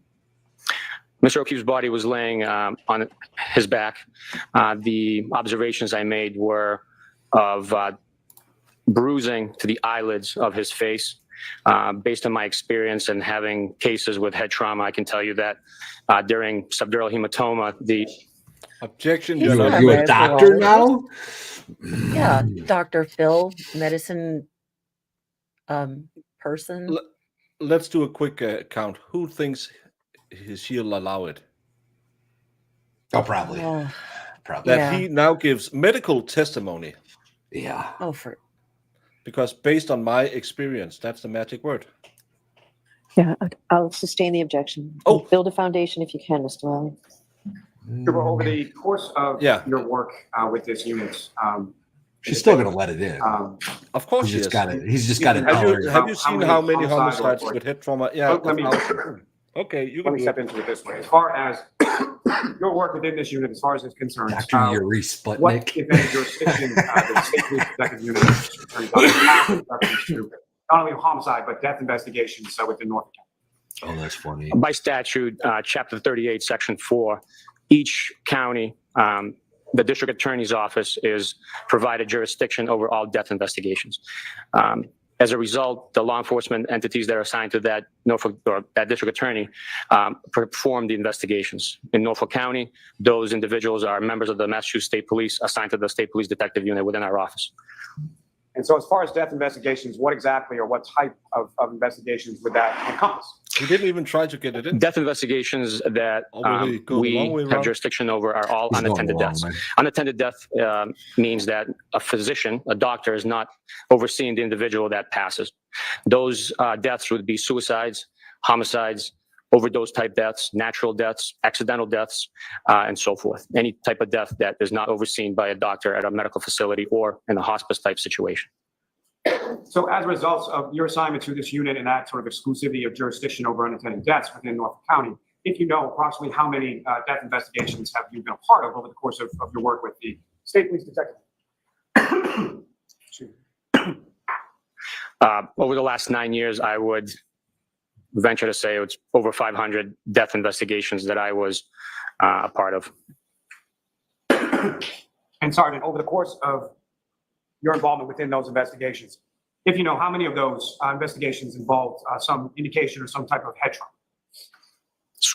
Scores of investigations that involve some sort of head trauma. And through the course of your investigations, in those cases that have involved scores of head trauma, have you been privy to information as far as medical findings, autopsy reports, things of that nature in relation to those prior investigations? Yes, sir, I have been. Now, with regard to your observations of Mr. O'Keefe, with regard to his eyelids, what if any observations did you make, and what if any? Well, let me start just with physical observations. What if any physical observations did you make of Mr. O'Keefe's face and body in general? His face, I observed the swelling and the discoloration being produced through the blood pooling in the eyelids. Yep. So just Again, your you're not a observations. So the swelling and You're not a discoloration. doctor. Yeah, you can't testify with I'll strike the remainder of what you've said. He's like, I also no, observed I watched a ER. cut to his nostril and an eyelid, which was very small in size, which would have been produced by a... Objection. Yeah. So we'll leave it at that. Next question, Mr. Lally. Based on your training experience, what if any conclusions or what if any opinions that you have in regard to the swelling around the eyes? Objection. Yeah, I'll see you at sidebar here. Yeah, tell Lally to stop being an idiot. Now, in addition to the injuries that you observed to Mr. O'Keefe's face, what, if any, injuries did you observe to his extremities? His extremities produced abrasions to his upper forearm and lower bicep area on his right arm. And just as you use that term, I'm not asking for any sort of medical definition, but as far as you use that term abrasions, what do you understand that term to be? Blunt force trauma. I understand that term to be a injury sustained through blunt force trauma or friction to the epidermis of the skin. Oh, good God. Where The epidermis. The epidermis is your skin, Jingius.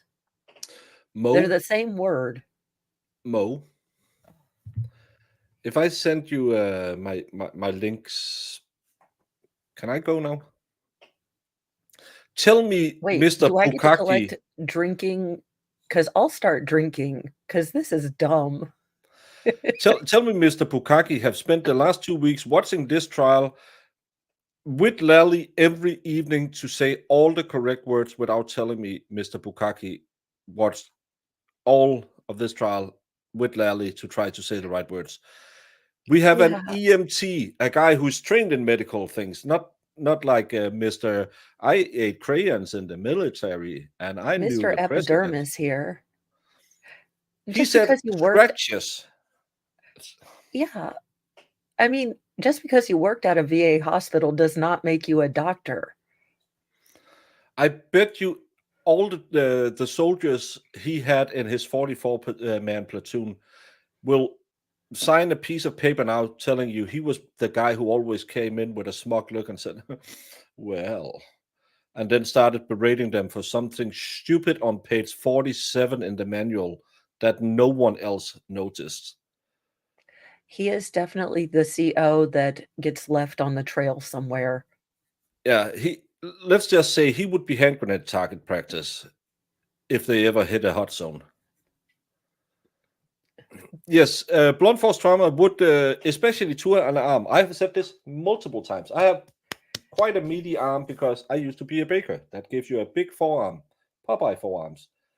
If you want to make abrasions to my skin, because it's kind of soft, it's not like the bone is here. You would have to break my arm to make abrasions. This is such a stupid. This is another hole in the Lallyism. It's another L hole, because just like K holes, they don't make sense when you come out of them. Epidermis is the outer skin. Dermis and hypodermis, well, subdermis is under the skin. Fair enough. So he should have anatomy. if he has blunt force trauma to his arm, there should be subdermal bleeding. There isn't. Marines, not soldiers, you squid. Well, I just know he likes the yellow and the pink crayons together. And Squabob, no, everyone's hairstyle has been a travesty to hair having. He's got a nice fade. I'll give him that. He has no chin. He has no chin. It's there. Both of them are there. Then he has no teeth. That's. I don't think he has any teeth. I'm going to take a bio break while he explains dermis to you. Oh, we're probably crushing of the vascular system occurs and produces that type of sign on the. No, I'm not going to take a bio break. Whoa. The crushing of the vascular system makes holes in the dermis, which is the upper dermis. He's really trying to get this in. Yes. Not a doctor, not a medical professional. This fucking intelligence connected state trooper. Yeah, who used to be a Marine. I bet you he would be the first blue on blue if he ever got deployed. Oh yeah, he was He's the Starship Trooper guy that took off the helmet during live fire practice. he's a guy who 5 months into after basic training still comes around on the barracks with his beret. Oh, there's dust on top of your cabinet. You better clean. Oh, I hate this guy. He had so many blanket parties. And from your observation of the injuries to Mr. Not enough. O'Keefe's arm, He had one which arm was this again? It was his right arm. And as far as your observation of those injuries to his right arm, what, if any,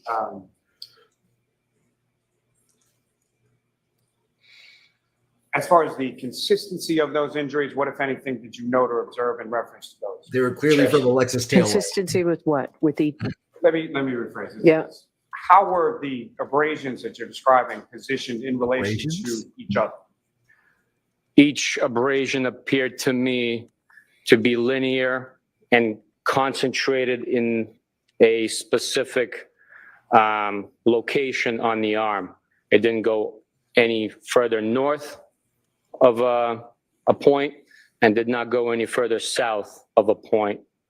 So it was concentrated in the elbow, a few inches below the elbow, a few inches above the elbow on the right arm. Would you say that they were about the same distance Now, apart while as German Shepherds? you were at the Good Samaritan Hospital, did you endeavor to speak with Ms. Reed? We did attempt to, yes. And was she present at the hospital at that time? No, she was not.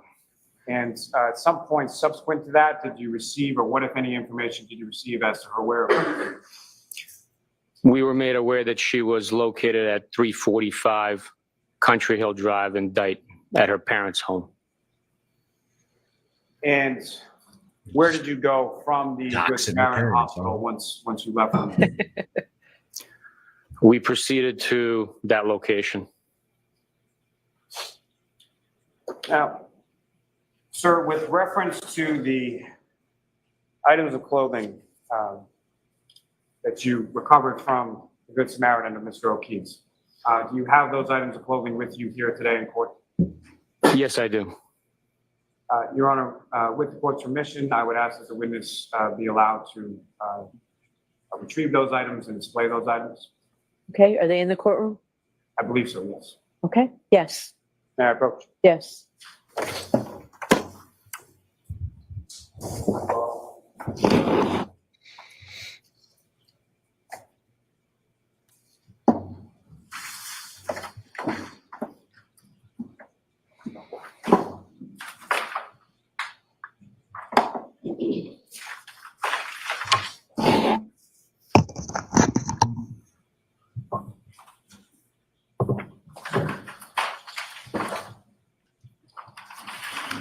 How many items are we talking about? 4. Okay. Jurors, if we go a little past 1, my intention would be to still just take a half-hour lunch today and come back. So I'd rather just go through this if we could. Sergeant, Yes. presenting you with this item, do you recognize that? Yes, I do. And what do you recognize that to be? The sweatshirt from the hospital room where Mr. O'Keefe was located. And Your Honor, the call will seek to introduce and admit that as the next exhibit. Okay, any objection, Mr. Jackson? Sort of need to see what's in the bag before I can object, but I'm So, principled up. okay. All right, so you've received photos of all of this, right? I assume what's in the bag is what's been photographed, but until I see it, I won't know. All right, so let's go ahead and open it. With the court's permission? Yes. He opens it up. It's the black sneaker. No, it's more plastic. It's 8 more headlights from Napa Auto Parts.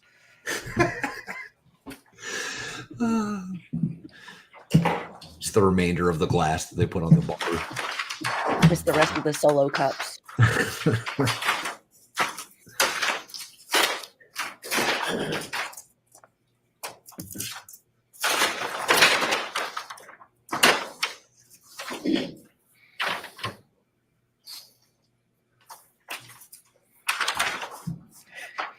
That was trying to see it. Oh.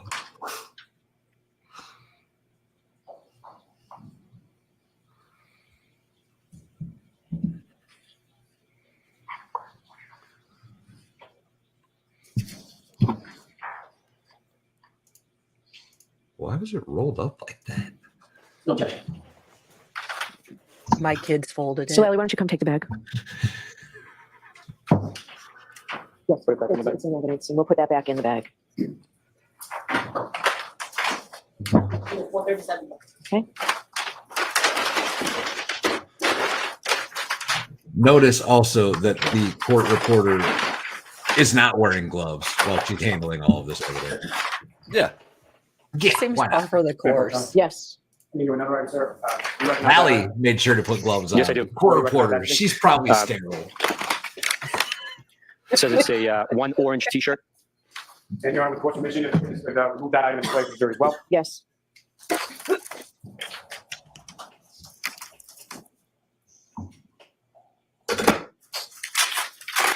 It's to show the blood on the shirt to hit the fields.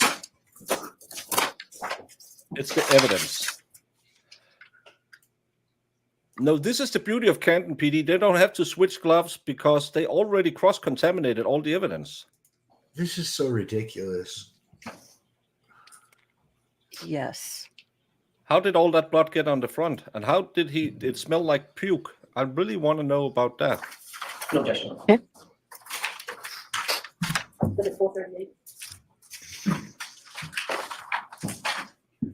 Why is he standing like a caretaker at a Your Honor, may I approach? Yes. at a funeral home? Another item, sir. You recognize that? Yes, it's the right sneaker recovered from the hospital room. Your Honor, with court's permission, if the witness could remove that item from Yes. the bag. Thank you, sir. Oh, she's really speeding up Lally today. I do find this odd for example. I agree with you. Okay. This is very strange. What in the name of all that is holy is that tape job? Oh, This is all sidebar. very strange.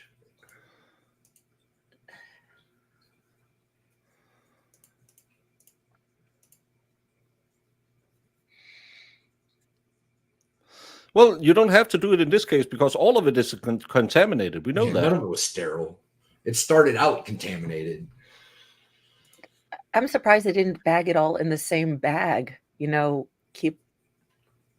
His like Lolly was like, "Hey, we don't have to have separate bags." He said that that's how they bagged it from the hospital. They put it in one bag and took it back to evidence before Yeah. they. Well, if And it, it was wasn't in delivered the to plastic- the it was delivered to the lab in one bag. So the lab did the rebagging. So again, I would love to see that chain of custody report. Whenever they shifted the bags and what if any Stop and Shop store did they get the bag from?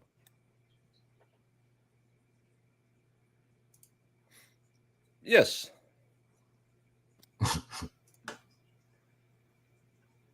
Yeah, it's to show.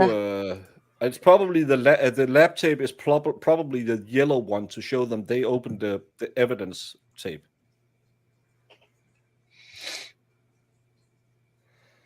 Well, it's just for flavor. You act like that's the first time. Continue, Sergeant. You are unmuted.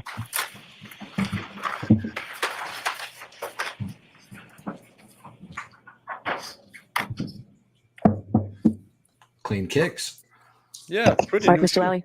Yes, thank you, sir. If you could return that to the back, please. I'll introduce them into the next. Your Honor. Yes, I'm going to. Thank you. May I approach one at a time? My apologies. Riley grabbed a Your new Honor, she glove. said no objection with what we discussed. I understand. Your Honor, may I approach once again? Yes. You recognize that? Yes, it's a bag containing a blue jeans, black belt, and plaid boxer shorts.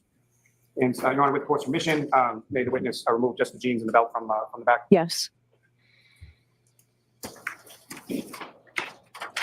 Is that to save his dignity, Larry? Yeah. You hero, you. God. Now I'm thinking I need to upgrade my underpants in case I'm ever unalived. Yeah, where's Is that all in the his puke back coming from? pocket?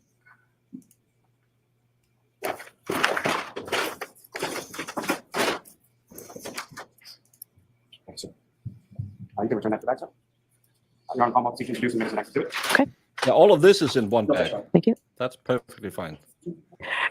So are you not displaying the third item that it's going into evidence, or is it just the jeans and the belt going into evidence? Jeans and belts into evidence, Your Honor, with the course of mystery. So we can mark the bag and we'll remove the third item during the break. Thank you. So the All right, so Sergeant, you'll be with us this afternoon. Why don't we take our lunch and recess? It's only going to be about half an hour. Thank you, Your Honor. All right, so folks, we'll see you back here, let's say no later than 1:40, okay? All right, Jerry.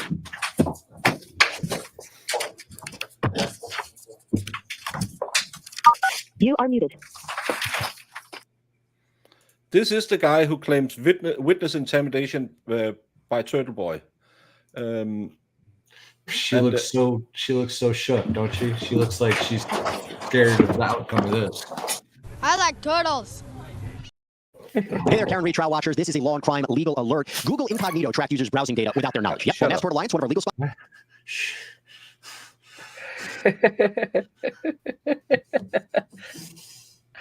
Let's bring back the turtle guy. I like him. I like the other. Honestly, I learned about the same amount from the trial today, so I'm just again baffled. Let's call it that. About pretty amazing. We know all of this evidence is contaminated, and now we make a big show of taking it out with our gloves up, and we have a witness who says all the right words to fit in with Lally's theory. I would love that medical examiner coming up there and telling us how these blunt force abrasions are due to capillary collapsing or whatever the hell he was. Yeah. Get the fuck out of here, dude. Jesus Christ. None of this. Someone has to be calling Bev. We look really dumb. We look really dumb. Please stop this now. Captain Kern, this is the big question. And on Lally's part, I would say incompetence. I think it's a little of both, depending on who's involved. Yeah. Conspiracy and competency are two words that start with C, and it doesn't have to be. Look, I don't think they could make a conspiracy. I don't know that there's the bandwidth or wattage to make a 4D chess conspirosity, but I'll go with stupidity. Yeah, that's the word here, right? S-T-U-I-P-D. Stupid. Why isn't it working? Is it one of those days where it doesn't you work? forgot L-A-L-L-Y. Isn't it working again today? God dang it. Fucking shit. I hate that stupid heart. Oh my God. Yeah.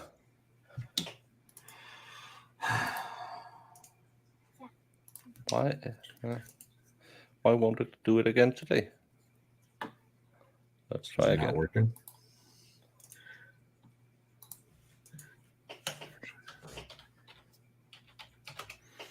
There's only one 6-letter word. Yeah. God dang it. I'm gonna take it off, and it's just so we have something to do when I go. Oh, that's the wrong one. I didn't like that one at all. Yeah. Maybe blue isn't my color eyeshadow of choice. Oh, I thought it was green. Well, I feel a lot like Mimi from Drew Carey's show when we have it up on my face. Oh, that's funny. If we get Words with Friends going, you have to be in Baker's chat to play it, y'all. So if you're in my chat, jump over to Baker's chat and you can play it there. It won't work in my chat. Yeah, or else I'll just put it a little bit behind so I can go make myself some dinner, and we'll be back at 1:30. No, 1:40 was when it was supposed to start. Yeah. Let's just make it even two. We know Bev.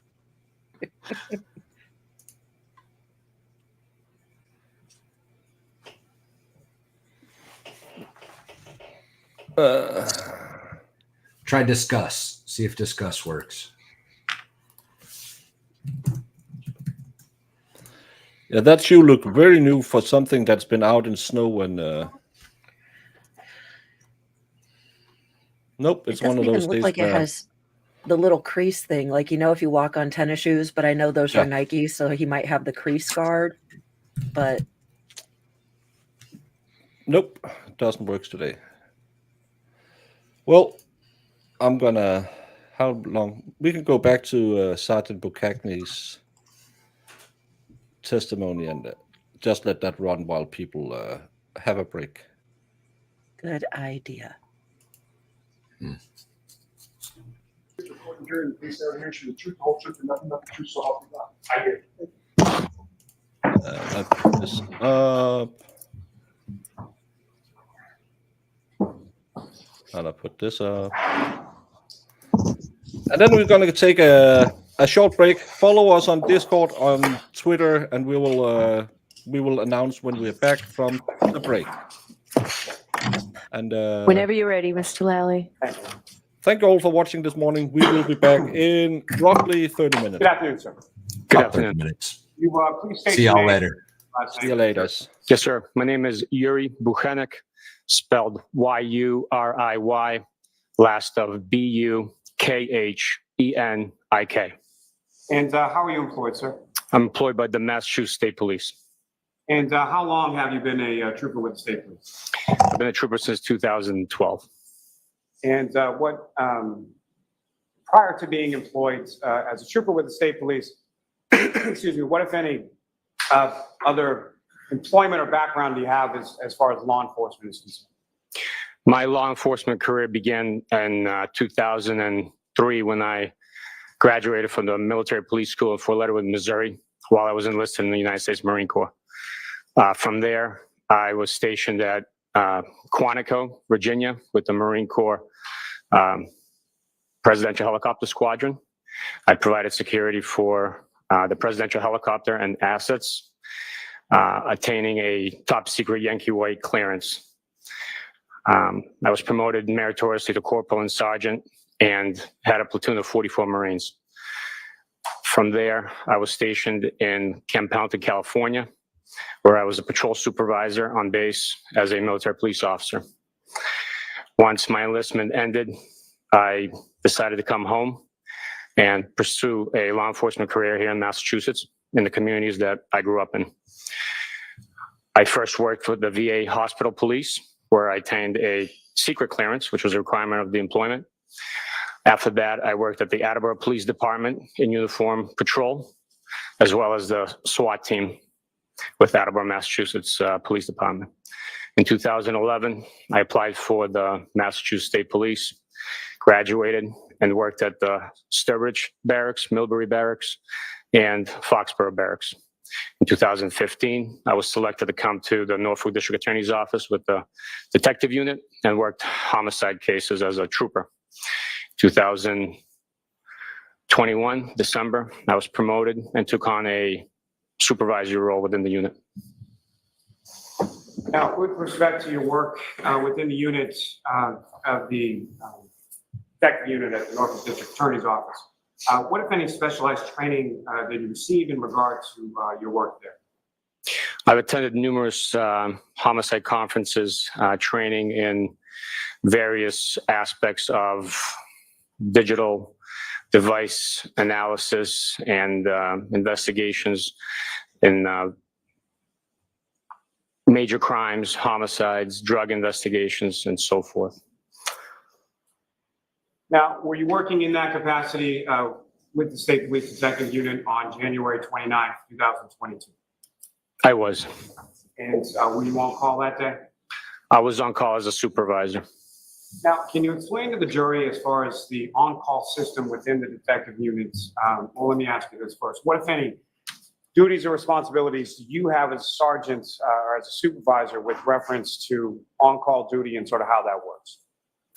As a supervisor on call, responsibilities include answering the detective that's on call any questions that might arise. Obviously, we don't all have the same experience, so we put our heads together, and if it's a situation or case, a scene that they have not been exposed to before, they call the supervisor for guidance, suggestion, or bounce questions off of them in order to help them navigate that case. And who was the on-call detective on this particular date of January 29th? January 29th, the morning hours up until 7 a.m., it was Trooper Michael Proctor. And do you know Trooper Proctor? I do. And how long have you known Trooper Proctor? Since he came into the office in 2019, I believe it was September, October 2019. And have you supervised Trooper Proctor sort of throughout his work within the office? I have supervised him throughout my supervisory position. So his entire time in the office, while I was a supervisor, I've supervised him directly, yes. And as far as that on-call system or that on-call rotation is concerned, how is that determined, or how does that sort of come into existence? The on-call system is formulated, it's compiled the month prior. So for example, if it was December, beginning of December, the troopers in the office would submit their days requesting not to be on call due to trials, training, personal reasons, or vacations they had planned. Those days are submitted in the beginning of the month, and then if it's in the beginning of December, for example, the on-call schedule for January is then compiled a month in advance, really. So these are generated well in advance of whatever specific date a trooper is on call, correct? That's correct. And as far as the detective unit within the Norfolk County District Attorney's Office, who, if anyone, is your supervisor? Currently, my supervisor is Lieutenant Fanning, and the unit commander is Detective Lieutenant Brian Tully. In that sort of pecking order, if you will, was that the way that it was set up in January of 2022 as well? Yes, it was. Now, on this morning of January 29th, 2022, at some point, do you get a call in the morning, and from whom do you initially get a call?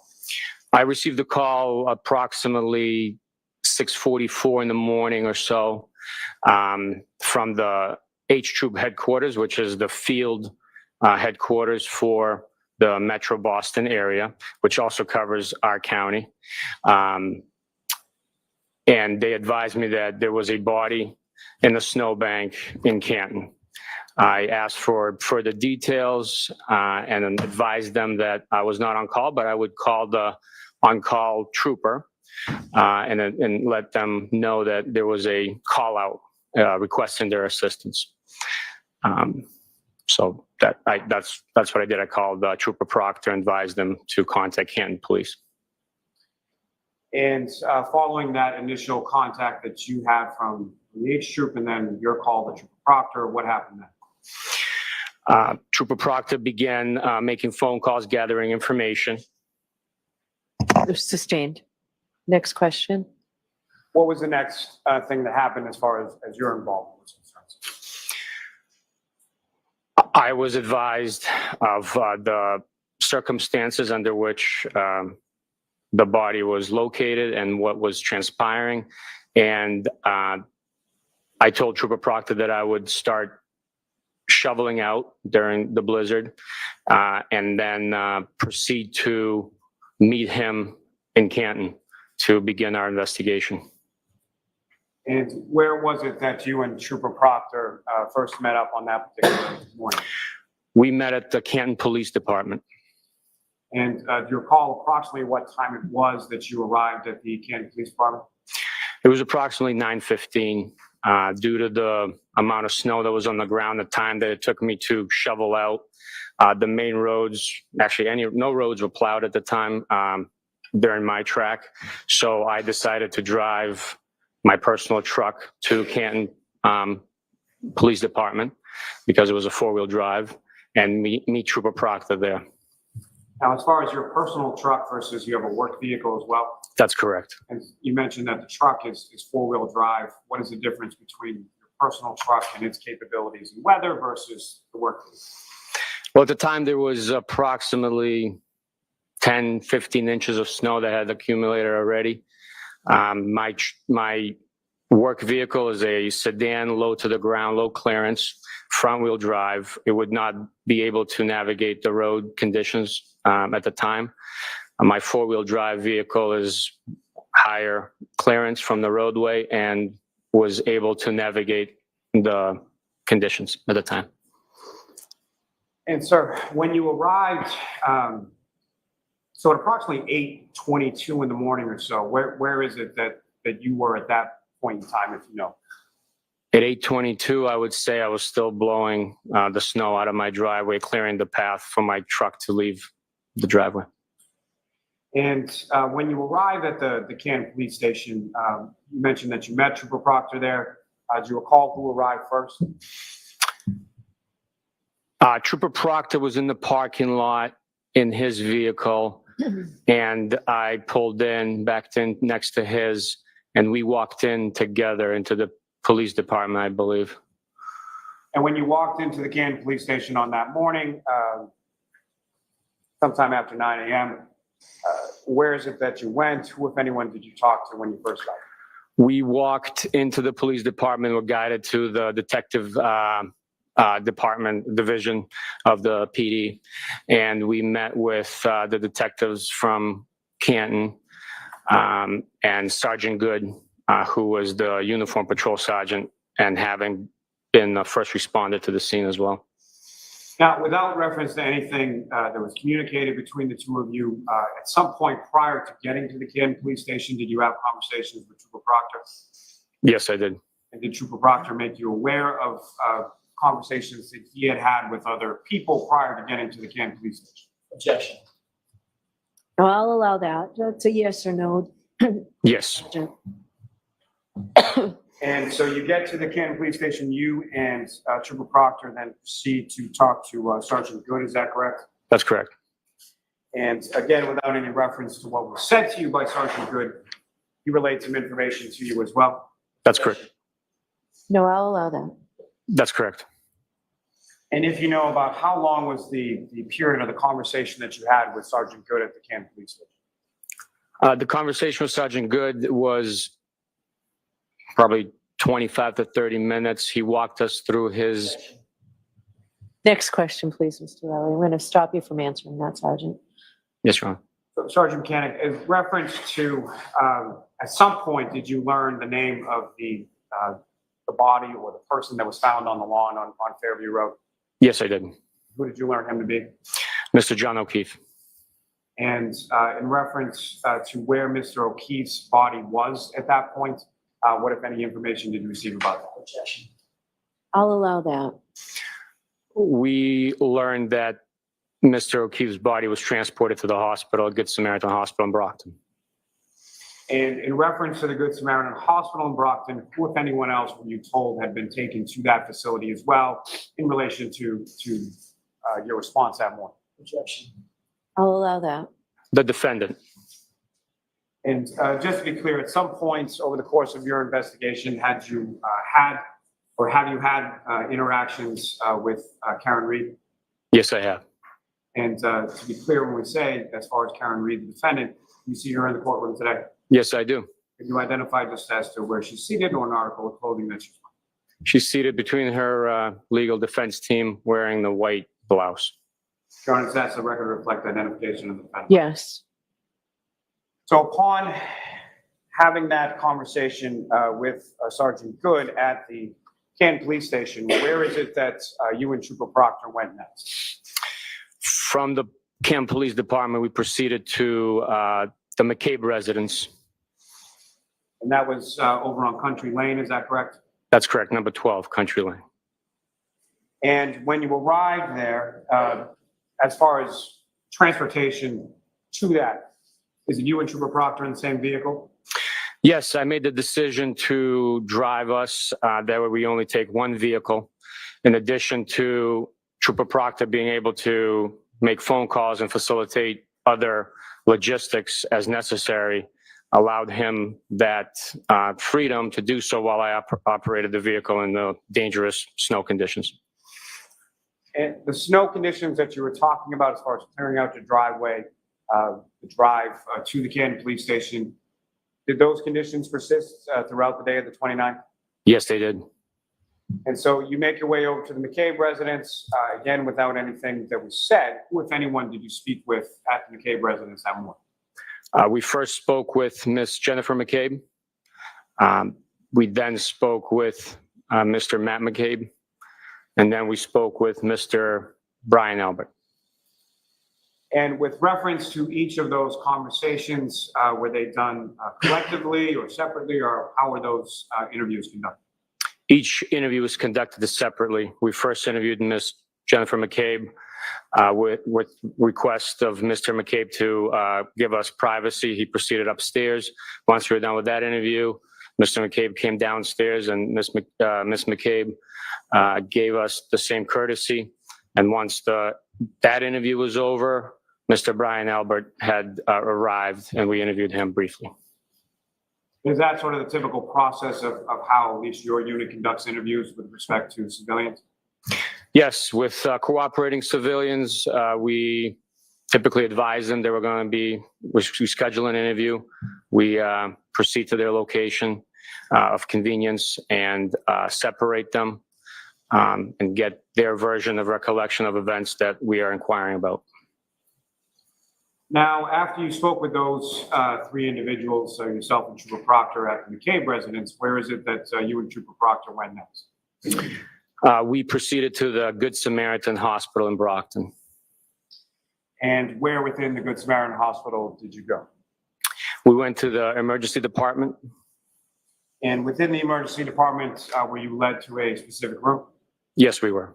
And what, if anything, did you observe when you were in that room?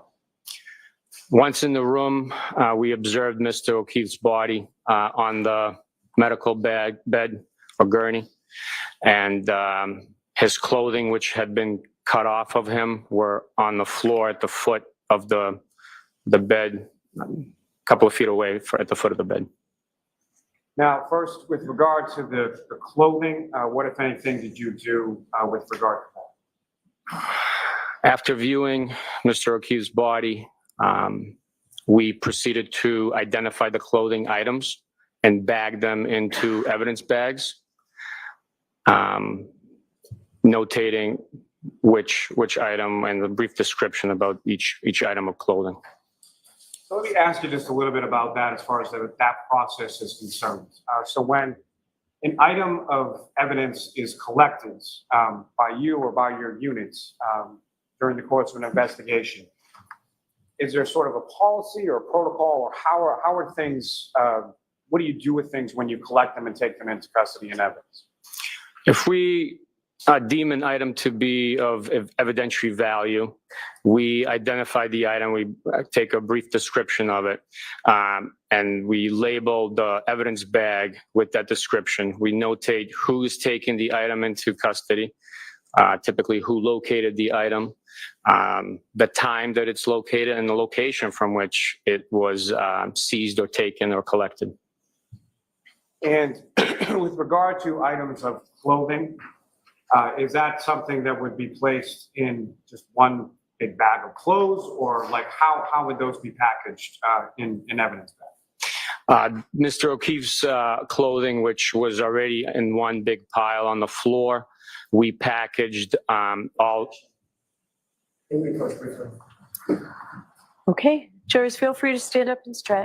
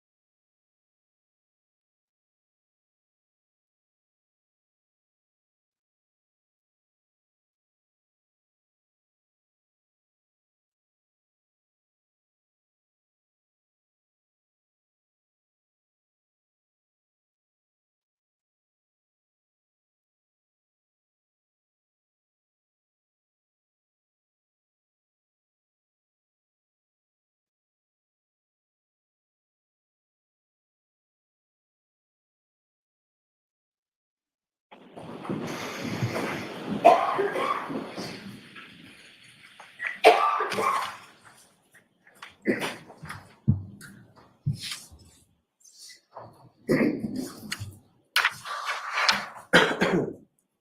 so, I'm sorry, Sergeant Buchanan, when you come into the hospital room where Mr. O'Keefe's body was, there's clothing items that are on the floor, is that correct? That's correct. And do you recall how those clothing items were in relation to each other, in relation to the floor?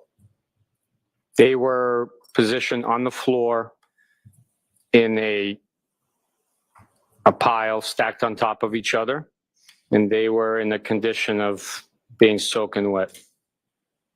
And with respect to those clothing items, do you recall what those clothing items were individually? Yes, sir. And what were They were a plaid pair of boxer underwear. It was a orange colored design print t-shirt. It was a blue pair of Lucky brand jeans, a belt, two-tone gray, light, thin, hooded sweatshirt, and a right sneaker, black in color with white design and a Nike brand. And how many sneakers were there contained within that property? One right sneaker. And what, if any, observations did you make of the condition beyond them being soaking wet? I also recognized, due to the aroma and visual observations, traces of vomit on the clothing. And with regard to those items that you observed on the floor, what, if anything, did you and or Trooper Proctor do with reference to those clothing? Objection. I'll allow that. Once we went through the clothing, we collected each item and put it into a large evidence bag. We double bagged it due to the wetness of the clothing, so it would not seep through. We also identified the fact that there was only one sneaker. So I requested that Trooper Proctor contact the paramedics that transported Mr. O'Keefe from 34 Fairview to the hospital and have them once again check their ambulance to see if there was another sneaker inadvertently left behind in the ambulance vehicle. Now, prior to sort of physically touching this or any other piece of evidence, what, if any, other sort of precautions do you take prior to handling, tactile handling any piece of evidence? Anytime we handle evidence, which obviously we take great caution not to destroy, alter, or discard any evidence, we also put on gloves in order to help preserve that item.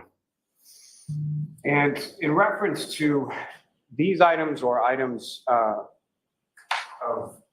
anything of evidentiary value that you seize as evidence, once you take it and secure it into an evidence bag, what happens to it from there?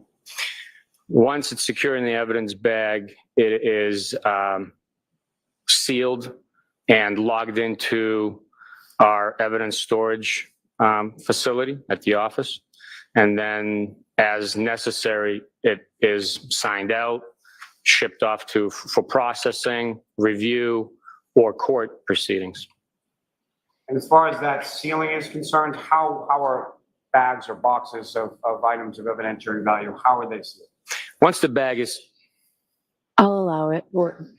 I'll allow it. Thank you, Your Honor. Once the bag is sealed, it's utilized, we utilize tape, typically red or yellow tape. Once it's secured, we initial and date the tape on the edge. And that procedure helps identify the time and date it was sealed and by who with the initials. And then once that bag or box is sealed, if that bag or box is subsequently opened at a later time, what, if any, notation or what, if any, recordation of that is made?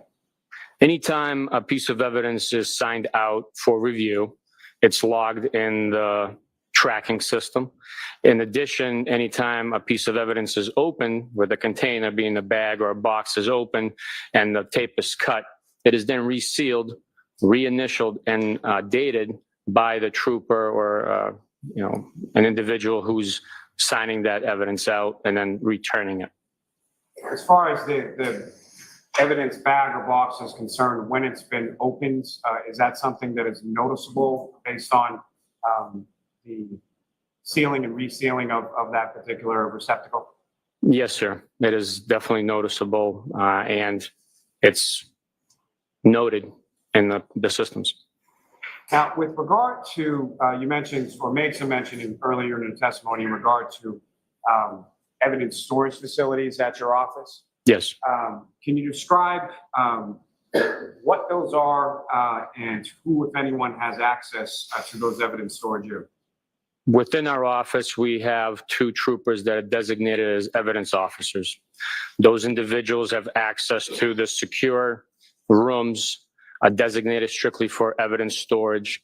Those rooms are inventoried and kept under not just lock and key, but also digital access control and alarm systems. They are the only ones that have access to those facilities, in addition to our unit commander. But I'll tell you that our unit commander does not access that room without the evidence officers. I myself, even as a supervisor, do not have access to that room. You don't have access to that evidence room, is that correct? That's correct. Trooper Proctor, is he one of those evidence officers? Does he have access to that room? He does not. As far as at the time in January of 2022, who were the troopers within your office who did have access to that? In January 2022, that would be Trooper Jeff Kakowski and Trooper David DeChico. And that would be in addition to Lieutenant Tully, is that correct? Detective Lieutenant Tully, I believe, has access to it, but I cannot speak to that. I just believe that he does as a unit commander to facilitate any next assignment. Now, with reference to any items that you were physically present for that were taken into custody or taken into evidence, including that clothing from the hospital on January 29th and any other items throughout the course of this investigation, when they were taped and sealed, what happened with each of those items once they were taken back to your office? Objection. I'll allow it. Each item that was sealed, it was processed in, it was logged in, and then it was stored. After processing, it was stored in the evidence room. Now, returning back to the Good Samaritan Hospital, within that hospital room, you made mention that you secured items and that you made observations of Mr. O'Keefe. Is that correct? That's correct. And can you describe for the jury, as far as Mr. O'Keefe's body, what were those observations that you made? Mr. O'Keefe's body was laying on his back. The observations I made were of bruising to the eyelids of his face. Based on my experience and having cases with head trauma, I can tell you that during subdural hematoma, Yeah, I'll sustain the objection. You can build a foundation if you can, Mr. Lally. Over the course of your work with this unit in particular, if you know about how many homicide or let me step into it this way. As far as your work within this unit, as far as it's concerned, what, if any, jurisdiction does the State Police Detective Unit of the District Attorney's Office have with reference to not only homicide, but death investigations within Norfolk County? by statute, Chapter 38, Section 4, each county, the District Attorney's Office is provided jurisdiction over all death investigations. As a result, the law enforcement entities that are assigned to that Norfolk or that district attorney perform the investigations. In Norfolk County, those individuals are members of the Massachusetts State Police assigned to the State Police Detective Unit within our office. And so as far as death investigations, what exactly or what type of investigations would that encompass? Death investigations that we have jurisdiction over are all unattended deaths. Unattended death means that a physician, a doctor, is not overseeing the individual that passes.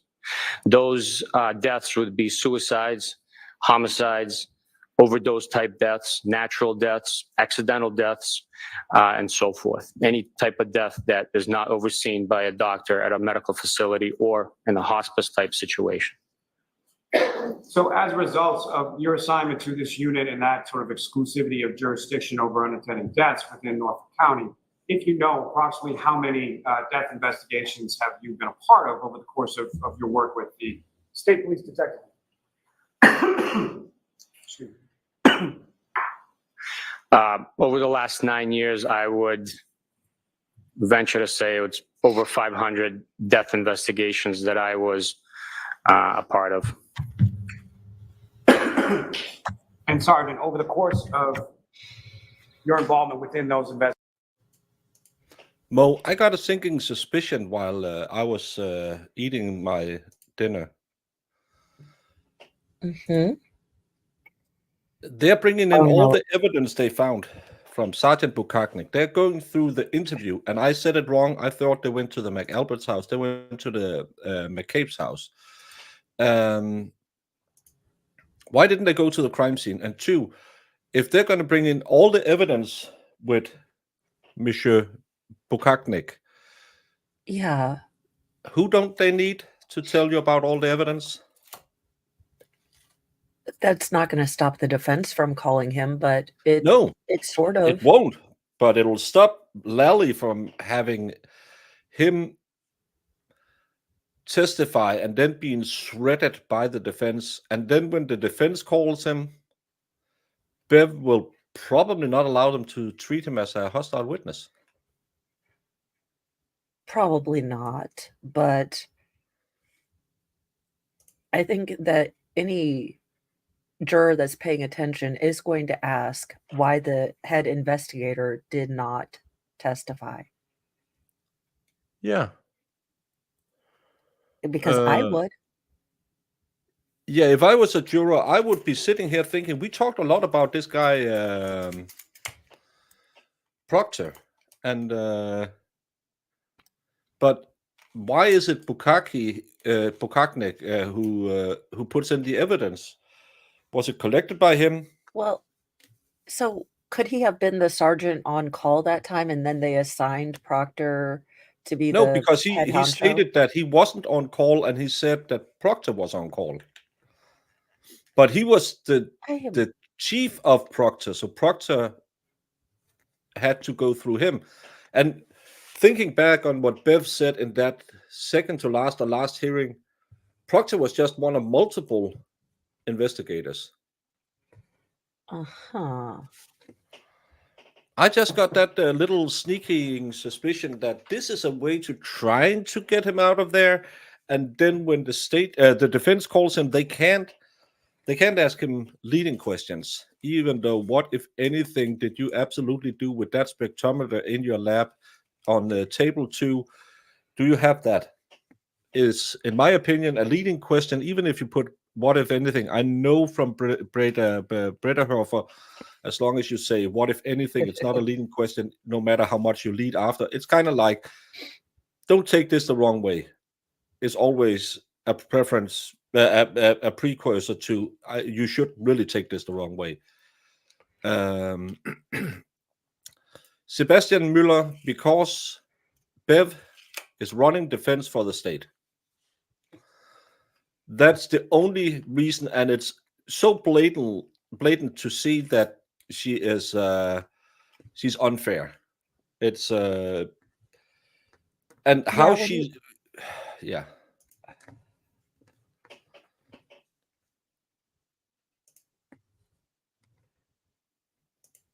Proctologist and Bukaki. Nice trial. Exactly. I was mentioned on Emily D. Baker's stream. Yeah, I know. I know Dave asked if we were related to each other, and Nick put up a a picture of us if we were family, but we part our hair in different sides, so we can't be family. Nope, She just just cousins. she gave me the last name in the divorce. That's all I have.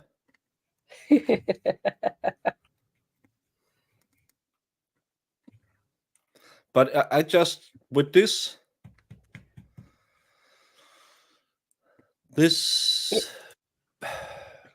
because wasn't he the one who took the clothes?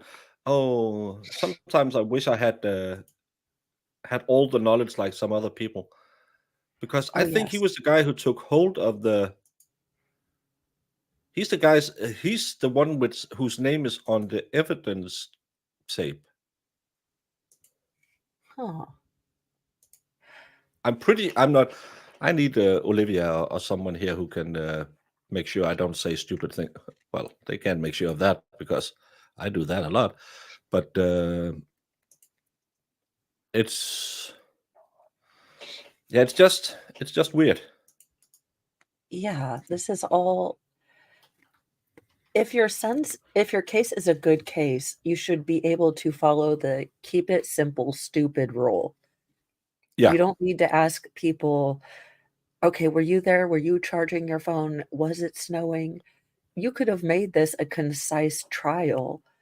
I don't know how much the taxpayers are spending on this, but this is ridiculous. Well, the rumor has it that Karen is spending $7,000 a day. So then let's just say Lally and his mute assistant doesn't get that much money.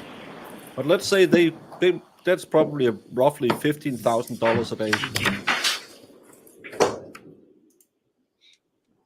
And that's probably not overstated. So it'll be millions before we're done. Oh, no. She is the biggest law channel. She's good, so it's well deserved. Thank you, Napoleon. I'm not that crazy then. As someone with the name Napoleon, I can trust you. All right, Mr. Lally. May we approach this briefly? Okay. Why can't you do this during breaks before? She asked you before you left the room if there was anything. I saw one over at Lawn and Crim saying the way Karen Reed is constantly mocking the jurors and the family. She should be admonished by Bev. And I'm thinking, what?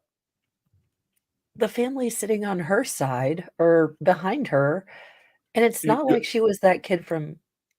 She has John's brother looking at her the entire trial like he wants to kill her. Well, and she's yeah. just sitting there. Yeah, she laughed at some point. Oh, that you can't do that in a murder trial. Well, I've almost been killed by my tape measurement during this trial. Well, because she's I get damned so if she bored. does. She's damned if she does, damned if she doesn't. If she looks sad, then the jury might think that's an admission of guilt. If, she looks stone-faced, then maybe she's stoic or maybe she's a stone-cold biatch. So it's really, she's darned if she does, darned if she doesn't. Yeah. And I know a lot of people are saying, oh, John's mom having to sit there with Karen Reed, the murderer. Is she beginning to think 20 days into the trial, this is absolutely bullcrap? Oh, now she's laughing. Oh, show some respect for your dead son. Yeah. Oh, This is the best you could do for a dead police officer? Call him Mr. O'Keefe? I don't know if they were told beforehand, don't call him Officer O'Keefe because it could prejudice the jury, but still. I do wonder if O'Keefe found something shady going on at the police station.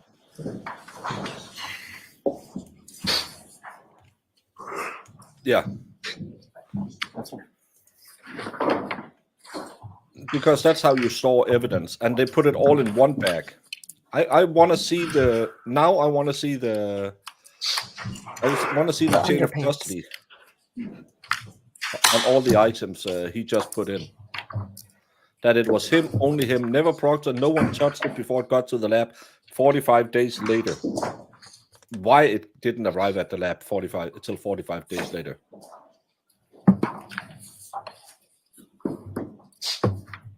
Okay, you can go ahead, Mr. Lally. Yes, thank you, Your Honor. Sergeant Buchanan, those items, as far as the clothing items that you displayed for the jury just prior to the recess, those were the same clothing items that you recovered from the hospital room of the Good Samaritan on January 29th, is that correct? Yes, sir. Now, you had mentioned earlier in your testimony that those items had been placed into one bag initially. What, if anything, happened with those items as far as their keeping or their bagging once you got back to the office? That was only 10 minutes late. Where the evidence room. Due to the condition of those items after they arrived at the office, the items were laid out on butcher's paper that we utilized for evidence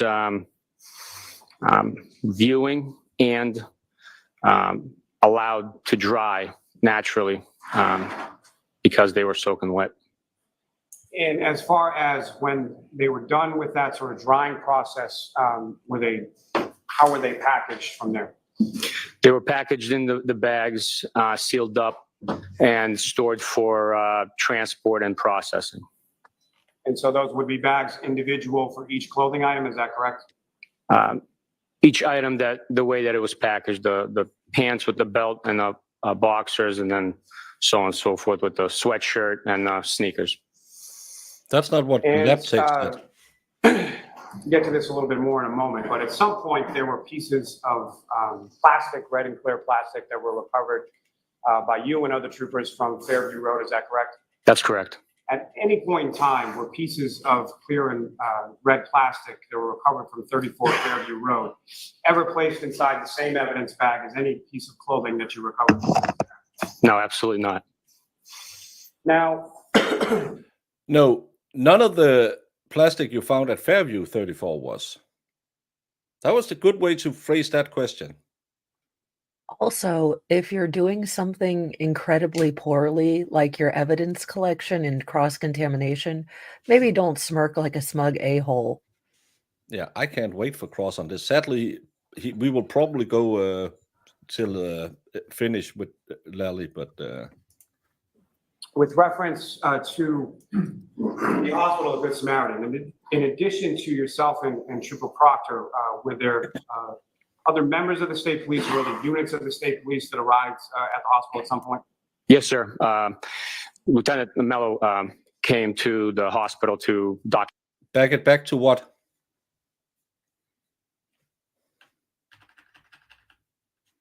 Correct. That's correct.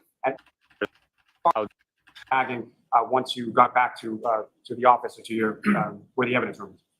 Due to the condition of those items after they arrived at the office, the items were laid out on butcher's paper that we utilized for evidence viewing and allowed to dry naturally because they were soaking wet.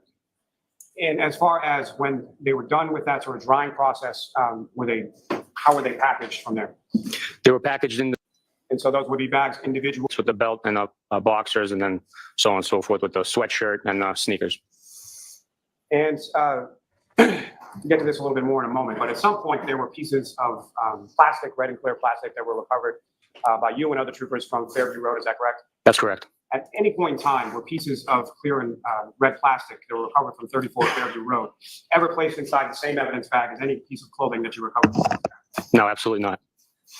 Now, with reference to the hospital of Good Samaritan, in addition to yourself and Trooper Proctor, with hey, honey bunny. I'm here. Hi. And you have your birds with you. Have you followed along? I've been trying my best. I had one earphone in the whole time I was doing something else, so I was, doing my best. Do you remember way back yesterday when we had that first hearing where he stated cocktail glass embedded in the bumper? Uh-huh. What did we find out Monday and today? That it was not. It was neither cocktail glass or embedded. Yeah, If- that thing that no glass matched. I did catch that. Whew, Yeah. that's fun. That's always There, fun. Other members of the state police or the unit arrived at the hospital at some point? Yes, sir. Lieutenant Mello came to the hospital to document the victim and the clothing, and he's assigned to the state police crime scene services section. Now, as far as the crime scene services section or CSSS, what, if any, role do they have with relation to your investigation in this case or your investigations in general as far as documentation is concerned? Crime scene services section assists us in documenting scenes through video and photographs. They also assist in collecting latent prints, fingerprints.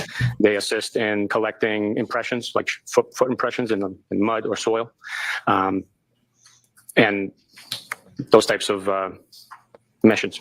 Now, there are a number of different troopers that are assigned to that particular unit. Is that correct? That's correct. And as far as over the course of this investigation, how many occasions approximately were there that a member of the crime scene services section responded to memorialize or photograph different scenes or different areas throughout the course of your investigation in this case?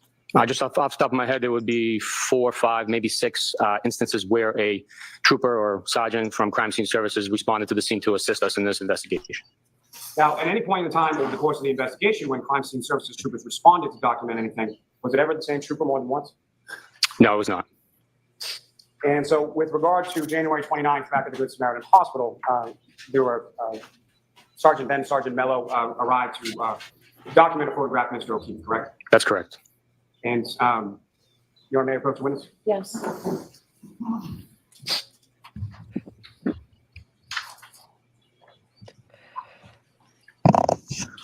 Mr. Lally, do you want me to give my instruction now or in a few minutes? Just about 30 seconds. Okay. Oh, and So Sergeant Mechanic just placed 3 photographs before you. Do you recognize what's depicted in those 3 photographs? I do. And what do you recognize those to be? That is Mr. John O'Keefe. And what's contained within those photographs is that a fair and accurate portrayal of what you saw of Mr. O'Keefe's body at the Good Samaritan Hospital on January 29th. Yes, it is. Your Honor, may I approach again? Yes. Your Honor, the Commonwealth seeks to introduce in the midst. All right, so there's no objection, right? All right, so folks, the Commonwealth is introducing into evidence through this witness certain photographs that are not pleasant and may be considered graphic photos. Sometimes evidence is presented that creates an emotional reaction in jurors. For example, it's natural and understandable to feel sympathy and empathy when you hear about a person who was injured in some serious way or suffered in some way or who has passed away. But as jurors, you've taken an oath to follow the law, and I instruct you that you must separate any emotional reaction on your part from the informational value and weight of the evidence. You must not be influenced in any way by the nature of some of the testimony, and you must find the facts in this case based only on the evidence.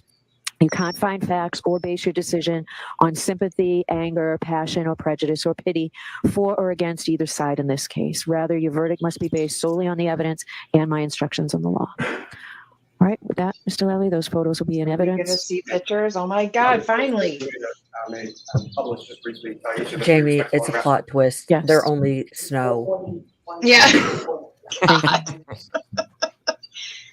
It's a hospital bed with a snowman Of laying the in house it. again. Yeah, we'll just see the house again. Oh, Jesus. Sergeant, directing your attention to the screen, is that what's displayed on there now has been marked as Exhibit 441. Do you recognize that? Yes, I do. And using the laser pointer on the desk before you, if you could draw the jury's attention to what, if anything, of significance you observed in this particular photograph. I observed the swelling of the eyelids, slight laceration of the nostril and the eyelid, What's the a blood pooling laceration? on the bed, and that depiction of Mr. O'Keefe. Ms. Gilman, can I photograph 2857? No, they're not going to show us, of course. Again, Sergeant, do you recognize what's up on the screen? It is now marked as Exhibit 442. I do. They're going to zoom in on Karen's face because they want her to cry. Prior to it, if you could, using the laser pointer, direct the jury's attention to what, if anything, is significant to observe in this photograph. I observed the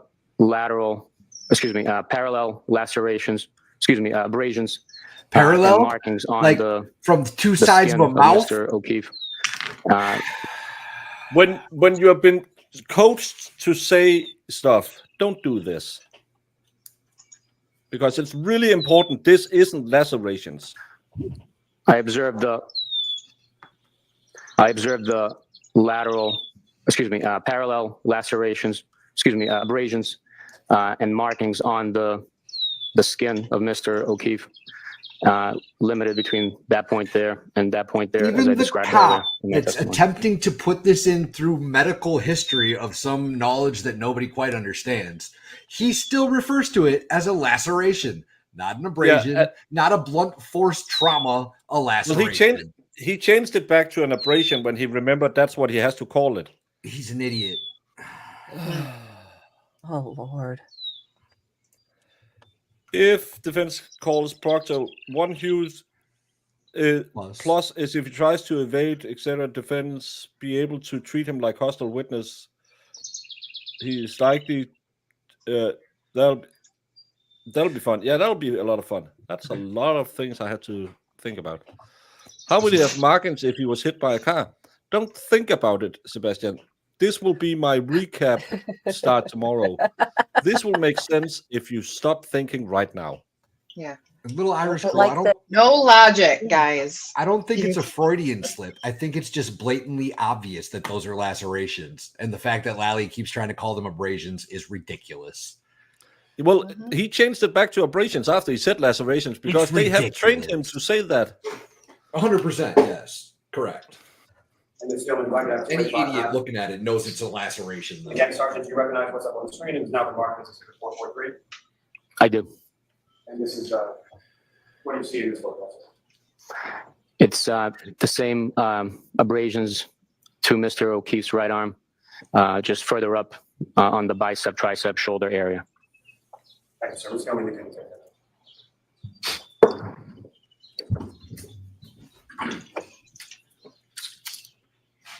They're just gaslighting everybody. Now, Sergeant, taking you back Everyone to with January eyes in their 29th, head. 2022. See, those are not abrasions. After you left the Good Samaritan Hospital, where is it that you went? We went to 345 Country Hill Drive in Dayton. And that was the residence of Ms. Reed's parents, is that correct? That is correct. Now, on your way from the Good Samaritan in Brockton to the residence in Dayton, what, if any, communications did either you or Trooper Proctor have with regard to the Dayton police?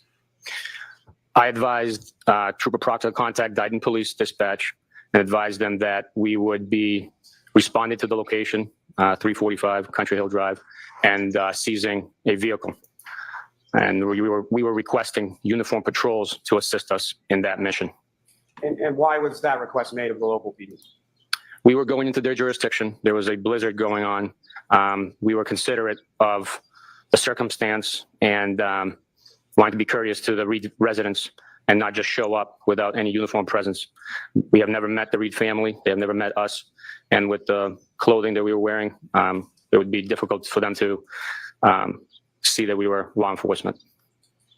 And so as you arrive It in is that difficult area to imagine. of the residence in Dayton, where did you position yourselves and when did you arrive in relation to the march unit for Dayton? We called them while we were still on the highway and gave them an approximate time of arrival. GPS was not accurate due to the conditions at the time on the roadways. Once we arrived to Dayton, I positioned my vehicle at the top of Country Hill Drive, awaiting a marked uniformed officer from Dayton to meet us there. And if you know, about how long approximately did it take you to get from Brockton to Dayton on that particular day? From Brockton to Dayton, it took us about 45 minutes to an hour to travel that distance. And if you know, about what time was it that you arrived at the residence in Dayton? We arrived at 120 viewers times 2 Baker's beer bill for a day in Tennessee. No, because I drank on Valhalla's. So you should send him. Yeah, send it to me. Oh my approximately on the street at 2:30 or so in the afternoon. And So- we waited for a significant amount of time for the Quick uniform patrol Google to arrive. search. A quick Google search. This guy said that the eyelids swollen due to head trauma is a normal thing. Okay. So after scouring the first page of Google, The only actual head trauma that's going to cause swelling of the eyes is direct trauma to the eye. Wait, but he had his medical degree. He was telling me about the capillary refill of the epidermis. Mo, I understand that this state trooper who has a whiskey Yankee top secret or Yankee whiskey, whatever. I looked it up on lunch. What it means is that he worked with the president. He worked with the president or vice president and had to get a super top secret clearance to do so. This dude is such a Fed and in intel, it's ridiculous. I'm done. He's a crayon eater. They're not that smart. He 100% is. He's a crayon eater. Doesn't have to be smart. He's just got to be loyal and willing to do stupid shit. Marines are kind of like German shepherds. They run where they're told to, they bite who they're told to, and they are fed with crayons. Thank you for the beer fund compliment.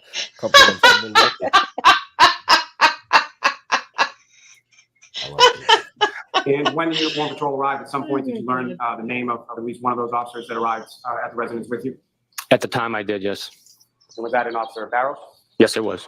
And so when Officer Barrows arrived, where did you then proceed with Officer Barrows upon his? Well, the road was only plowed the width of one vehicle. So even though he and his partner were in a F-150 or 250 marked police cruiser, we could only travel in single line. We traveled up to the cul-de-sac, turned around and positioned our vehicles facing back out to the way that we entered the roadway or that street. We parked on the roadway since the driveway was not plowed, and we waded through the snow to the front door. Waded through the snow. Shut When you up. say the driveway was not plowed or you waded through the snow, can you describe to the jury the condition of the driveway as you made your way from the street to the house? With the blowing winds and the drifting snow, there were locations along our walk to the property with snow varying from knee-high to up to my waist. For reference, stop it. You stop it.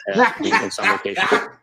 Stop it. Wait, is he Tom Cruise? As we walked up to the driveway in front of how the short garage, is he? we observed a large Lexus black in color SUV. That'd make a bearing huge difference. Massachusetts registration 3GC684. And subsequently, did you come to find out? Is he 4 inches tall? Yes, once we queried the plate, we learned that the vehicle was registered to the defendant. And as you're going by this vehicle, what, if any, observations did you make of the vehicle as you were walking past it towards the home? I observed a damaged rear right taillight fixture on the vehicle. Sure you did. From my vantage point, I also told Trooper Proctor to approach the vehicle closer and confirm what I was seeing, which he did. Oh, because Proctor's so trustworthy. Taillight area, can you describe sort of what it was that you saw during that initial phase? Absolutely. During the initial phase, I observed snow compacted and caked onto portions of the taillight casing. There were pieces missing, and I knew that because the left side taillight was intact. Pieces missing or it's gone? Because it's gone, dude. To the home at some point, are you greeted or do you meet someone in the area of the home? Yes, once we walked up to the front door, I rang the doorbell and Mr. Reed opened the front door with the glass storm door, unable to open due to the level of snow on the ground and on the front steps. And so where were you directed to enter the home from? Mr. Reed directed us to the garage door, at which point it opened up and Trooper Proctor and I entered the garage. We were once again greeted by Mr. Reed and invited into the home. You didn't have to do that. And Officer Barrows, where did he remain when you and Trooper Proctor went in the home? He remained outside with the vehicle. You were always very welcome. During our time in the home, Officer Barrows came in and asked what the plan was and offered to have DPW plow out the driveway because the tow truck was not able to maneuver into the driveway in order to retrieve that vehicle. Now, as far as during any time that you were on scene or at this residence in Dighton, did you yourself or did you observe Trooper Proctor touch that vehicle and at any point in any way while you were? No. And did you observe Officer Barrows or any other personnel beyond the tow truck driver touch the vehicle in any way? No. As far as the tow truck driver was concerned, did you observe that individual touch anywhere in the rear passenger side area of that vehicle at any time that you were there? No. When you proceed inside the home, and when you get inside the home, where did you go and who, if anyone, did you speak to? We were directed by Mr. Reed to the living room where the defendant was seated on the couch. She had her laptop on her lap and her phone resting on the right armrest of the couch. Now, in addition to the defendant and her father, who, if anyone else, was present when you talked to Mr. Reed? The defendant's mother Mrs. Reed was also present in the home. And the defendant's mother and the defendant's father, were they present throughout the course of your interview or your discussion with Ms. Reed? Yes, they were. And at any point in time, did you ask them to leave or anything like that? I did not know. Now, with respect to, can you describe sort of the demeanor or the tone of the conversation that you had with Ms. Reed that afternoon? It was polite, courteous. She had just went through a traumatic event, so we were, considerate of her losing her boyfriend. And we had a normal tone conversation. We were in the information gathering, fact-finding portion of the investigation. We simply wanted to collect her recollection of events that she remembered. And so throughout the course of this interview, how are you, are you standing, are you seated, or how are you positioned in relation to Ms. Reed? How is she positioned in relation to you? She was sitting on the couch. We were standing. They're towing the car across right the now, room. right? Yeah. I don't recall if there was a coffee table, but if there was a coffee So table, they- we would Why be would they standing she seize did it, her right? car? opposite side of that. Exactly. Why would they seize her car in the initial interview? Because that's not adding up, y'all. They're saying that they're still in the initial fact-finding part of this interview. They don't suspect Exactly, her of yeah. committing the crime. They have no reason to take this vehicle at this point, according to his testimony right now. That is true. Yes, we ordered a plow to clear the driveway to tow a truck that we have absolutely no indication is involved in any crime so far. There is no reason that he should be towing that car, according to what he just said. None whatsoever.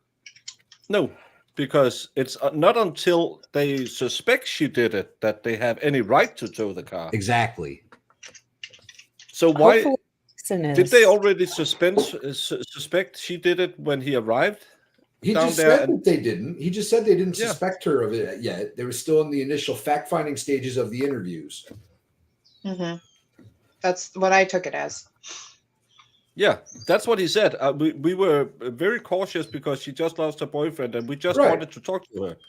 But Yeah. he just stated 5 minutes ago he ordered a plow to help the tow truck.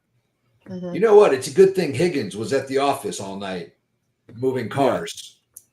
Yeah, Yeah, otherwise that plow wouldn't get there. it's Did I interpret that wrong? no, That's what he you said, interpreted it absolutely read. No, No, that's how I got. this I one. took it. I hope on the defense they will bring this up because it makes no sense why you would order a tow truck before you enter the residence Doesn't make and any talk sense. to her and say, "Were you More- driving this car yesterday?" Because More they don't. more than it not making sense, it would be illegal. They can't Yes. just come and steal your vehicle without probable cause and a search warrant. Well, yeah, when they want to question her first, and because like the way he said that too, she just lost her boyfriend, but you think that she did it. So Yeah. Yeah. why are you phrasing it that way? That's what got me. It's Dirty. Coffee table, if there was one present. I do not remember if there was one present, but that's the distance approximately from me to the defense table. And if you could describe to the jury, sort of how did that interview or how did that conversation begin? What was said? First things first, we introduce ourselves, advise the individual we're speaking with, who we are, where we work, and what we're looking to find out. The defendant was advised that we're looking to get a recollection of the events, what happened, what she observed, what she remembers from the night before, and to walk us through the last 24 hours or so of activity. And Do prior I need to give it instructions to Riley? I'm not sure For exactly. what? Why don't I see counsel at sidebar for a minute? What instruction do you keep giving? For what? Pay no attention to the fact that this officer is a lying, treacherous bastard. Yeah, that's what the instruction they need to give. yeah, we are too biased. So we just want another innocent person to walk free. Put her to jail.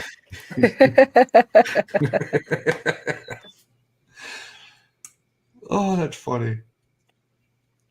Yeah, wading through snow at waist deep, you imbecile. God. I mean, was he that short? She had one. We're gonna now need to do a height test. Yeah, he must have been like, what, 2 feet tall? Well,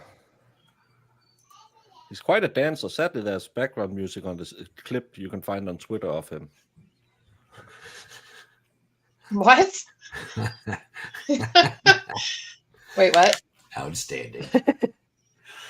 Don't think about it. All right, so I interrupted you, Sergeant, and I'm going to instruct you jurors, okay? We're about to hear testimony about statements allegedly made by the defendant, Karen Reed, allegedly concerning the crimes that are charged in this case. Before you may even consider any such statement as evidence, the Commonwealth must prove to you beyond a reasonable doubt that the defendant made the statement that she's alleged to have made, and that she made it voluntarily, freely, and rationally.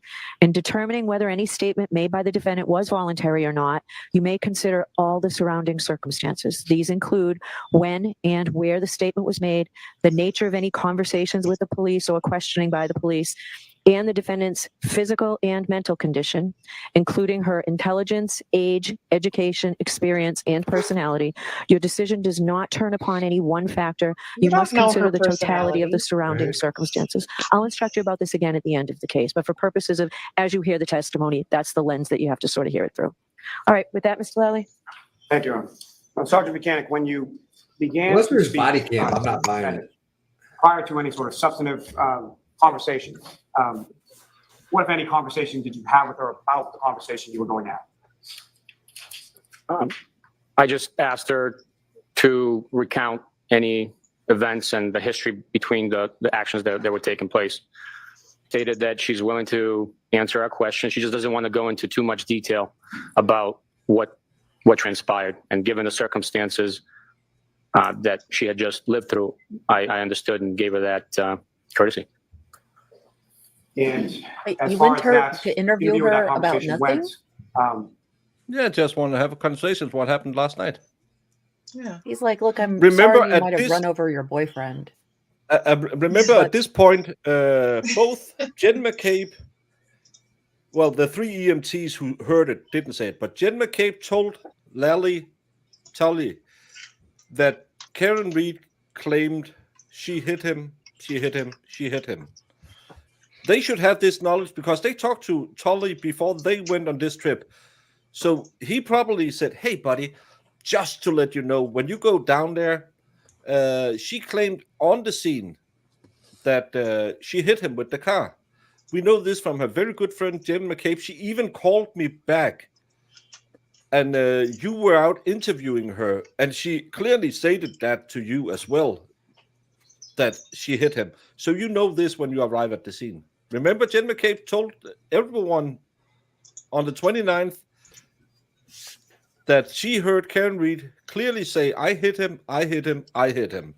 No question. This guy was in Jen McCabe's house before he went to the hospital, before he went to Tainted or whatever that town is named. So they have all the probable cause, but he never said they knew that. And now he's just want to have a tete-a-tete with her. Yeah, you want to have an informal interrogation with a person you think is a suspect, but right around her coffee table with the Madonna, coffee book is where we do this. This has nothing to do with anything, but we tried that conversation or the contents of that conversation. The Jenna Jameson autobiography. Good read. Good read. Oh my God. I'll have to Absolutely. The conversation was normal tone of voice like I am speaking to you right now. Ms. Reed responded in the same tone of voice, answered questions. The content of the conversation began with her saying that, as I stated, she doesn't want to go into too much detail, but she was willing to answer our questions. We asked what she had for plans, what she had for as far as activity the night before, leading up to Mr. O'Keefe being discovered. She stated that she was in a relationship with Mr. O'Keefe that morning, meaning the 28th of January. She got into a fight with Mr. O'Keefe over what the niece and nephew were being fed for breakfast, or what they had for breakfast. She went on to say that she met Mr. O'Keefe at C.F. McCarthy's approximately 9 p.m. the night of the 28th of January, 2022. She stated that the gentlemen were drinking, consuming beers, Bud Lights, and she was drinking vodka soda. Bud Lights? Prior to moving on to That's why she's charged. the bar at Waterfall, the defendant was asked where she parked her vehicle. She told me that she parked her vehicle on Washington Street across the street from C.F. McCarthy's facing northbound. So the vehicle was on the side of Waterfall Bar and Grill. We went on through the conversation, the interview, to the Waterfall restaurant, at which point she was asked if she left C.F. McCarthy's with a beverage or a container from that establishment, to which point she stated that she did not. She also confirmed that Mr. O'Keefe did not have any injuries on him when she interacted with him at C.F. McCarthy's or the Waterfall. She did not get into any verbal or physical altercations with anyone to have sustained those injuries.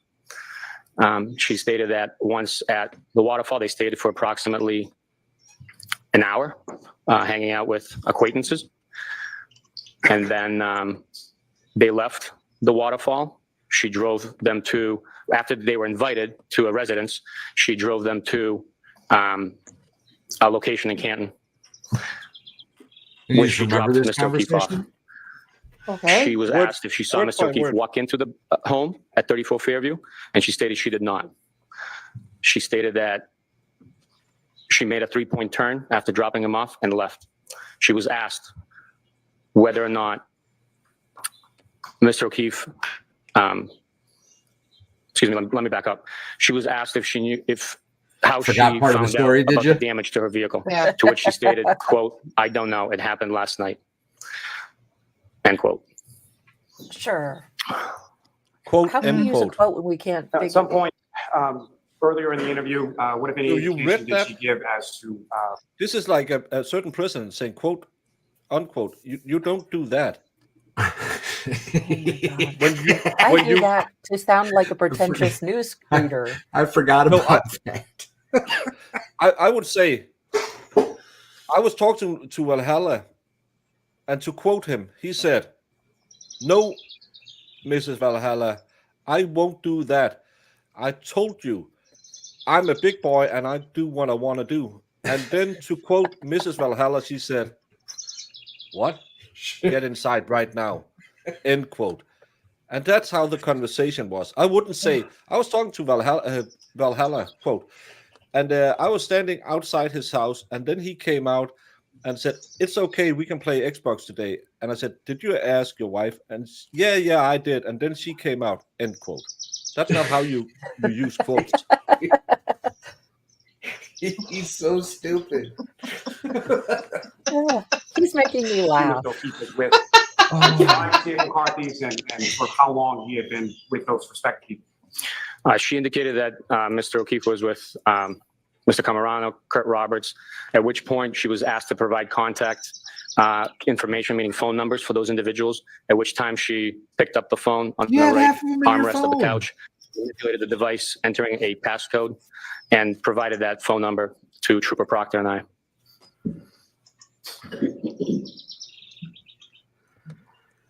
Oh, boy. At any point in time in the conversation or interview you had with her, what if anything did the defendant say in regard to why she had not gone into the residence at Fairview Road herself? The defendant stated that she was having stomach issues and did not want to enter the residence. She didn't Now, want to what if hang out anything with did she them. tell you about the later on that morning of the 29th? She stated that when she woke up, she began looking for Mr. O'Keefe. And when she found him in the snow, she began CPR on Mr. O'Keefe. And what, if anything, did she say to you about any observations she made of Mr. O'Keefe later on that morning as far as any injuries to Mr. O'Keefe? The defendant stated that while she was performing CPR, Mr. O'Keefe had sustained injuries and was bleeding from the nose and the mouth. And if you recall, what, if anything, did she say about Mr. O'Keefe's eyes at that time? And we know she wanted an extra hotel room just for them so she didn't have to share a toilet. I think that's common when you have Crohn's disease. Yeah. Yeah, my brother has it. And Yeah. he does that all the time. I think bitter beer face runs in his family. The defendant stated that Mr. O'Keefe's eyes were swollen. Is that both eyes? Is that correct? That's correct. Well, yeah, I'd like to know where all that information of that conversation Now, As the recorded interview or progressed, dictated. at some point, did you ask questions seeking further details? Like a vice Yes, I trap. did. And details about what specifically were you asked? Once we got to the point in time where the defendant told me she did a 3-point turn, I asked her to walk through step by step of her operating the vehicle and exactly what she did. Prior to that, I asked her, so she was asked to give a step by step recollection of how she, what she did in manipulating the vehicle and leaving the scene. And at that point, was the interview terminated? Yes, it was. Now, once the interview concluded or was terminated, what, if anything, did you do with reference to Ms. Reed's phone and the defendant's vehicle? Once the interview was terminated, I advised Ms. Reed that her phone was going to be seized as evidence and her vehicle was going to be seized as evidence as well. And did you subsequently seize both of those items, sir? Yes, we did. And similar to the clothing of Mr. O'Keefe, as far as evidence was concerned, was that packaged and taped and transported back to the office in a similar fashion? The device was, the vehicle was transported via tow truck that was dispatched by Dayton PD on our request. And so when you get back outside of the residence after the conclusion of your interview with the defendant, what, if anything, did you observe going on with regard to the driveway and or any other vehicles that weren't there when you went into the house? During our interview, I glanced out the window and I saw flashing amber lights and a tow truck plowing the driveway. So the driveway was plowed and the tow truck was, plow truck was plowing the driveway, not the tow truck. And the tow truck was loading the vehicle onto the flatbed. And from at any point in time when you were outside of the residence, what, if any, observations did you make as far as cameras or anything? No. You never cooperate with the police. You always say the magic words, "Je vous désirais une lawyer." Or, I want a lawyer. If you're not Or you friends just like count Danny. to 5. Yeah. 5. You never ever cooperate because we don't know what was said in Weird that. thing to do. We don't know what No, was the said in. Fifth Amendment or the. Oh, there you go. Okay, I got it. Sorry, Yeah. Baker. Continue. Yeah, we don't know Sorry. what was said in that living room. Imagine if she had said, "I would love to talk to you. I'll call my lawyer. I would arrive on Dayton police station within 2 hours, and then we can have an interview." Then Mr. Steel Trap mindset wouldn't sit here and remember everything she said without looking at one note, even though he had to remember that he has to say abrasions instead of lacerations because he messed that up. She can clearly remember whatever she did. She manipulated her phone and showed it to us, or gave her the number. That's a word, again, to imply she did something shady. No, she opened her phone. And you never cooperate. You always say, "I would love to, officer. I'm just going to call my lawyer, and then I'll be down at the police station, and we can have an interview." He will then say, "Well, we just want to talk to you." Because if she had had Mr. Giannetti on scene the first day before this interview, I bet you she wouldn't have been here today because she just wanted to help because she was innocent. And then Proctor and Bukaknik went into overdrive and all of this happened. Word. Yes. As a dude that spent literally his entire adult life as a cop, as an MP, as a Marine, as a cop, as a state trooper, why isn't any of this recorded? Why didn't he turn on his body cam? Why didn't his dash cam activate? Why is none of this? Because on camera? he said quote unquote. That means it's true. He said quote unquote. Jesus, y'all. He said quote unquote. And it's official. Yeah. Look at Zachariah Anderson. Zachariah Anderson was innocent and interviewed, and he said, "Yeah, I'll talk to you. Yeah, I had done nothing wrong." The first word out of your mind is, "I'm just going to call Rubia." Rubia and when she comes down here, when Rubia is down here, we talk to you all the time because she'll just make sure that you read me my rights and you have a tape recorder, and she will stop any question that's impeaching any of my constitutional rights. even the most important one.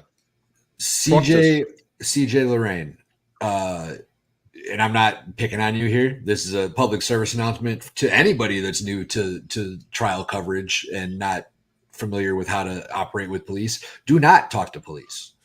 Do not talk to police no matter what. If you're innocent, guilty, doesn't matter, because they will twist your words and it will make you say things that you never said. Yes. And they will drive meaning into things to twist the meaning of what you actually said. Never I mean, talk even her sitting here having a normal conversation with him, telling him like what they did that night. Even her, see that little stupid comment of like, oh, he was mad at me because I fed the kids Dunkin' Donuts. Like they even twist those things, those stupid little innocent things. Yeah. Yes. Shut the fuck up Fridays every day, y'all. Every day. Yeah. Yes. And again, when you go in there and you say, well, yeah, that's we were a little arguing a little bit about the Dunkin' Donuts. No, they were having an argument. Yeah. Yeah. Not about the fact that she bought her a donut. It was an argument and it was very serious. Yeah. Exactly. They turn all that stuff into serious matters, and you could be like, wait, that's not what happened. I bought the kid a donut. That was all. Yeah. And he just got mad because he's like, stop feeding them junk food. Go on X right now. Look up any one of the lovely people who always sit there and say stuff like this. I like turtles. And ask them if Karen Reed testified, I did it. Because they all heard her say that in that clip from a TV interview where she clearly, remember English is my third language, said, I hit him. I know infractions is different, but on paper, everything is guilt. Alex, who did like that on the exterior? I did not see cameras on the exterior of the home at that point in time. Subsequent to that date, did you become aware that there were exterior cameras that record on the exterior of home and that? Subsequently, yes, we learned that there was Look at his avatar. video recording of the residence and the driveway. Down there, bro? Yes. That's funny. I just saw it when you pulled it up. I'm showing you with this. You recognize that, sir? Yes. Oh, why are you doing my boy dirty? I recognize to be Tainted videos as it relates to the location where the interview and the vehicle was seized from. And what's contained on that, as far as the video is concerned, is that a fair and accurate portrayal of what you observed as far as the defendant's vehicle being loaded onto a tow truck? Yes, it is. Thank you. And if I can, Yes. So now we can see the busted tail light on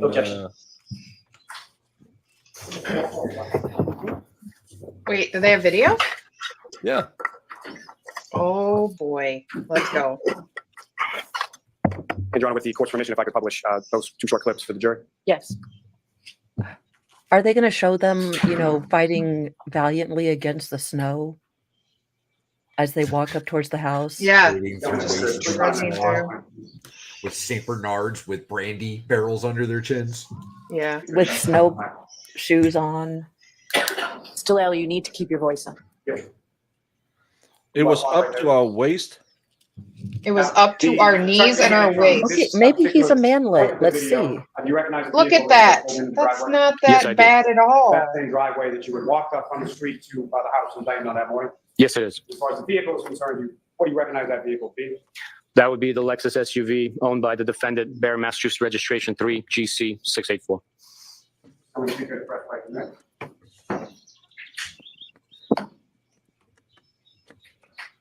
Waist deep of snow. If you look really Karen hard, you just can see that disappears.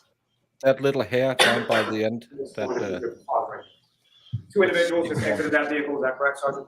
That's correct. Do you recognize who those individuals are as far as who they are and what part of the vehicle they exited from?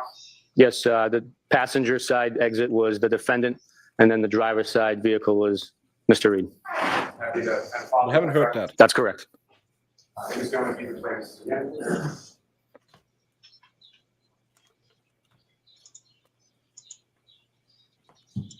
Sergeant, toward the end of that video, did you observe the defendant and her father in any specific area in relation to that vehicle?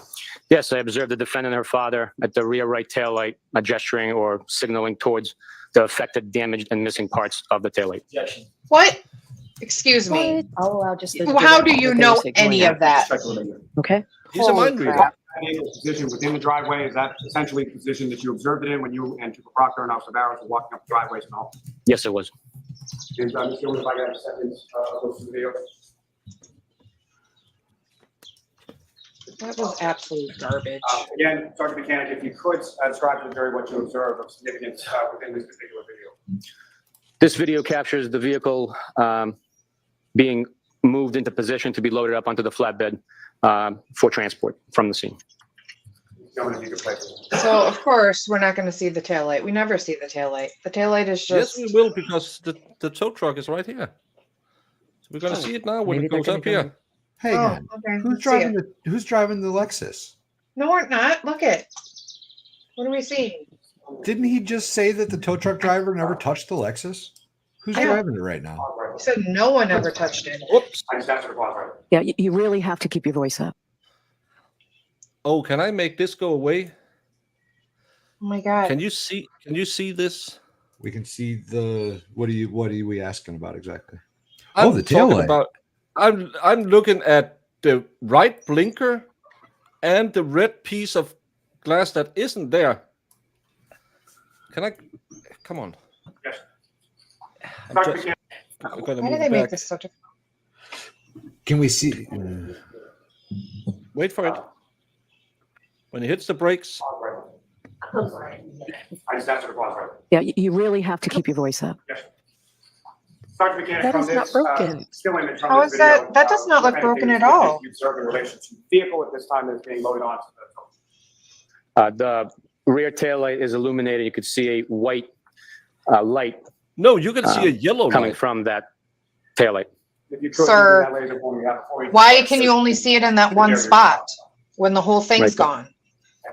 Just go ahead and do the play this, Now it's white. Yeah, okay, that's white.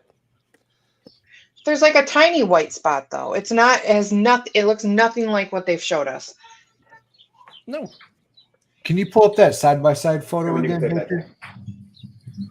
Because the Now, only Sergeant thing Mechanic, left. As far as when you left the residence in Dayton, where is it that you went? Can we turn the lights on, Mr. Lally? Yes, my apologies. Once we left the residence in Dayton, we proceeded following the tow truck back to the Canton Police Department. And was there anywhere else that either you or the tow truck went between Dayton and the Canton Police Department? No, sir. And when you say we, it's yourself and Trooper Proctor, is that correct? That's correct. Now, once you arrived at the Canton Police Department, where did the vehicle go?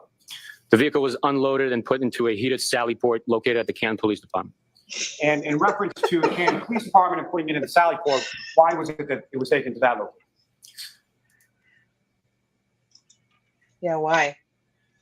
That is not the condition that taillight was just in that video. Exactly. I do not That's believe not that at even all. close. That would have been. It would have been bright white. You have red down here. That is not even close to the condition that the video just showed it in. And at some point, subsequent to this, did you learn that there are exterior cameras of the Canton Police Department as well as cameras within the Sally Port garage area? Yes, I did. And have you reviewed each of those respective cameras prior to your testimony here today? Yes, I have. May I approach, Your Honor? Yes. This dude is bald-faced lying on the stand. That's crazy. I'm showing you a disc, just ask to look at that, look up in the phone. You recognize that, sir? Yes, I do. What do you recognize that to be? The Canton Police Department driveway with video. And what's contained on that is that fair and accurate portrayal of yourself and the tow truck pulling into the Canton Police Department driveway on that afternoon or early evening of January 29th. Yes, it is. May I approach, Your Honor? Yes. Almost 15 minutes in that exhibit. Okay.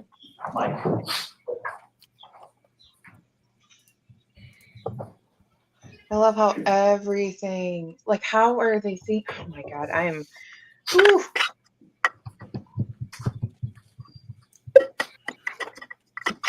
Listen, Trooper, you're making Jamie mad. You better calm down with all this lying. Well, it's just. It's crazy that like everything they keep showing us is like. Okay. They're literally trying to be like, look Look, it's gone. Look. And Your Honor, with the court's permission, we publish that video to jury this time. Okay. I'll take away your wrench, sir. Jesus Christ. Hi, Just David. For reference points, in regard to this view of this camera, Sergeant, you're familiar with Canton Police Station? Yes, I am. So where is this camera view in relation to the Canton Police Department and the Sally Port Garage where the vehicle eventually goes? This camera is capturing the driveway entrance to the Canton Police Department. As viewed from Washington Street, that driveway there is on the left side of the structure. The camera itself is pointing towards the entrance of the driveway to the Canton Police Department. As you can see, the brake light illuminated in the shot. That is a Canton Police cruiser sitting at the edge of the driveway right by Washington Street. So for orientation purposes, as far as the tow truck and your vehicle, is that coming from the top of the screen to the bottom to the top?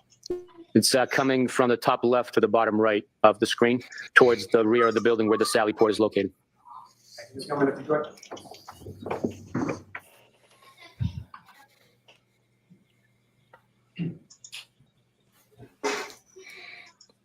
Mechanic Smurf getting all uppity. What's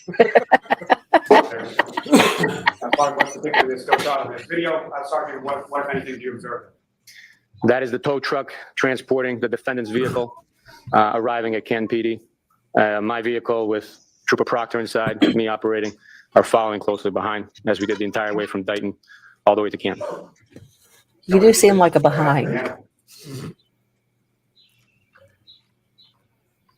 Come on. Of course you can't see the tail light. Very convenient, guys. No, but we know it's backed into the Sally Port, so we can see it on the Sally Port video. Oh, it's backed in? Oh, great. Can I also point out real quick that he does in fact drive a Toyota? That was a Toyota Tundra.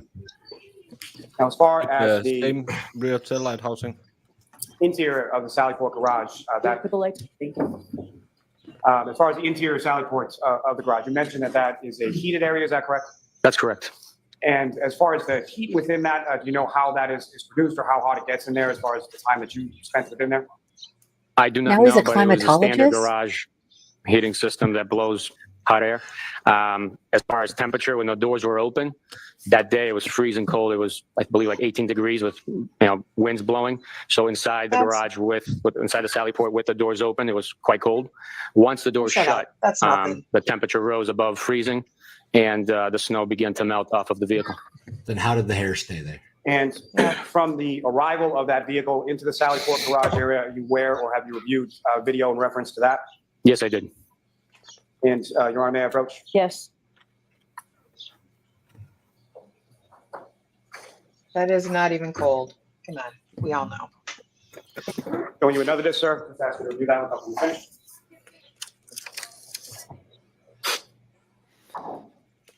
Half day tomorrow, right? And do you recognize that, sir? No. Yes, I do. Does that contain the video that you were just testifying about as far as Wait, the yeah, arrival of half the day vehicle at tomorrow, the no Canton Friday. Police Department Sally Port garage? Yes, it is. May I approach, Your Honor? Yes. I'm all to introduce in a minute. No objection, Your Honor. Remember, Jamie lives in a. Now, Sergeant, before we get to that In a video, cold if I could hillside. just ask, if you know, approximately what time was it that you left Dayton?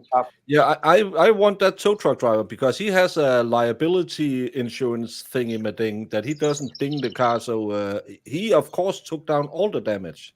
Following that tow truck back to the Canton Police Department? We left Dayton approximately 4:15, 4:20, and we followed the vehicle back to Canton, arriving probably around 5:30 or so p.m. Thank you, sir. Iceland isn't that cold. Your Honor, with the court's permission, if we could publish that video for the jury. Okay.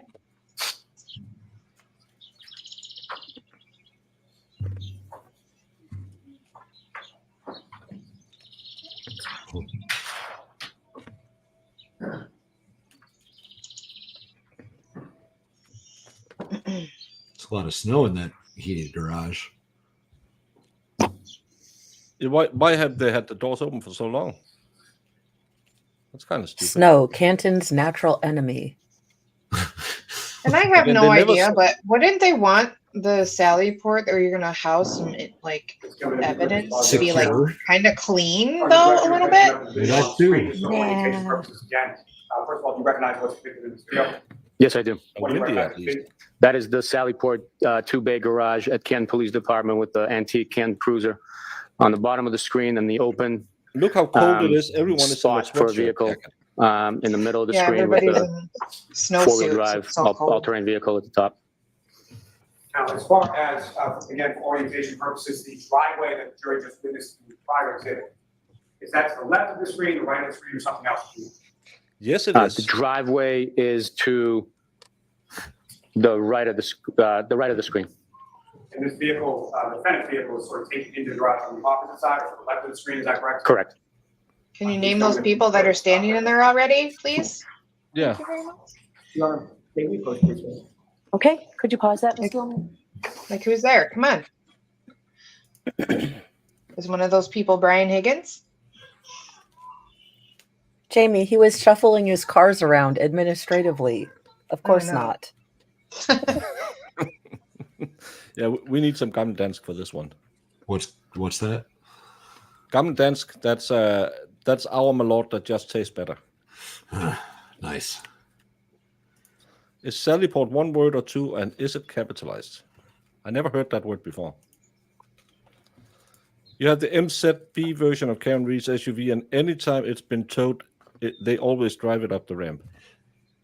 Do you say Z or Z? MZB. Weird. All right. It's Canadians call it Z. British call it Z. Americans, we say Z. A short afternoon break on long days at about half an hour. I think the better use of our time is to give you a 10-minute break now. And then we'll go. Oh, 10-minute break. Let's go back. Good job, Sue. That's what I said.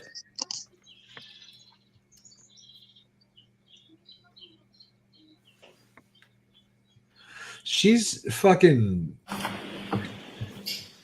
Sam, just for a moment. How in the world can anybody doink say that she's feeling the pressure of the weight of this and blah blah blah? Like, Well, witness. I don't get people. Leave the stand just for a moment. Valhalla, 2 weeks to slow the spread. Yeah, we'll see you back here in about 10 minutes, Sergeant. Back in 10 minutes again? 10 minutes. Bev, do you need a smoke break? You are unmuted. Okay, so you want us to watch this now? If you please report, yes. Oh. Oh. So get this shit over with. What are we doing? Karen was awful excited about something. A Wadia thingy on it? Maybe. But they made the witness leave too, so that's weird. I don't know what the...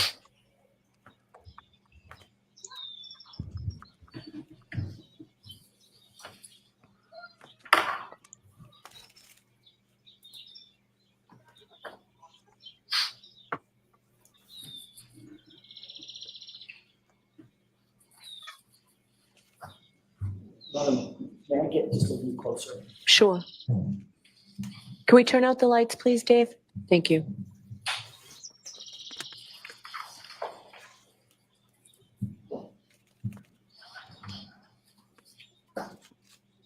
How is the snow where it is on that Taillight?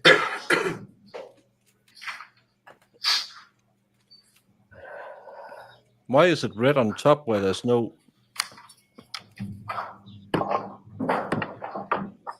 Did he take a picture of the back? He took a picture of the front plate. Why didn't they shovel the snow before the car arrived? That's stupid. Yeah, sure is. I know. Then you must learn Swedes.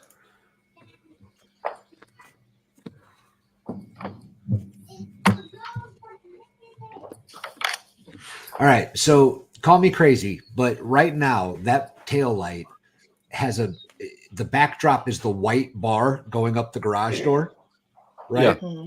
If there wasn't lens there, it wouldn't look like that, right? It doesn't bubble out, right? It's got Yeah. the bubble, and it should would be much more reflective.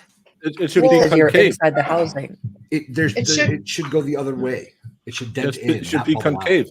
Yes, that's a better way. That's what I'm saying. Because I was staring at it. I'm like, it looks bubbled out. Like there's something there. Yeah. There's more headlight lens in this video than is supposed to be on the car. We are watching this video because the defense made an objection. The jury isn't in the room. The witness isn't in the room. Yeah. Now everyone is standing around doing nothing. No one is looking at the car. They're shoveling snow. And would you want to shovel that snow away if it may have had evidence falling off the car?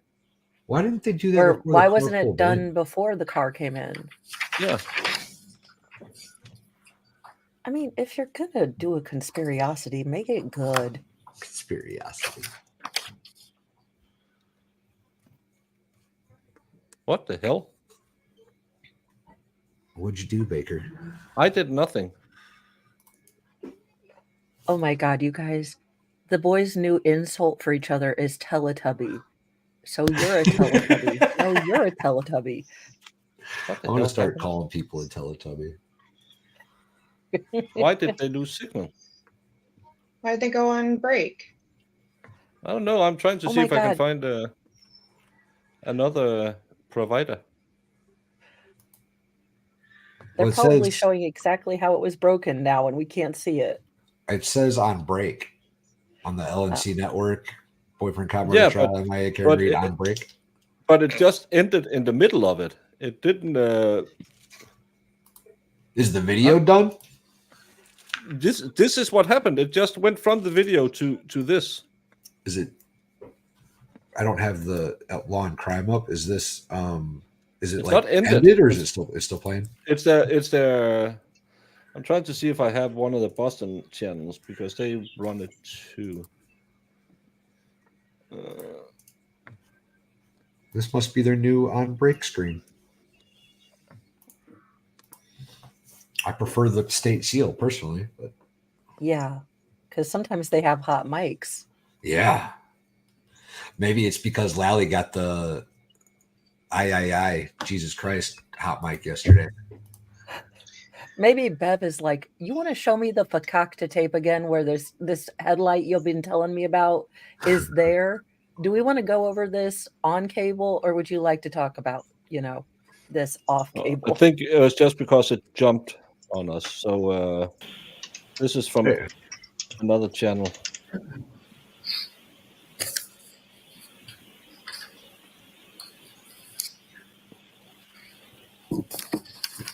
I'm standing around. Run dollies through. I mean, Mo's shoulder almost looks like the baker's got a big old bare belly sitting under his apron.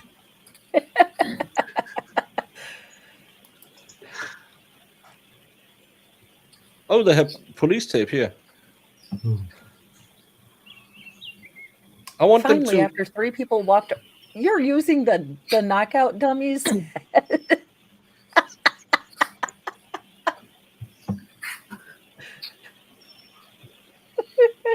This is a crack team of investigators. What the actual F is happening? Oh my God. Oh, and that little. I thought it was a y'all. I thought it was a guy for a second there. I was like, "You're gonna make that guy stand there with it around his neck." This shirt effing looks like the one he had on. Maybe it's a local Boston thing. Valhalla, asking for a friend, but is this how military intelligence investigates things? Is that the end of it, Mr. Lally? Also, Would where you can I go? get The end of a it was beat gonna- 'em up doll? Okay. Just asking for. I'll be All right. honest. Lights on, please, Dave. Thank you. Some of the missions that I've done, the All military right. intelligence. So I have a copy of the This printed still might be docket better. on 424. Paper number 347 was the Commonwealth's Notice of Discovery XL. I just asked Mr. McDermott to print it for me. Our printer up here doesn't work. Oh, it's not on the docket. All right, so that was before we impaneled. That was the day, I believe, of the long motion in limine trial. Did they just play a video they weren't supposed to play? All right, I guess so we'll take a so. 5-minute break, okay? Thank you, Honor. All right. It sounds like they did a poo-poo again. Let's hope I'll they be didn't. honest. It wouldn't surprise me in the slightest if Lally messed up entirely and gets a mistrial. That wouldn't surprise me in the slightest. I mean, I would kind of. it seems like he was. Get out of here. I hope not. No. God, could Well, you imagine having to sit through this again? Jesus my Christ, No, bro. but then they can just forget about the case and say, well, We tried. we don't want to waste money on it. I don't know. I'm Motion just at that eliminated. point where He's so over it. I'm just the funny thing is I was really looking forward to this case because it's a great defense team. There's something in it I can see the state using. Yes, that tail light. What can you see? What can't you see? It's the eyes that sees it. What your preconceived notions of what you're gonna see will be. I thought this could be an interesting 3-week case. I'm going to be done with another cross-stitch project before this case is done. Frankly, I am still excited because I love some AJ and Unetti. Oh my I'm a god, fan. I'm a huge Can we fan. just skip It's to- because Lally just drones on and on and on, and then once he's done, oh, it's so exciting. Can 'Cause we get Can to we hear do this the- baseball stick where we forward the movie and just go to the defense? Yeah. That would be the easier route. Yeah, that's not what we're gonna have. We're gonna have the worst one. Prevent double jeopardy.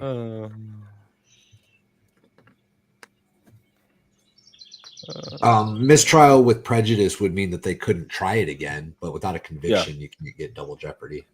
So I think your idea is right. Your terminology is weird, JKD Buck, but I think you're right. So they called Berkey. So I feel like they're gonna call Proctor too. I think Baker's right. I think they're calling him and having him get all this crap in so that they can try to avoid calling Proctor. Probably, but you can't. You're not going to be able to avoid it because the defense has. I mean, yeah, they can go and say, "Hey, look, you didn't call him, and they didn't call him, so something's going on." You got to get those text messages in.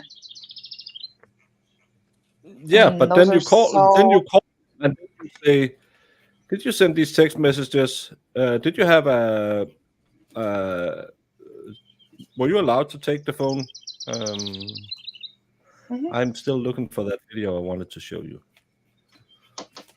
But I want Proctor to answer these text messages. It's Yeah. not going to be as fun if they get him in somehow through somebody else. I want him to look people in the eyeballs and say, "Yeah, I really wanted her Yes, to I unalive wanted her herself, to. and I would like to find nudes. It was great." Gross. I don't always look through evidence I collected illegally, but when I do, I look for nudes. He looks like Well, the I kind mean, of guy I that would would too. look through nudes. To be fair, in my commune, you can bring up your kink if someone asks, and I would ask all the questions. So I'd be like, "What'd you find?" Did you do freaky stuff? Is this a Mexico level or Thailand level of cray cray? Yeah, like what level of Hail getting Marys and Our Fathers will I have to say after I watch this? There's a threshold. It's got to reach a certain amount before I'm willing to look. Yeah, I mean, if what I'm going to does that buy an mean? indulgence, It means I don't want it if to it's worth it. vanilla. I mean, sometimes vanilla's fun. Just to take a peek. But sprinkles exist. But yeah, I mean, Oh, Jesus. My grandma is up in As you all heaven, know, like, this is a health we don't know health her. conscience channel, so we recommend regular exercise, and Yes. nothing is better than get your dance on. Get your cardio in, boys. wait, what? What in the name of Jesus H? Okay, he is a Michael J. Fox This is man. how tall Sergeant Bukaknik is. Oh, little fella. stop it. Well, no wonder he was, waist deep in snow. He's like 3 feet tall. He Remember, is. He's everyone. 5'1". 5'1". Make sure it's consensual No, with I'm just the joking. shirt I don't before know. you do those moves. He's too sexy for his shirt, Baker. Oh my god, that was like, Hey, Vanilla, we just beat you 2-1. Okay, can we just have the defense add that in for no reason other than to make him look ridiculous? How about just You like said an you were like- waist high. Was that because you didn't have enough strength in your legs? Your cardio Is it seems on because it point was- when we see this video. The waist high Because it snow, was was that raining, in man. fact due to you being a manlet? Yeah. Are you best friends with David Hogg?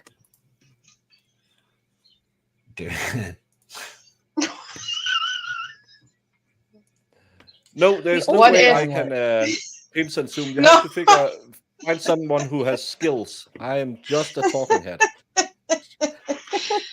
Was it in fact raining men, Mr. Berkey? Dance time for office. Were you in Officer fact too Bukakis hot, is at too Moist sexy for Oak your Plaza. shirt? Were you in fact too sexy for your shirt? That was the I theme love- song right before he got the name Bukaki. And I love that That was his anime entrance music. Rumble comes in with the dance time for Officer Bukaki is at the Moist Oak Club, just to make Amy happy. Gross. Gross. Thank you. BC, close back. He could keep that to All right, himself. so we're ready to pick right up where we left off. We're ready. Thank you, Robert. Why do we not have camera yet? So I'll just be Come on, clear, Lauren. the objection's overruled, Mr. Jackson. Of course it is. Thank you. Of course it is.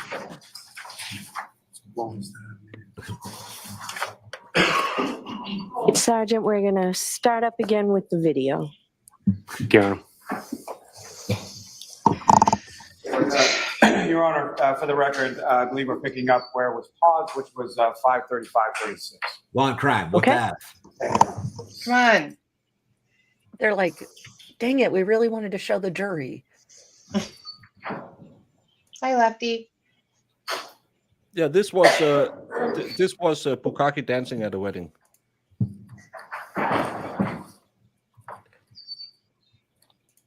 It's not entered into evidence yet. Sergeant, as far as the condition of the vehicle as you observe it in this sort of pause, A lawn and shot trim on video, bio break as well. is that fair and accurate portrayal of the condition as far as the Where's the audio coming from? snow or ice or anything you observe on that vehicle? From the courtroom, when of it came course. into the Sally Port garage? Yes, it is. It's not me There's no way that we could- talking. Oh, there it is.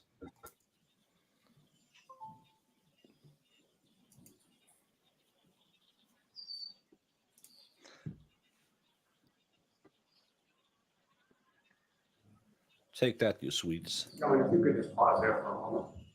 No, we beat them 2-1. Sergeant's almost falling in the video. All right, so keep your voice up. Sergeant Mechanic, with reference to any individuals you see in this video, do you recognize any of those individuals? I can recognize Trooper Proctor myself. Other than that, I don't remember exactly who else was present at Bull this crap. moment in What's time. the You can name of the remember dummy? word If you by could, word sir, what he using the said way to the you. order before you just direct your attention to where you observe yourself and where you observe. That's Trooper Proctor and myself. Yeah. At any point in time when you were present with this vehicle in the Sally Port garage this evening of January 29, 2022, did either yourself or did you observe Proctor touch or manipulate in any way the right rear passenger side area of that? Oh, shut No, up. we did not. Ms. Gilman, if you could play them here.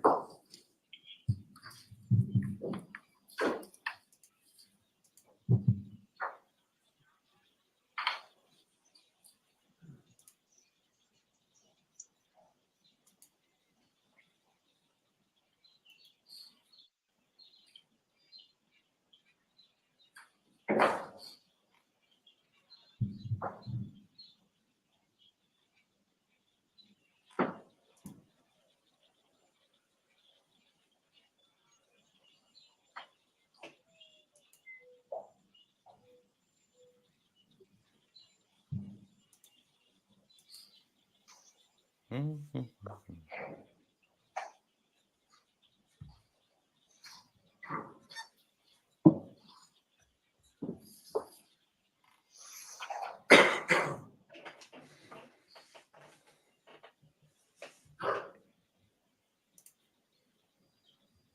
Yeah, when does it cut off? Yeah, that 30-minute drive took them more than an hour. It will play Saturday. Which part is missing? I only saw some jumps in it. I don't know where it's missing. Well, also, when are they saying, I mean, because wasn't the whole thing that he was breaking it out while he had the car for that by himself? What? When did he- I'm not understanding what you're saying. Proctor. Yes. He had the car by himself. Yeah, the 90 minutes that the. What was that all about? Well, let's wait for the defense to clear that up. I'm not. Yeah. Why do you see an intact operational tail light? Because it's broken. It's clearly broken. You haven't seen this guy? We just saw it 5 minutes ago. But look at how the snow is already melting off this car, and that brave little piece of hair on the back still stuck to it. Mm-hmm. It's like a brave little toaster.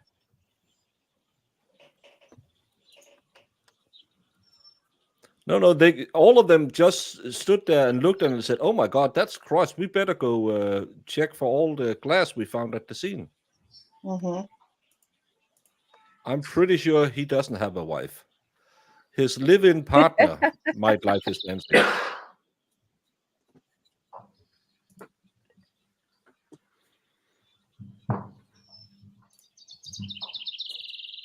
Yeah, this is not frozen to the side of the car as people claimed. No. Yeah, the dolly would be a great way to accidentally bump the light and. I want to take a pause there just a moment. Sergeant Mechanic, what you're observing in this video, what you've seen or what you recall from this, what is it that you and Proctor and some of the other officers are doing now?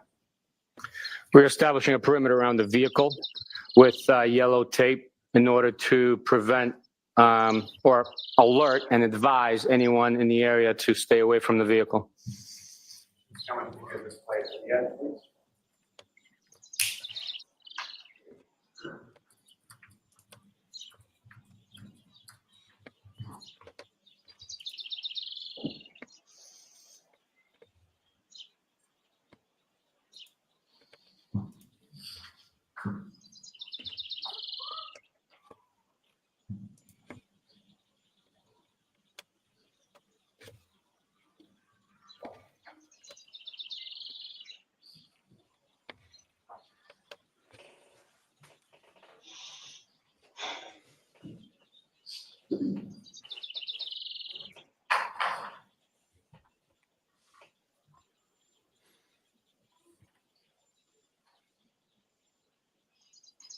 Yeah, you can remember everything, but you don't remember who the other people in there with you were. I call BS. Yeah, it's going to be interesting when all these five cops coming in and say, "Yep, that's exactly how we saw the tail light."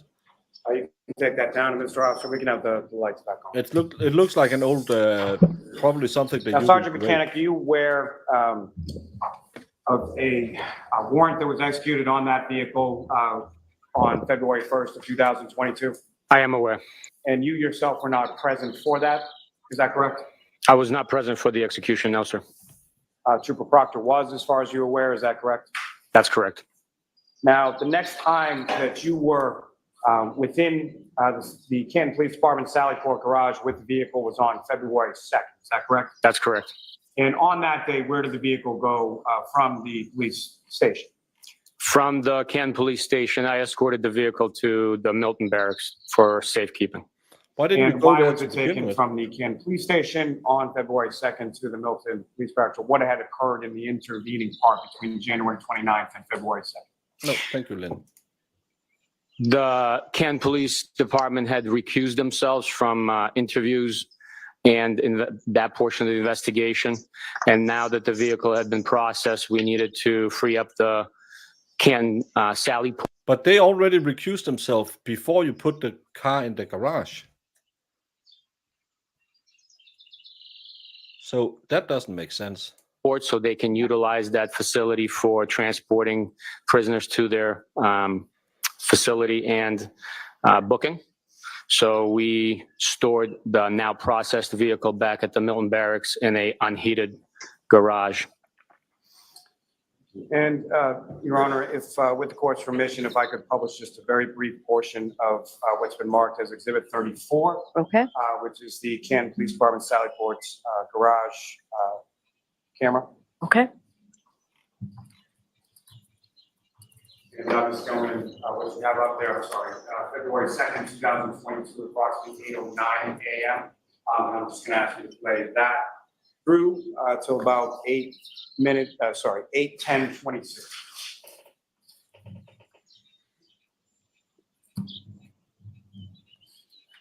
Did I go blind? All of us did, I think. Wait, what is that? Sergeant, just for orientation purposes, again, this is another camera from within the same Sally Port garage, is that correct? That's correct. That's the opposite view from what we just viewed in the previous video. Oh my God. And as far as any of the people in this video, do you recognize any of the individuals in there? I believe that's myself and then another officer. I don't know who that other officer is. And just again, using the laser pointer, if you could, direct Is it Higgins? where you see yourself. And as far as the condition of the vehicle from January 29th, when you saw it on that day, to February 2nd, when you saw it on that day, as far as the exterior of the vehicle, what if anything was different, or what if anything you noted or observed? I noted the taillight removed and the evidence collected. At this point, it doesn't matter what the tail light looks like because they yanked it out the day before. As far as the snow and the cake on ice that you observed on that prior day, was that still present on February 2nd? No, that had melted away. Why is this video even worse the closer we are? Through the 8:10:26.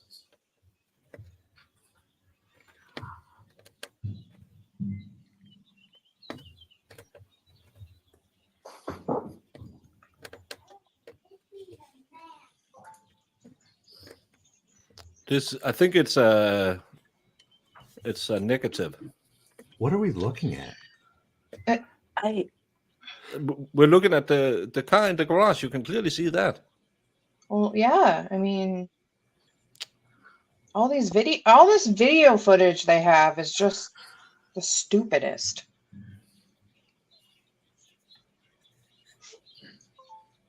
Isn't this facing the opposite direction now? Yeah, no, it's that's what they it's said. another camera.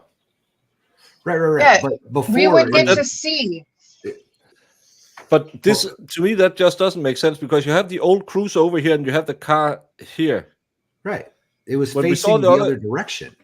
Yeah, the SUV has been turned around, Why and did it then get we are turned around? we are watching from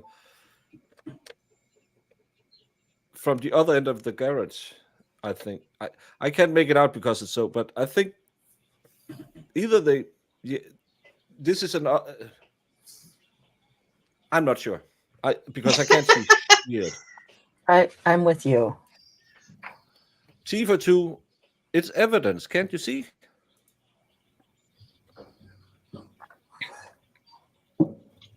Yeah, but if it's a second camera, No. then the car has been turned around. So are they backing it out?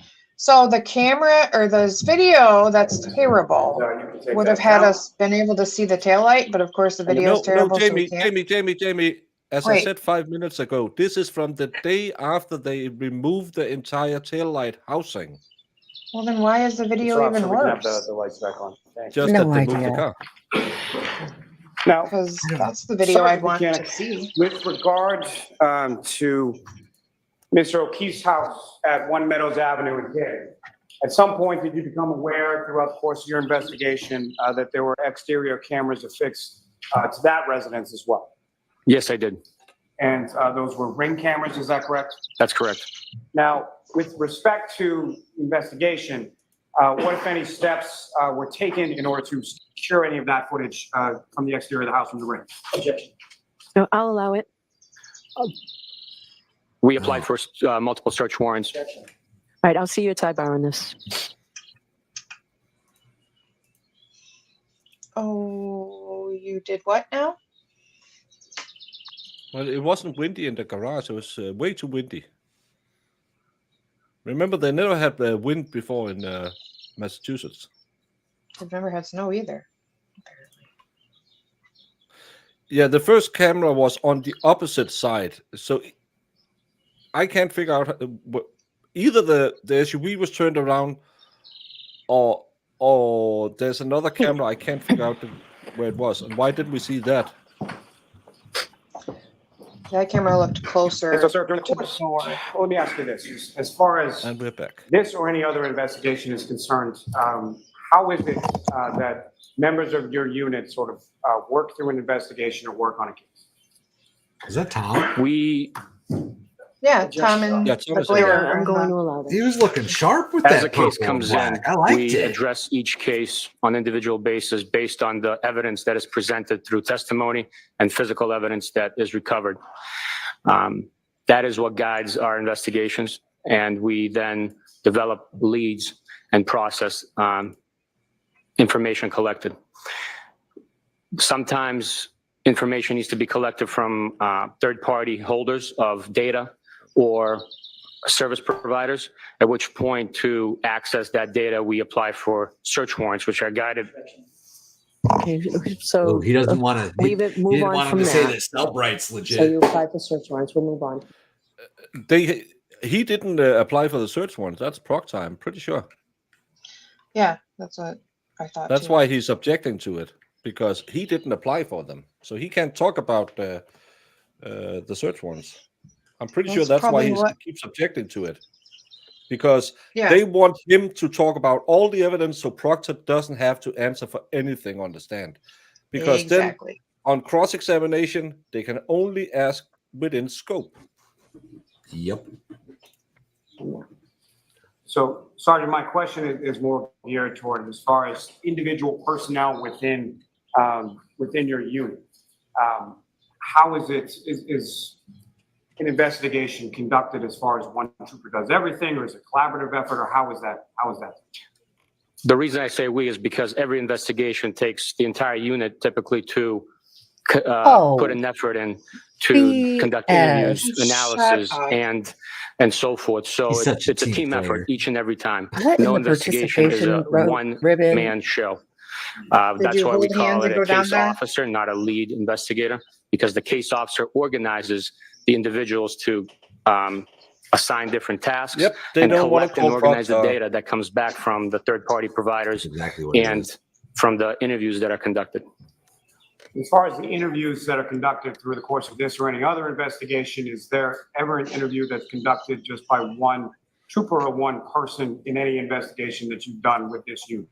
It is, no, we conduct interviews with two people, whether it's a trooper and a local detective. Oh, I love that they Or won't two call troopers Proctor. assigned to our office, other state police agent, unit within the agency. Now, as far as Bad. the case It's gonna be officer, bad either way. Who was the case officer on this particular investigation? The case officer in this investigation was Trooper Michael Proctor. And Trooper Proctor works under your supervision, is that correct? That's correct. So as far as a search warrant for the Ring video from One Meadows Avenue, who specifically sat down, put pen to paper, and wrote the search? Trooper Proctor was the affiant. And as far as from that search warrant, are you aware of the materials that were provided by Ring in response to that search warrant? Objection. I'm going to allow it. I am aware of it. And have you reviewed both the material as well as the videos that were provided by Ring in response to that search? I did. Now, with reference It's okay. to those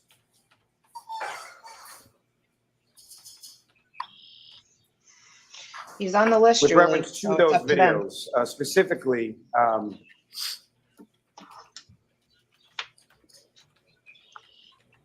did you observe if you know, with respect to those videos, how were they sort of ordered sequentially, when in the manner in which they were provided as far as date, time, things of that? Ask it differently. Ask it differently, Mr. Lally. Yeah, call So Proctor. the videos that you received from Ring that you reviewed, correct? Yes, I did. Objection. No, I'll allow that. So he's reviewed videos from Ray. Next question. What, if any, information did they contain as far as date or Objection. time? The data provided back from Ring. Why wouldn't you object to that? Why would you object to all the other previous questions and leave that one out there? What are you talking about? Just want to show you this one. Was this video and why was this why they had this big sidebar? Because this video didn't have the missing minutes. Look at this taillight.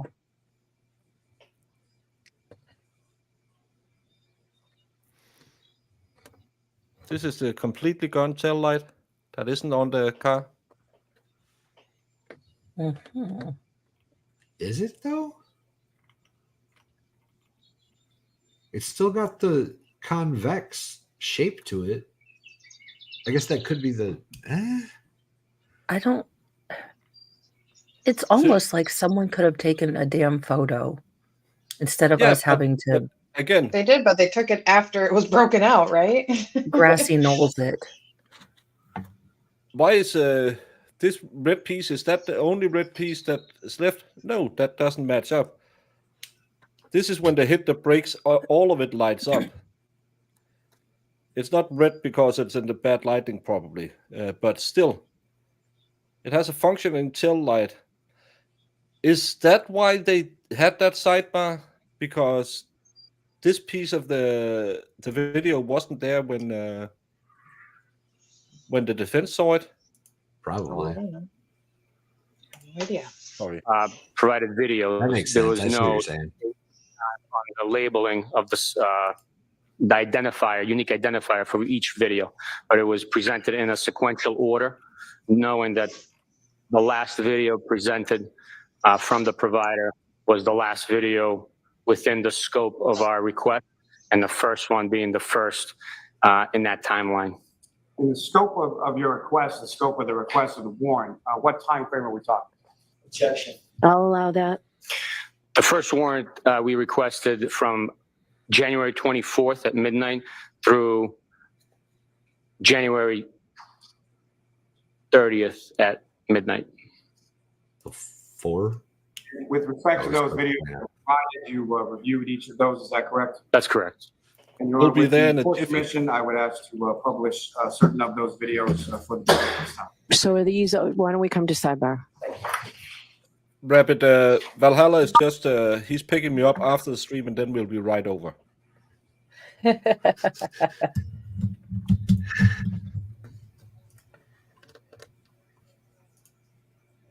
Yeah, that's the problem. And the video jumped. The lights do have a yellowish tone. But again, it has a clear outer shell, defined outer shell. And how many people were around that part of the car? Ms. Gilman, if I could have from what's been previously marked as Exhibit 6, first video 119.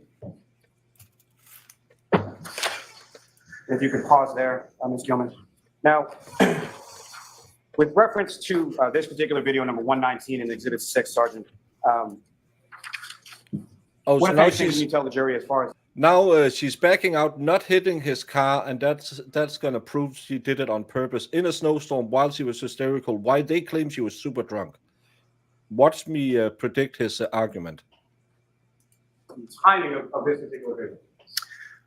Based on the appearance of the driveway, we know that this recording took place prior to the blizzard of January 29th. Blizzard. And as far as anything that you observe in this video, as far as vehicles or people within those vehicles, what anything did you observe within this video? I observed Mr. O'Keefe's car parked in the same location as he typically parked it, and then I'll strike the as he typically parks. and then a black SUV parked perpendicularly to Mr. O'Keefe's vehicle, adjacent to the entryway to the garage.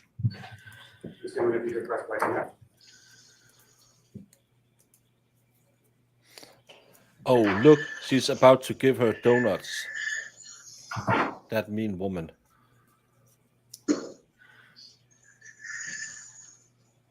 That car looks all jacked up, doesn't it? The front end of it? Yeah, the front of it. Yeah, I think it's the lighting. I thought that's been an accident as well. It looked like it. At some point in the course of your viewing of this video and the video surrounding it, you able to identify the operator of the vehicle, black SUV? Yes, that is the defendant operating her black and color Lexus SUV bearing Massachusetts plate 3 GC 684. And this gentleman, if you could play. You can see that in this video, Trooper? You remember He's a her super license trooper. plate, sir? Come on. Pins to zoom. This guy is an a-hole. Yeah. Yeah, because in Maybe perfect she's strong conditions, with when what's you're not wrong. hysterical and not drunk, you can drive perfectly, right? So in the opposite way around, so if I'm pulled over for drunk driving, I can just say, hey, go back and look at the tape. Before I start drinking, I was driving fine. You have to admit I have the same skills now as I had before. Sergeant Bukaknik told me so. Sergeant Mechanic, are you also aware from your review of the ring videos from 1 minute? This is from way before. It's just to show she can back the car out without hitting John's car on a dry day in the light when she's not hysterical. This is what this video showed. Shut up. That is the stupidest thing in the world. It was snowing and dark. It's a lot different. Yeah. High pressure, high stress situation. You wake up and realize your boyfriend's not home, freaking out, Yeah. trying to figure out where he's at. Yeah. In the middle of a blizzard, you worry he's laying in a ditch dead. Turns out he was. Yeah, Well- totally the same thing, Lally. Totally the same Yeah, thing. but I mean, Absolutely. I'm surprised she was even able to turn on her car because, you know, some people just freeze up. Or I have that to she didn't point look out- more Sorry. Oh, go ahead. I have to point out too, in that video, she drove through the grass. She backed out, and then when she came forward, and she drove through the grass. He is a Allegedly piece that might of- happen when I back out too. Oh my God. And I if- have a if- turnaround in my driveway and I still can't make it in it. And again, if Proctor is worse than him on the stand, I understand why they're now not bringing Proctor. That Also, you're the another video supervisor. depicting the defendant leaving the house sometime shortly after 5 a.m. on January 29th. Yes, I am. And Ms. Gilman, if I could also from Exhibit 6 ask for, video 153. You can just pause there for a moment. Now, Sergeant, with reference to this video and the one just previously from 119, where is Mr. O'Keefe's vehicle parked in relation to this video vis-a-vis the other video? The vehicle's parked in the back corner of the driveway along the fence in the same location as it's parked in the previous video. At some point, you see the defendant's vehicle back out of the garage in the same directionality that it did in the prior video 119. Yes, you do. I'm going to slap everybody for this. This is the dumbest argument in the history of the world.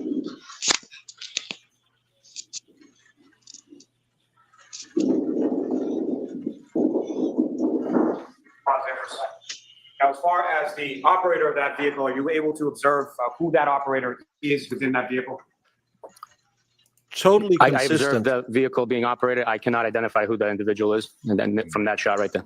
Totally consistent. From at any point in the shot of the video that you observed, are we able to recognize the operator?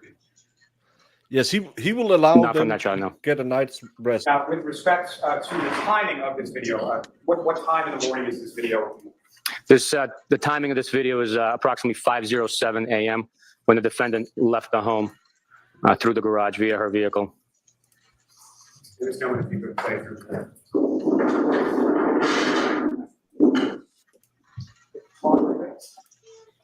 Now, from this particular pause portion of the video, Sergeant, what, if anything, of significance do you observe within the still shot of this portion of the video 1-5? The broken taillight. The portion of this video in the still shot presented identifies a missing, damaged rear right taillight, exposing the white light coming from the right side of that taillight. And if you could, use that what you see? before you draw your attention to what you're talking about as far as that area. They're going to say she didn't hit the car just then?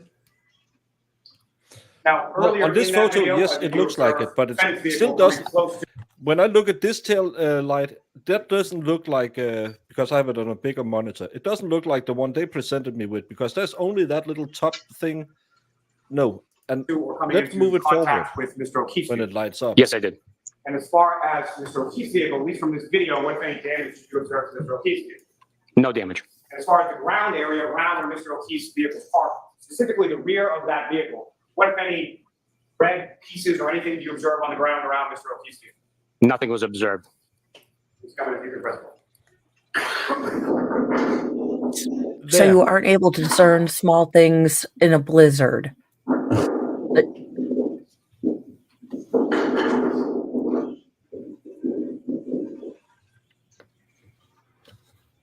Don't think about it. Now, I understand that the camera angle might be a little off, shall we say, but those tire tracks from Karen Reed's SUV go all the way behind And Ms. Gilman, from the Exhibit tires 6, if I could have of John video O'Keefe's number car. 165. Yeah. There's a hatchback behind that wheel. Pause there, There's please. no way that those two cars And didn't just Sergeant, collide. have you reviewed this video as well? Hey, No hey, way. hey, Yes, I have. when he showed the other when video where she time-wise, was in relation to a January couple of feet 29th, longer, more to the approximately right, this video. and she did it Approximately perfectly. like 12:30 It's the in the same exact way afternoon. she backed out of the And as car. far as the vehicles in the Not even foreground close. area from this particular camera shot, you know what vehicles those are? Yes. The vehicle in the top left corner is Mr. O'Keefe's vehicle. Vehicle in the middle left is the defendant's vehicle. And Middle left. I do not know who the other two vehicles are. Okay. I'm telling you to press play.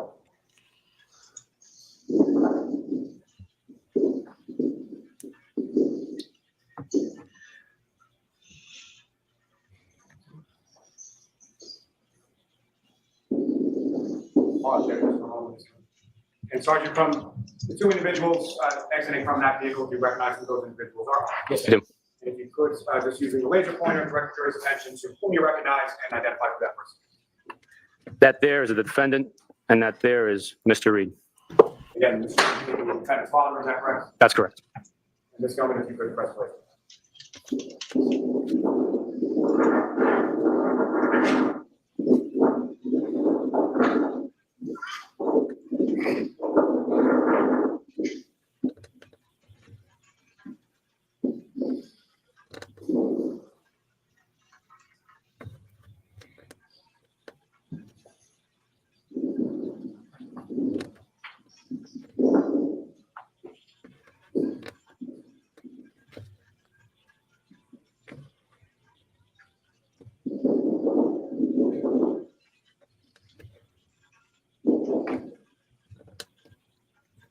Thank you. Ms. Gilman, if you could pull up video 166 from the same Exhibit 6.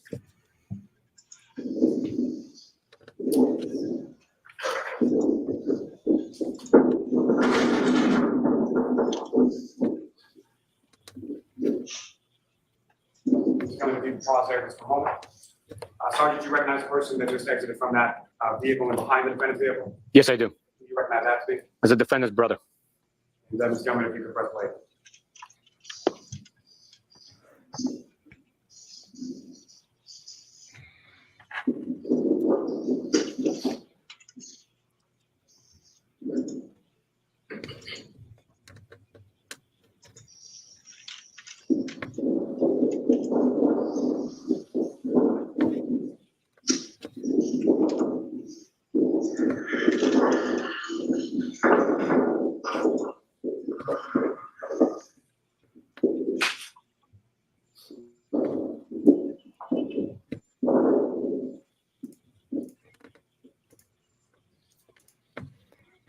Ms. Hillman, if I could have from the same Exhibit 6.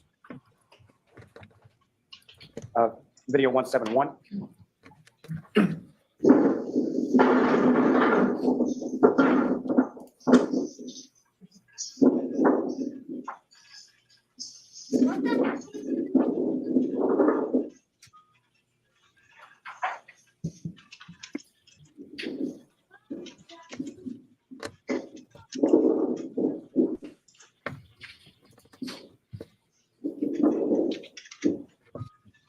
Okay, here he is wiping off the car. And nobody's like, hey, what's up? Yeah, she's looking at the taillight.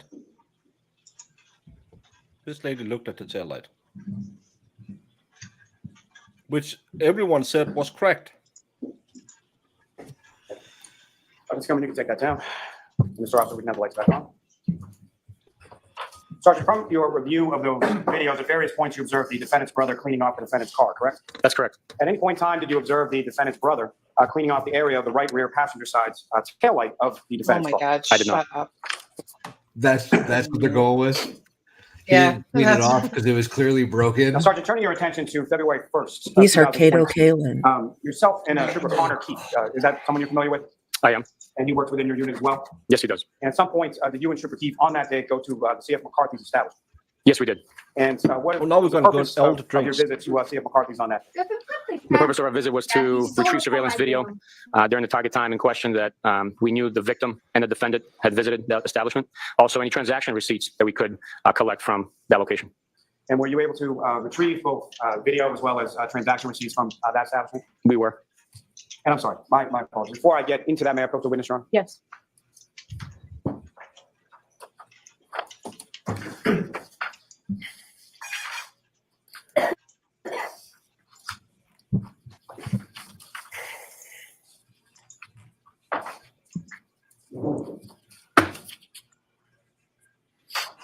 While they again are doing a lot of nothing, I want to show something. And Sergeant, I'm showing you a series of 14 photographs or still shots. If you could just look those up when you finish.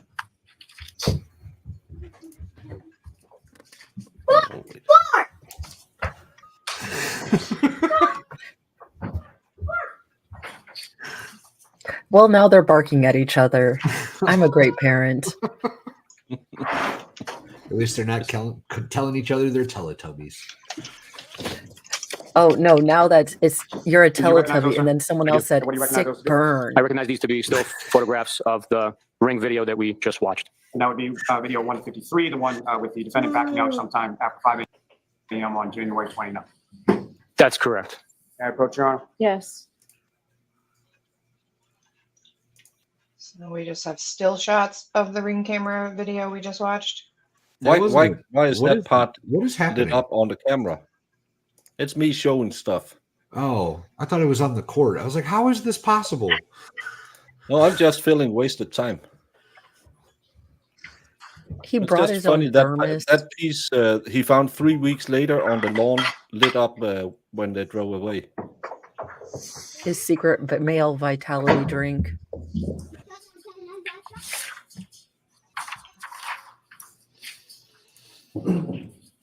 Can't lose those gains, Mo.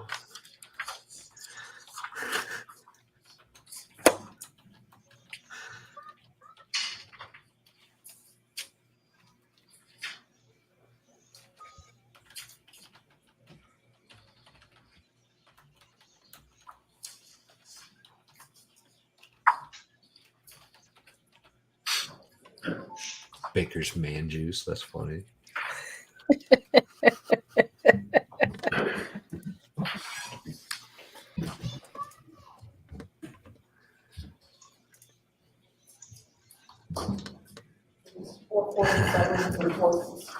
Thank you.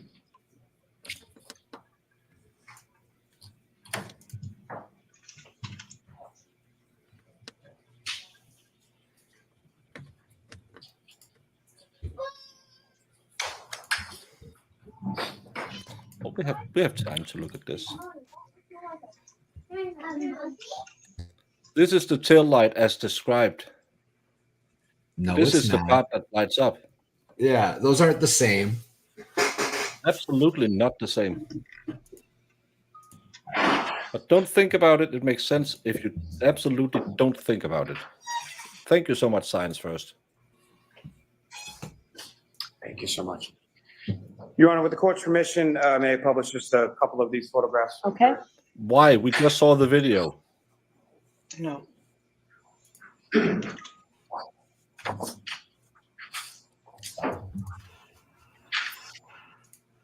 Like claw on the thermos. Yeah. I'm so sad every time it catches up to trial, so I can't speed up Lally.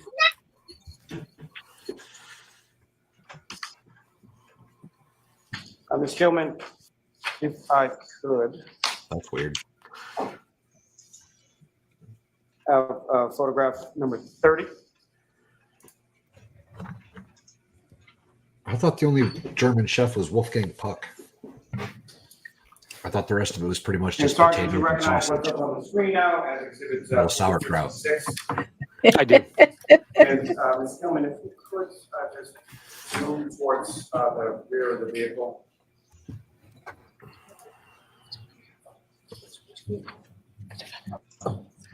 Have a moment, John. Yes. Why do you need a moment, you idiot?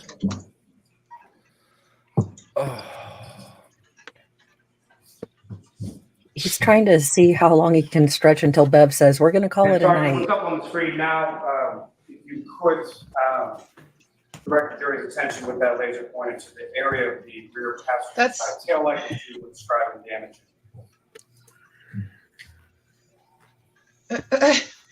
I feel like zooming in doesn't make it look any better with Lally.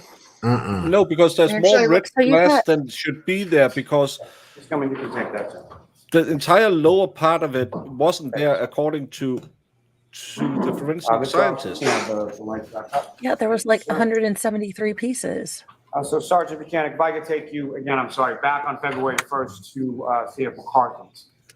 You secured video and receipts from that establishment on that day? That's correct. And as far as the video and receipts, were you then able to subsequently review those at some point? Yes, I was. Now, first, starting with respect to the video, Your Honor, may I approach? Yes.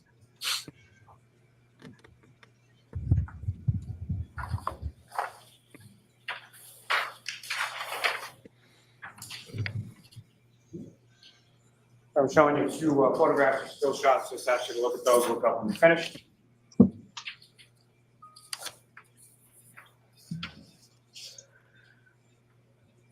And do you recognize those, sir? Yes, I do. And what do you recognize those to be? Those are still shots of the CF McCarthy's surveillance video that we collected from that establishment from the dining room camera angle. May I approach again, Your Honor? Yes. I'm about to seek to introduce in a minute. No objection. Thank you. Did he say a 6-inch deuce? Did I hear that, Greg? If you can't brag about it in court, where can you brag about it? Your He's Honor, talking with your permission, circumference if I or could, length or ask what's those going on photos. here? Okay.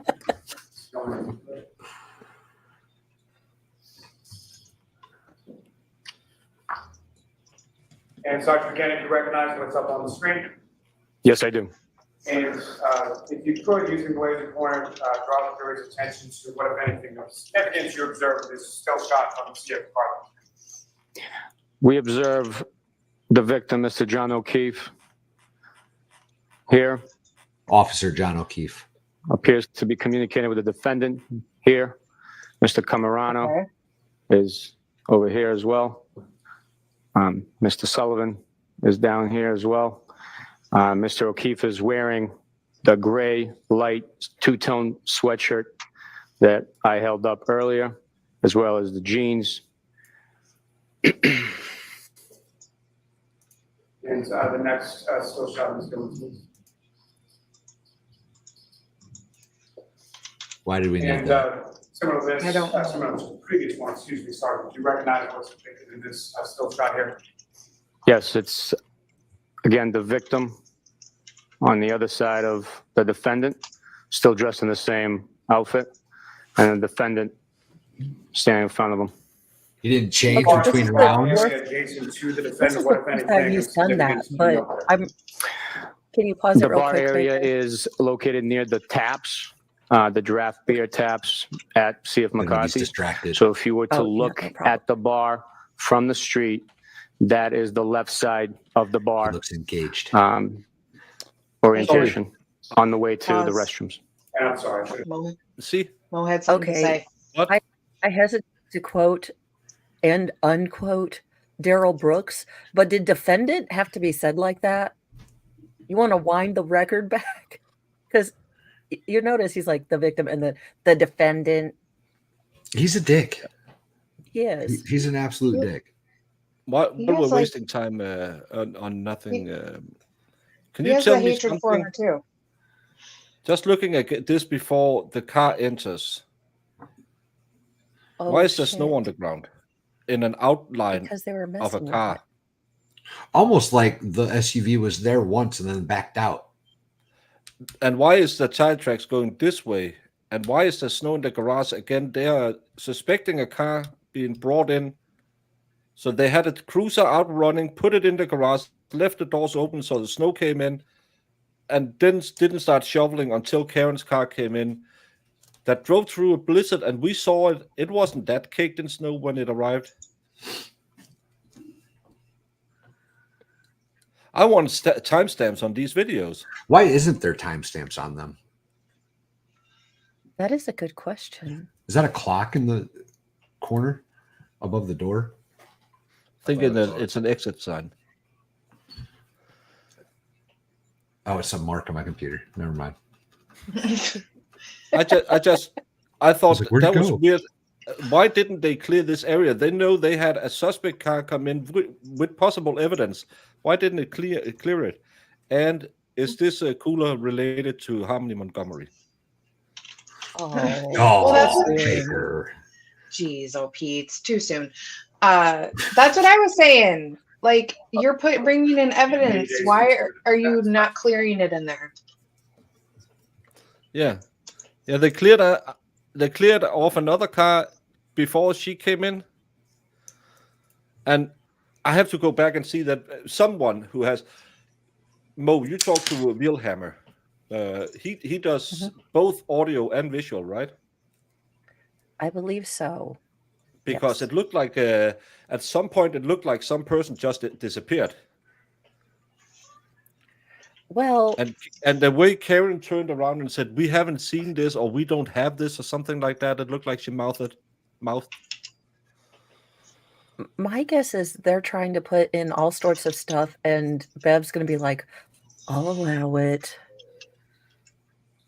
Yeah, and why is two people riding the car into the? It's not the tow car driver riding in. Why are two people riding the suspect's car into? That's more contamination of a possible crime scene. There's two people in the car? Yeah, two I didn't people got notice out. that. Yeah, Why would they need to do that? yeah, to drive it from the tow truck into the garage. Yeah. And Well, it 'cause wasn't they're the always tow in truck driver. twos. It's Yeah, the because buddy then we system. don't have to call the other one to witness. You and Mass both knows it's 3 jumps in one video. Yeah, but is it just like a skip in the video because it's a bad video, or is it where if you watch the background, you can see people are shifting around? Because I noticed the guy with the broom kind of stuttered at some point, but when I thought back on it, I think there was a guy by the door that just disappeared. If the second CCTV camera is from over the great door, then the car was turned around. Yeah, that's another little thing. She said it's on the left, not on the right now. Oh, I want someone who has skills to help me. I need to get YouTube rich so I can buy an editor. Here, I observe a cylindrical vase style cocktail Vase glass style. on the bar, as well as other beer bottles. Cylindrical vase style. What a tool. With reference to the See if McCarthy's Cylindrical video, base style with liquid court's permission, container. I would ask to publish Liquid certain containment portions of that system. has already been marked as Exhibit 50. Okay. What a Ms. tool. Gilman, if you could, from the first video.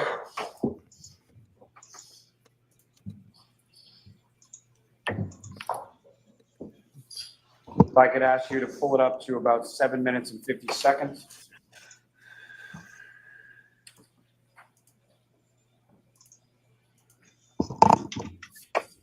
And Ms. Gilman, if you could pause just for a moment, I'm just going to ask you to play from 7:50 to about 8 minutes and 20 seconds in, but I may have to pause it. 8 minutes and 20 seconds. So 30 seconds of what? Them coming into the bar? Gilman, if you could pause there. Sergeant, as far as just, again, for orientation purposes, with reference to the He's going to waste the entire day. point of ingress, egress, of the bar, you observe that somewhere. We're almost there. Yes, at the top of the screen is the front door to C.F. McCarthy's bar. And as we just viewed, the two gentlemen walking in, they walked in through the front door, heading to the taps area, draft beer location of the bar. And if you could just use the laser pointer to direct your attention to that front door area we're talking about. The front door area is located right here. And with respect to those two individuals that came in, do you recognize those two individuals? Yes, that is the victim, Mr. John O'Keefe, dressed in the same outfit as before, and Mr. Camerano. Yeah, because that video was from after. So, of course, he's wearing the same clothes. This is just getting stupider. True that.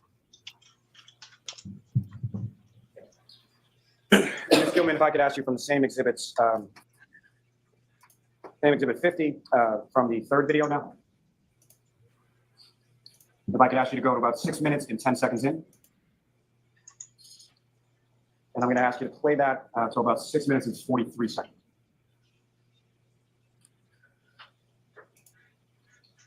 If I could ask you to pause just there. Yeah, he's found with trainers on. Mr. O'Keefe and Mr. Camerano, do you observe or recognize anybody else in the bar area around them at the time? Mr. O'Keefe is sitting next to Mr. Camerano. I believe Mr. Kurt Roberts is there as well, next to Mr. Camerano. Now, from this time, we're at about 8:51 p.m. or so within the video, is that correct? That's correct. Now, as far as the timestamp on this video, what, if any, information were you provided when you retrieved this video on February 1st in relation to that time and its accuracy to what time was? During video surveillance extraction, we verify the time and date on the system, and that is to show us how far behind in the past or in the future. Sometimes devices are timestamped that's in the future. It hasn't happened yet in real time, but the video is stamped so. So what we do is prior to extracting video, we identify the difference in time between real time and video time. In this case, C.F. McCarthy's video was 12 minutes behind real time. And thank you. And Ms. Gilman, if you could play this to about 6 minutes and 40 minutes. Why though, Lally? Why?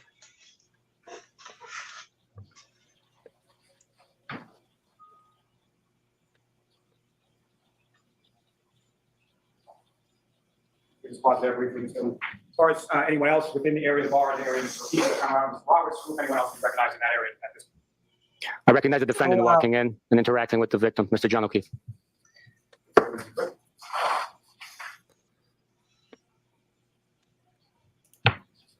Ms. Gilman, if you could, within that same video 3, I would ask you to go to about 13 minutes and 15 seconds. No, they are arguing. Remember, they hate each I'm other. going to ask you to play from here to about 14 minutes and 45 seconds. She asks for something.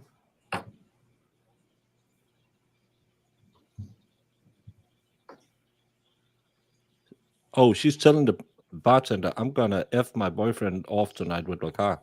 I saw that. I'm gonna F him off. I'm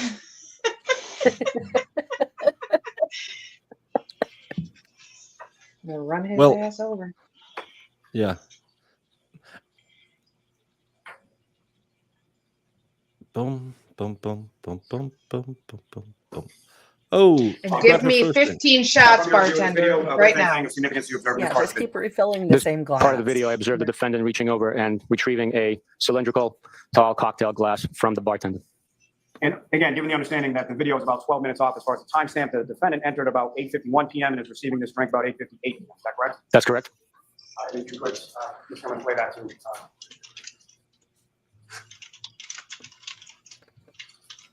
First world problem, Sue.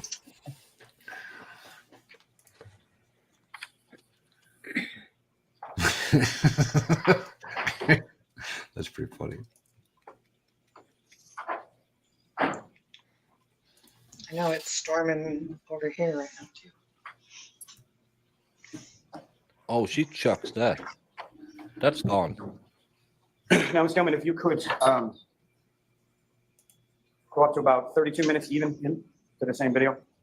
Of course, it was the coof that got him. Blame I'm going to ask you Fauci. to play that for the next 30 seconds or so, to about 32 minutes and 30 seconds.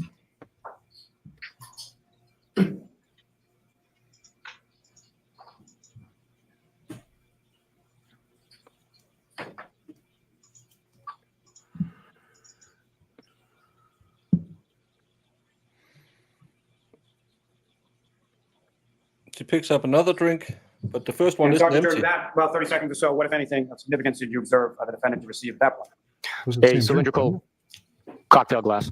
No. And so that would be. She sits down. She has a glass on the counter. So she's got a cocktail No, in the she water. puts down her glass here. Yep. Is that empty? It has the No. lime on it still. The lime's still at the very top. Yeah.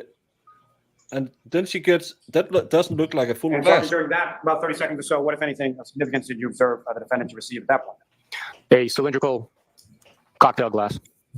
And so that would be the second drink, is that correct? That's correct. And that's at approximately 9:15, is that correct? That's correct. Is one of those Ms. Gilman, water? if you could go forward to about 37 minutes into the same video. If you could play that for about the next minute or so, for about 38.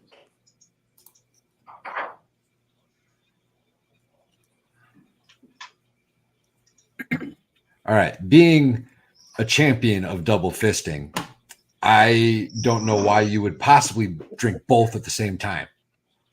Right? If I have two Yingling, I'm going to drink one of them to completion and then start the second. Yeah, especially when why they're wouldn't- like $8 for a damn White Claw. She takes a shot and puts it in her glass. In one of them. Well, That was the first glass. Yeah. And have we seen her empty the glass? Sergeant, again, from that No. about 1 minute portion from that video, what, if anything, is significant? It's the first glass to put it in that. Any items? She received the shot glass beverage and poured it into the tall cylindrical cocktail glass, and then Mr. John O'Keefe stirred it for her. And so that would now be the third drink, is that correct? That is correct. And that's about 9:20 p.m., is that correct? That's How do correct. you know they're all Gentlemen, alcoholic? if I could direct you to the fourth video, video number 4. And ask you to go about 50 seconds into this video. She had 6 drinks, but 4 of them were water. Let's just look at this glass. This is nowhere near empty. Not even close. This glass is up to here. This glass doesn't look empty either. Did she get 2 different glasses? One with soda lime, and one where she pours her shots in. I mean, that's how I would do it, but Yeah, so you have one vodka soda and you have a glass with water. So is that because these 2 glasses, this one looks half empty, this one looks like it's 3/4 full. And how does he? Where do we have the evidence that anything was alcohol? do we have her Why receipts? why does he get to just sit here and watch the video and be like, yeah, she's drinking hard vodka tonic? You know what I mean? Like, he doesn't know. I move that they're both glasses of water, and case dismissed. Sounds good. I'll see you in the morning. We'll meet at the sidebar with Bev. I don't want to hang out And with ask you to that. go about 50 seconds into 50. I just want to do her hair different. I might punch her. And I'm going to ask you to play this, Ms. Gilman, from 50 seconds to She'll about allow it. It's probably true. These glasses are almost with the same content as I showed you before. There's maybe one sip taken out of this one. Oh, Another shot in that glass, and she puts that away. Where did that glass go? Is it too small for you to see? It's not not big too enough small. to It's just see clearly. Try to look at where she pours the shot. She pours it in the left one and then puts the glass behind the counter. I think she put garbage in it. I think she's Oh, she clearing put the yeah, garbage that in looks it. out like of her area. yeah, she's got that nervous habit I do. Like if I'm done with something, I want clean and tidy table. Thank you, Ms. Gillen. So, Sergeant, from this particular video, what, if anything, of significance do you observe the defendant receiving during this time frame? She receives another shot glass beverage and then places that liquid into her tall cocktail glass and stacks the second shot glass into the first shot glass into the first tall cylindrical cocktail glass she had previously received and consumed. So this would now be the fourth drink, is that I correct? didn't see her That is put it correct. in the For the first video, one. that's about 9:33 p.m., is that correct? I That is don't correct. know what he's seeing. And, Ms. Gilman, within the same video, if I could ask you to go to about 26 minutes and 30 seconds. That's absolutely Wait. not what I saw. We're at like 9 minutes and 30 seconds of the video. So she drank a drink and a half in like a minute and 40 seconds. No. She's a He skips ahead and asks for timestamps in the video. Okay. If she says Cylindicon one more time, well, Mo will tell you all what I'll do. Tell him, Mo. Thank you, Zach. Well, There you go. we're gonna make him go back to non-douchery school because he obviously failed. And if he didn't play the part in a John Hughes movie of the rich, guy, I don't know what to tell you. He's just a dingus. And not a good one.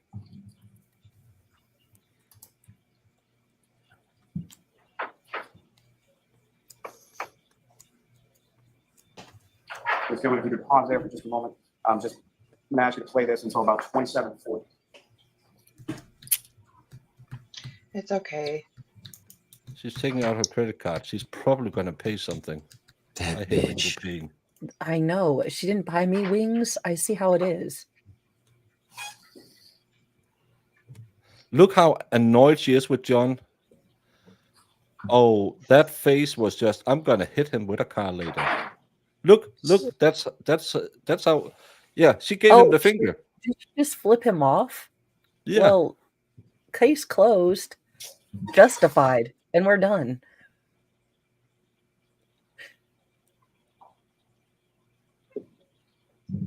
Thank you, Ms. Gilman. During that period, Sergeant, what, if anything, of significance did you observe the defendant to receive during that time frame?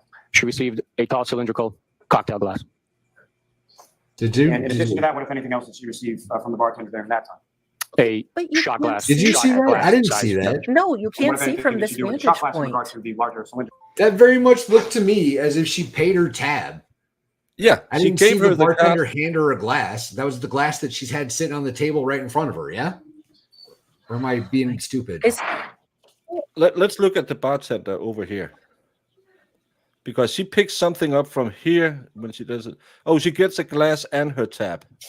And then she asks for something. Yeah, so she gets a glass.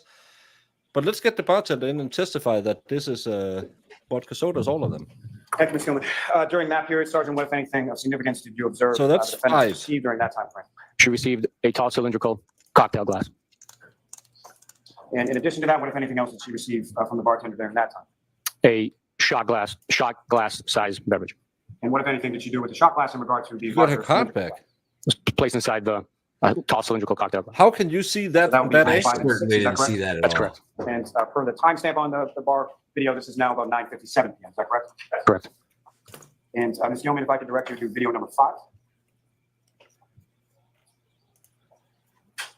And if I could ask you to go to about 3 minutes in. And ask you to play that until about 3:30 or so.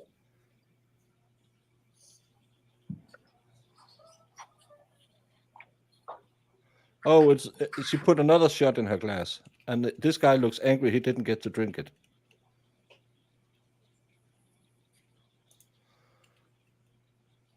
Thank you, Ms. Gilman. And if I could ask you to go to about 10 minutes and 30 seconds in. And I would ask She's you to play that for about a pouring minute to shot about glasses 11:30. in her drink.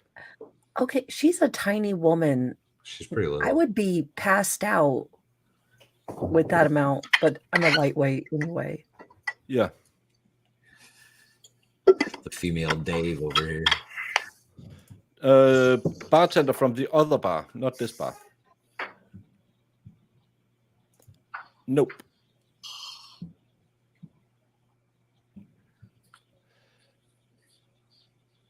Oh, and they're having shots.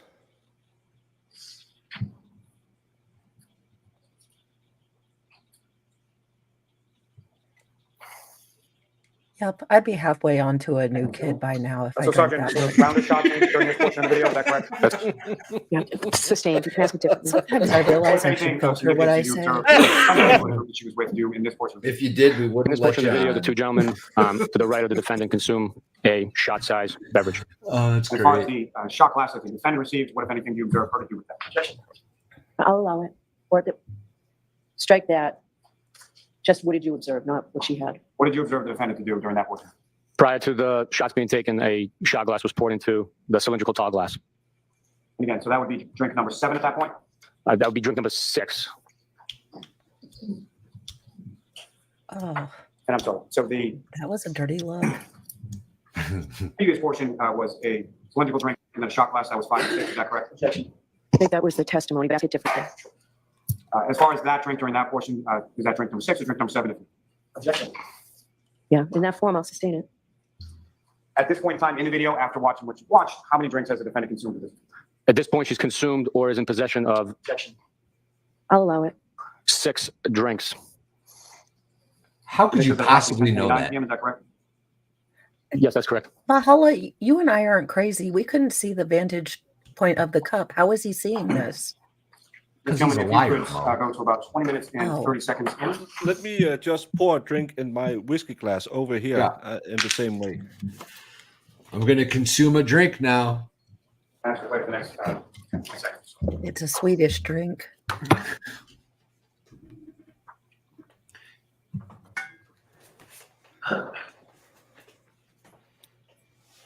How many whiskeys did I have?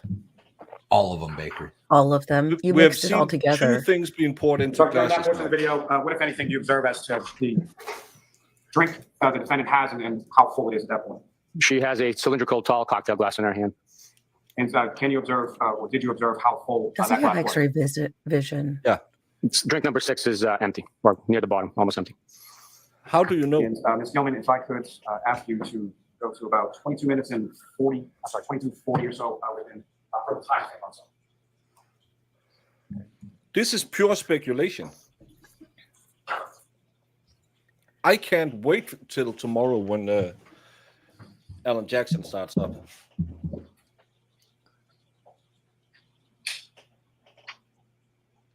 What the hell? That's choppers overhead.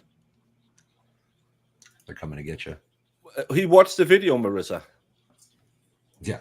At this point, I've got as much foundation as he does to narrate this video. Yeah, we don't see it because there's always a body that we saw one glass clearly being poured into a vase style drink. Cylindrical glass vase style.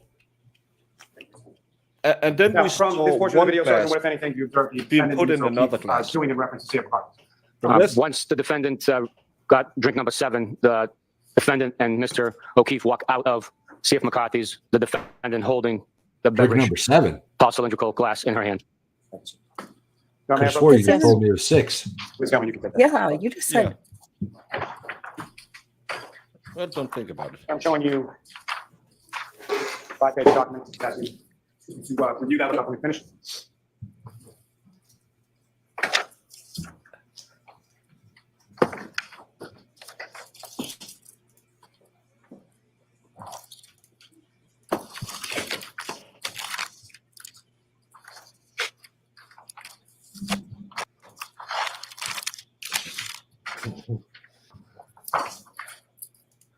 And do you recognize that document, sir?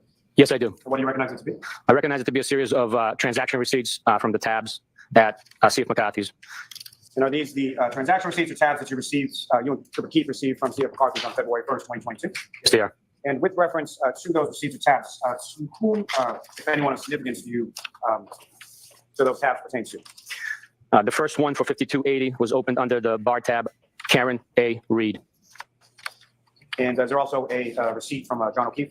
Yes, it is. The transaction through the credit card, being a MasterCard for 5280, was paid by Mr. John J. O'Keefe. And with reference to the items listed within that particular receipt, what, if any, items of significance do you observe listed on the receipts? Under Karen A. Reed's receipt, 1 Tito's, $10, 1 Tito's, $10, 1 Coors Light, $5. Sustained. May I have those? Yes. It's already $25, by the way. You probably should let you. So every Tito's is whiskey or Vodka. That's Vodka. vodka. So she's got Man. 2 Tito's and a Coors Light at $25 on her $50-something tab. I don't think I saw her drink the Coors. Did she Yeah. buy that and hand it to somebody else? I think So that she- was his. Well, he was drinking Bud Light, wasn't he? Yeah, Yeah, he he was drank drinking Bud Light. Bud Light. So I think she handed it to one of the other guys. I think I saw her Yeah. hand something to the shorter guy over there. So if it's 2 Tito's at $20 total, Yeah, right? Yeah, you can get 4 Tito's and 2 beers for. So where did the 52.80. 7 come from? Where's 7 come from? Someone Well, was she's- drinking because John She paid the tab. tips, damn Did it. he have She a tab? tipped. He did. He had a $50 tab, $56 or something. No, it was paid by his credit card, his MasterCard. You are unmuted. Well, how much did she pay for her aquariums of whiskey? Her terrarium full of gin. And again, So, 50 Sergeant bucks. Mechanic, on those receipts from Over, C.F. McCarthy's what, under 3 both hours? That's Ms. not Reed's enough. receipt and Mr. O'Keefe's receipt, there was Tito's vodka listed on the receipt, correct? Correct. Now, also on February 1st, what, if any, other establishments did you go to in the town of Canton? Myself and Who paid for the shots for the other guys? They're doing shots. What shots were that? Those We were didn't hear any testimony $10 about that from Tito's. the. We didn't hear Maybe they're any testimony about officer her shots. slamming back 7 Tito's in her long drinks from Well, the guys okay. who were with them at the bar. Baker and Trooper Valhalla, Keefe went If- across the street. are you going to let your maybe tipsy girlfriend drive you home? No. Nope. Okay. Not even in her Joe car. Neerman proves it. We are done. We are going to good logic this. This didn't happen. No man is going to let her drive home in the snow wasted. No. Another thing. How many beers did you see John O'Keefe drink? Because he was so wasted, he vomited all over himself. I think they're trying Apparently to he change did- that now. I think they're trying to say the vomiting was from the head wound. So now he hadn't had 10 to 11 beers. Street to the Waterfall Bar and Grill and retrieved transaction receipts and video from there as well. As far as the video is concerned from that establishment, have you reviewed that video as well? Yes, I did. And What drinks with this regard one? to the receipts from that establishment, you reviewed that much. those as well. Is that correct? That's correct. Your Honor, may I approach? Yes. You're right, Zach. I mean, Zach's completely pretty right. I'll vouch for that. Pretty much. I'm showing you. Yeah, don't trust me in snow. Don't trust Those me will help when you anywhere. finish.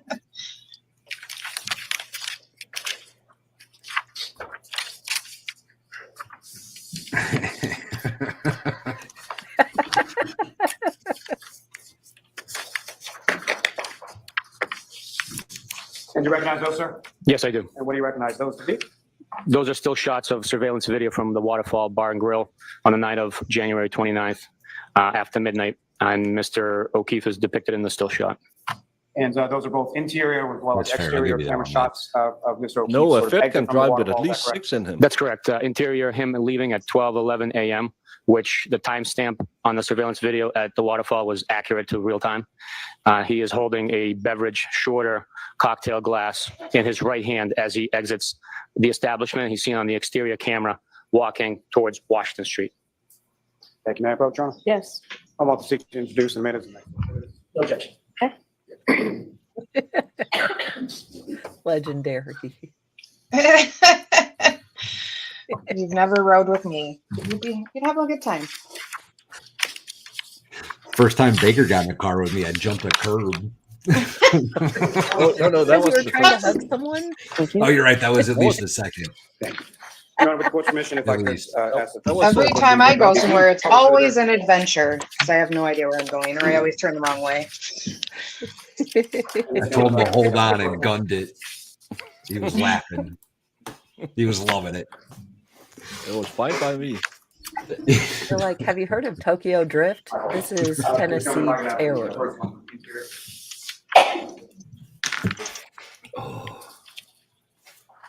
Thank you. And Sergeant, do you recognize what's up on the screen, which is now marked as exhibit 464? I do. And what do you recognize that to be? Secret Squirrel, it's because he wasn't allowed to testify to the entire bill because, again, he can't prove she drank it. So he just said 2 Tito's and a beer, which amounted to $25, but the total tab was $52.80. So that's if you go by that logic, you could get either 3 Tito's more, or no, you can't. You can get 2 Tito's more and a beer more. And that is the still shots presented to me and entered into the exhibit of Mr. O'Keefe walking out of the Waterfall Bar and Grill at 12:11 a.m. on the night of the early morning hours of January 29th, holding a cocktail glass. Please write that in second still from this second still. And again, do you recognize what's up on the screen, sir? Yes, sir. And if you could, using the laser pointer. Oh, yeah, before you, of course, direct taxes your and attention tips. where you observe Mr. O'Keefe and what, if anything, you observe Mr. O'Keefe holding as he was coming out of the waterfall. Mr. O'Keefe is observed here. He's holding that shorter, fatter cocktail glass as he's walking out of the Hey, establishment. we don't fat shame on this channel. And this gentleman finally happened And it's next a to vase, your, damn second it. one.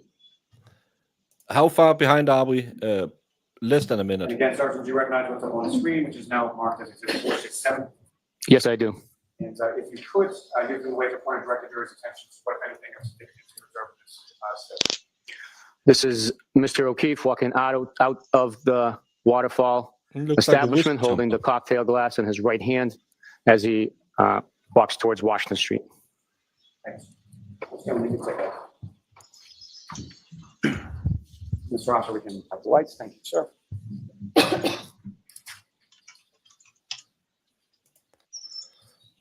May I approach a witness? Yes.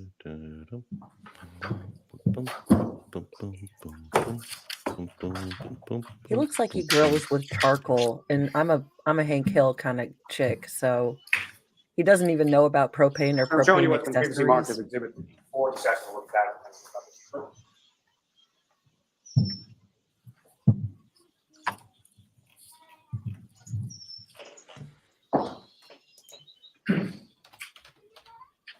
And do you recognize what's contained in Exhibit 54?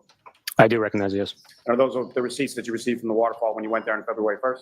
Yes, they are. Okay. May I approach again, Your Honor? Yes.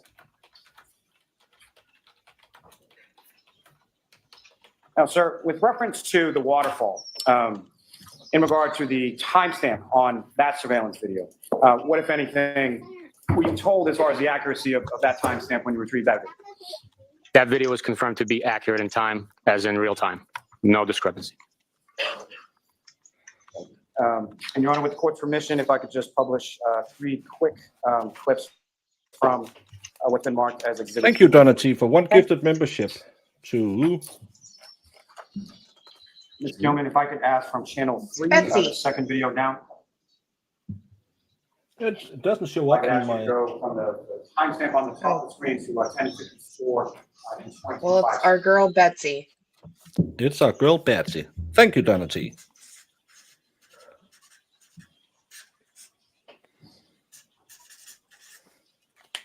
Keep it quick.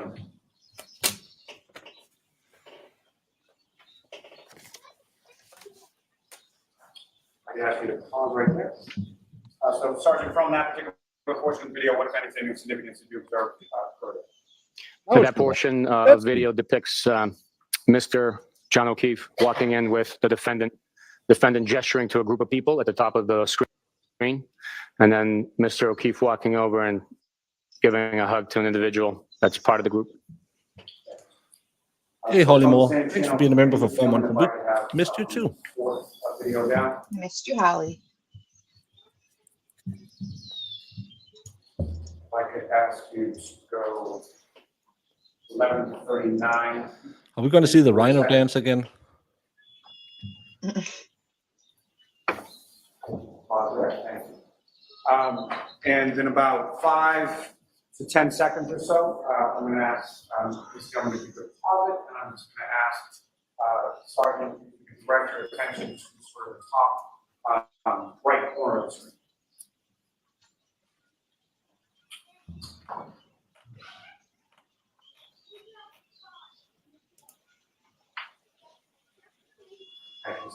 Pause there. From that portion of the video, you observed the defendant in that portion of the video? Yes, I did. And what, if anything, did you observe her to be doing? She retrieves a drink from the table and appears to consume it. Now, as far as the drink and the tall cylindrical glass that you observed her walking out of C.F. McCarthy's with, what, if anything, do you observe from the glass that she's taking a sip of from this portion of the video of the waterfall? It's a shorter, fatter style glass compared to the cylindrical tall style that she walked out of C.F. McCarthy's with. Thank you, sir. Ms. Gilman, you can take that. Mr. Officer, if we could have the lights. Thank you, sir. Oh, jeez. Mr. Lally, why don't we end for the day? It's been a long day. Everybody ready to go home? Yeah, okay. Damn. So, Sergeant, we need you guys. Let him finish. Follow the jury out when they leave. Come on, especially me. Please do not Good God. discuss this case with anyone. Don't do any independent research or investigation into the case. Why can't she ask him how long he has left? Anything about the case, please disregard. And if it's like it. 5 minutes, let him finish. All rise for the court, please.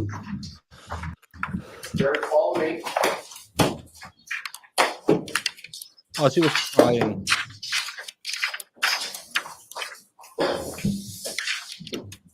God. I will see counsel at sidebar about scheduling things. She just rolled her eyes. Talking about scheduling, let me try to spin a crazy tale. Not that I'm ever known for doing that. I'll take myself off your face, Jamie.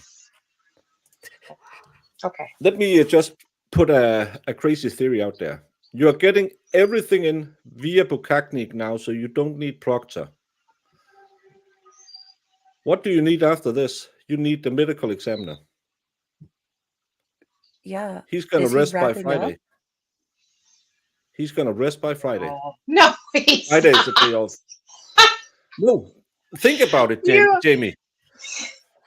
He is not. try to because she has been on his ass about about making sure that move it along. And no court. I know no court Friday. So just let me rant a bit. He now on this sidebar schedule, he said, "Yeah, I cut some people out, and I got all the evidence in via Bukaki now, so I don't need Proctor. Don't need to waste time with him. The 6 state trooper I have left on my witness list, I don't need them anymore. So I'm going to call the 2 medical examiners and my crash expert, and I'll be done by Monday." That's his plan. That's not. I don't believe that's his plan at all. Well, it's his plan in order to get Proctor off, right? If he His plan is to I'm feeling that, Baker. The whole get everything in through this guy, so I don't have to call Proctor. But I still think he's going to call his 85 more witnesses, but just not Proctor. Nope, because she has been on him. You can tell she has been sighing way more today than she used to. She's been she's definitely watching the media coverage. She understands that they are messing up bad. Yeah, and she's never called a scheduling conference before, or a scheduling sidebar. I think that's the way. That's why he has called Bukaki today, is to get away from Proctor. Then you just need the ME to talk about how bad his body was after, and how it's totally cromulent with a car accident. You need someone to tell you this is clearly a tail light that hit a person. And then you don't need any more. So you bring in the person with the tail light, and then you end with the ME. Well, Boom. what in all fairness, what about his witness list so far has been out of necessity? He's brought everything and everybody possible. That's what I mean. Right. He's not going by like, oh, the last.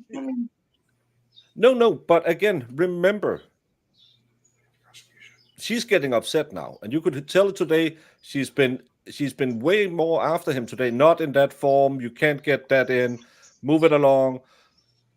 I think she has been talking to him, saying, "You have to speed this up. This is absolutely absurd." Now you have the lead investigator. Then you need the crash expert, and then you need the medical examiner. You don't need 45 witnesses. This is not the lead investigator. Proctor is the lead investigator. This is the case handler, or whatever the hell she called him. No, the CIA. this is the lead. They don't have a lead investigator. Everyone works together, and he is the guy supervising Proctor. It's a case. There's no lead investigator. It's case investigator? Is that what you said? Baker, something stupid. when have we seen Lolly employ both strategery and brevity? Yeah. Oh, we need the Silbright expert as well. Well, yeah. Probably, but I do my best thinking on the throne. And when I was having my bio break earlier, I was sitting there thinking, that's why he called him in now, because then all of the evidence is placed in there. All police business are done. You need the Silbright guy, the crash guy, and the ME. Case officer, that's what it was. Yeah, the case officer, yeah. Yeah, I don't. Well, you're really optimistic, and I love that about you, but I don't. I'm not feeling it at all. That's what women say when they really hate what you're saying. Honey, that plan about turning the garden shed into your own motorcycle repair shop, I love the idea. It's a sweet thought, but no. Yeah. A for effort, D for denied. I like where you're going, but that ain't it. That ain't it. I'm trying here. She's getting the bread of the compliment sandwich. Why don't they want Proctor up there? Because it'll be an absolutely S show. Proctor is allegedly caught on text messages with his friends saying, I'm looking through her phone right now, looking for nudes. I wish this bitch would just off herself. Yep. And the last thing was, nothing's going to happen to them. They're cops. Imagine having him answer that in front of the jury. Because now if the state don't call him and he's already in trouble with the internal investigation, he's probably on his way out. So Jamie, he can swear to which of your favorite amendments? 1, 2, 3, 4, 5. I need that clip.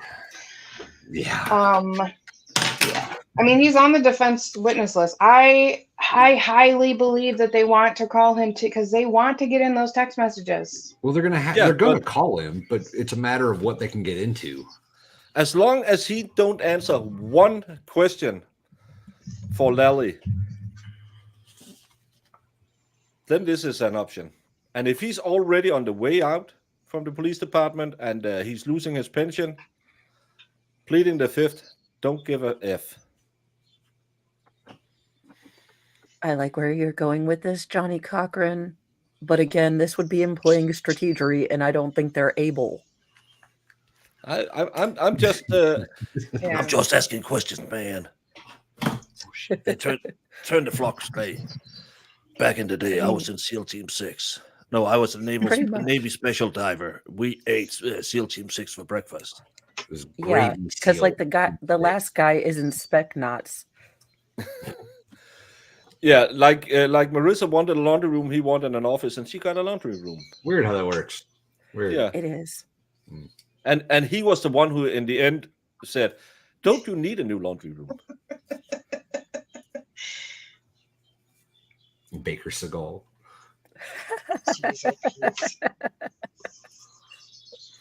I don't know, but Lally has lost more hair during this trial than.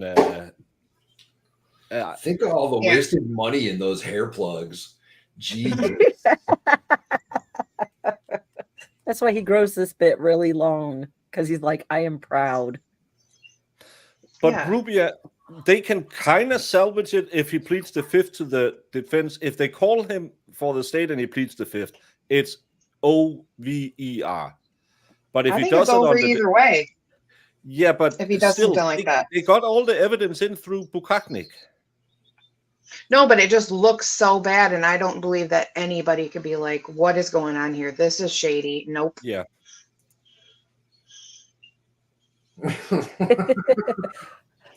When I'm president, arson is a way you can fix that. You know, it sounds a lot like it's for your own good, if I'm being totally honest, Marissa. Yeah, That and might be if he but can she keep him off the stand because he have to take the fifth before the jury? I don't think so. I think that if he's taken the fifth, I don't think it has to be in front of the jury. And Rubia might know the better answer to that. But if he does if he does plead the fifth, his career is over. Yeah, his career is over. But he's already on the way out because both him and Bukaki is messed up in a lot of bad casework. But the lead investigator wasn't the lead investigator. We just heard this today. It's kind of like me and Little D's relationship. We don't like to put a label on it. It's more of a, ever-changing It's a situationship. It's fluid. Yeah, it's fluid. Yeah, what the kids Sometimes call we're a day is a lovers, situationship. My daughter just told me one of her friends were in an open relationship, and all his friends laughed at him because his girlfriend is in an open relationship. He's not. Yeah. Oh, we didn't have to go back for that You are part. pathetic, sir. I know, but I try my hardest. Oh, he that's wasn't true. allowed to go.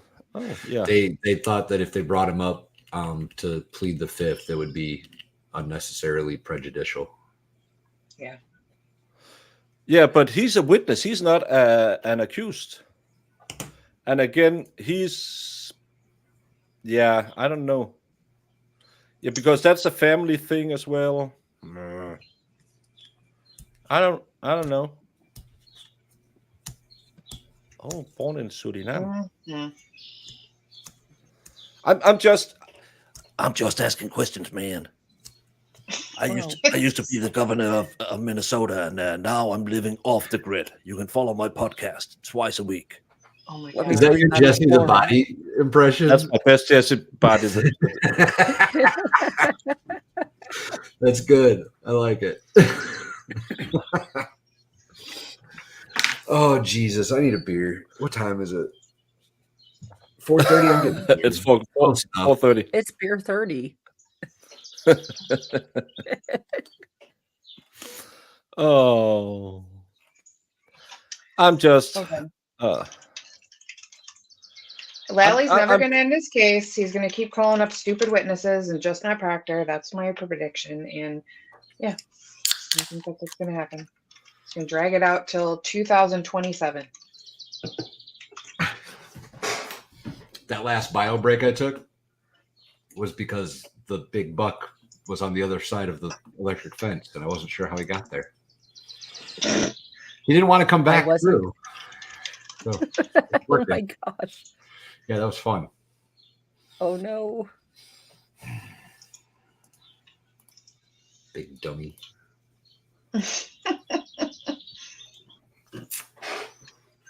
Apparently, Karen Reed cleared 1/5 of her Cheetos in an hour. She got a wooden leg. Oh, that is impressive. Yeah. Is she a recovering Catholic too? My grandma is so in heaven. Would you just stop it with the Catholic thing? I'm like, no, grandma, can't do that. Sorry. What time is court tomorrow? Probably 9, if I'm guessing. Yeah, but she said what, noon? Or stop at noon. Yeah. Last week she said that. Yeah, tomorrow's a half day. No court on Friday because Bev. And then Monday, hopefully we're back to normal. All these breaks and she cannot get to a salon. Right? She probably did, though. That's probably her look. And that's just how it is. Well, then I know a class action lawsuit for a hairstylist we're going to be. We agree this car has just been driven 30 miles on the bed of a truck and then just driven that short distance into the Sallyport garage. Well, that's what they're telling us anyway. Yeah. That is the bridge they are trying to set. It's not a lot of snow. It blew right off all that snow, and it drove through a blizzard. There's snow accumulated under the wipers, which would be normal because that'll catch it. But it kind of looks more or less like the sides are clear, and the back panel where that poor little hair was clinging on for dear life, that's clear as well. Weird. Yeah, don't think about it. As long as you don't think about it, it makes sense. And can I get this video? I think I can because I downloaded it, so I can get it up on the big screen. Yes, I can. Marissa made this little this thing. I think I have to share my screen. Ballstorm sent me the menu from the waterfall. I'm not really sure why, but I have it. Keep your attention to the left, down by the door. That was a jump. That was another jump. Yeah, that's kind of a hefty jump.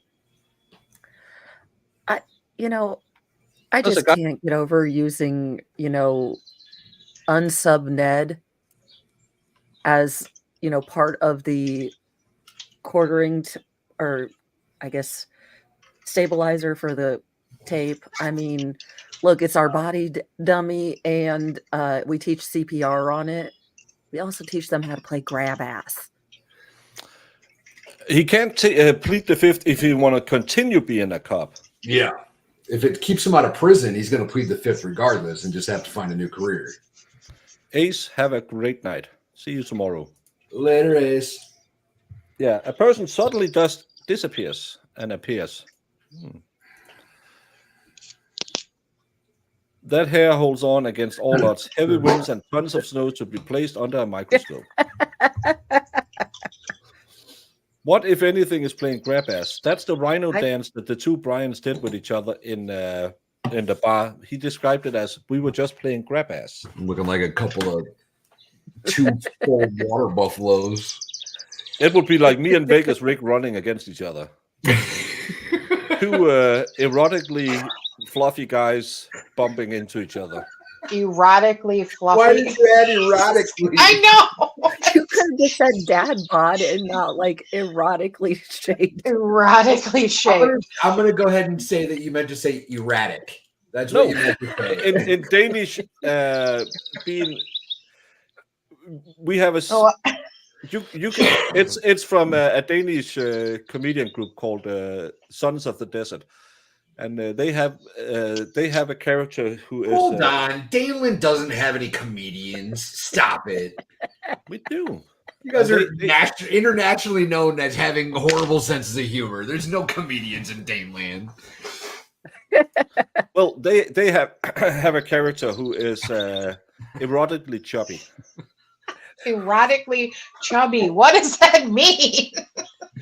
Oh my God, I'm not curvy anymore. I'm just erotically fluffy. I'm telling Mr. Mo that, and I'm getting a t-shirt that says that. That's on my screen store before the morning. Erotically chubby. Fluffy. Yeah, it's better than chubby because that could be two things.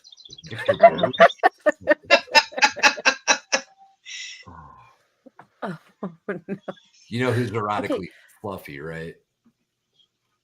Binger. Fluffy Oh boy. no, he's past erotically fluffy. Oh Jesus. It's Are we, it's so so crazy. you've got the menu. Does it have the aquarium and terrarium of gin and Tito's? What? Because he's like it was a tall cylindrical vase-like contraption she No, that was uses to hold liquid. That was the other bar. That was McCormick's. McCarthy's. McCarthy's. Thank you.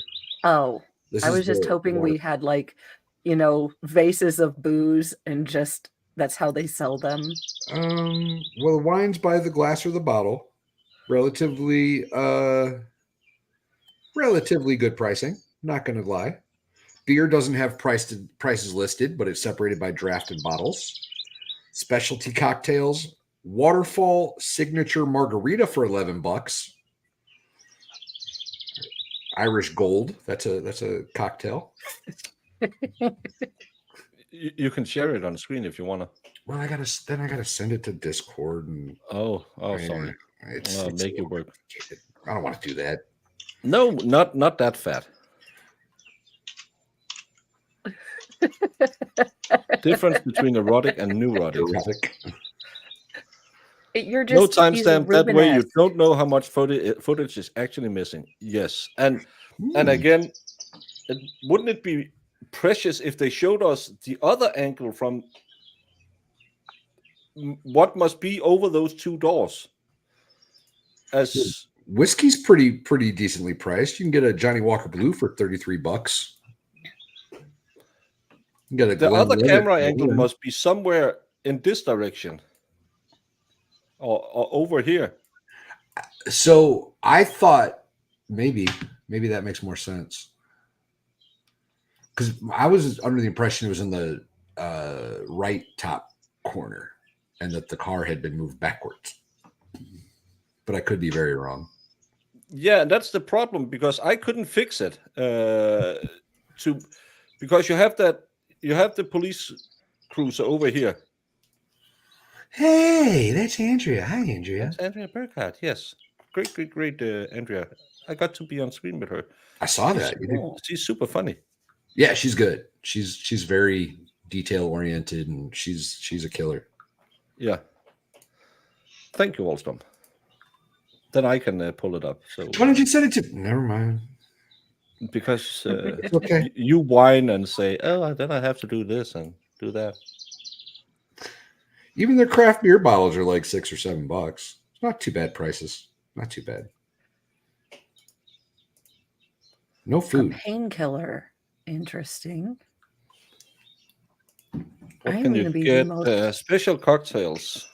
So how much is a shot of? Shots of? Don't they There's have 2 shots? pages. There's another page. Yeah, but they don't have whiskeys, or they don't have vodkas. Gentleman Jack 9.50. It's not worth it. Bailey's Irish Cream $7. That's a You know what we call Irish cream in Denmark? Breakfast.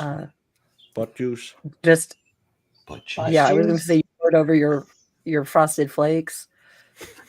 Oh, we don't drink that much. Why was there so much snow inside the Sallyport when they came in? Yeah, and why was there an outline of a car on the floor? It's strange, right? It is odd. There's no chance they didn't take pictures of the vehicle when they went to recover it. None. Well, if they don't want to show those pictures, they didn't take any pictures. I'm gonna have to go to this bar and try all the specialty cocktails. I'm just gonna need a designated, help walker person. Pull Birdie's comment back up again. Do you know what kind of bird that is?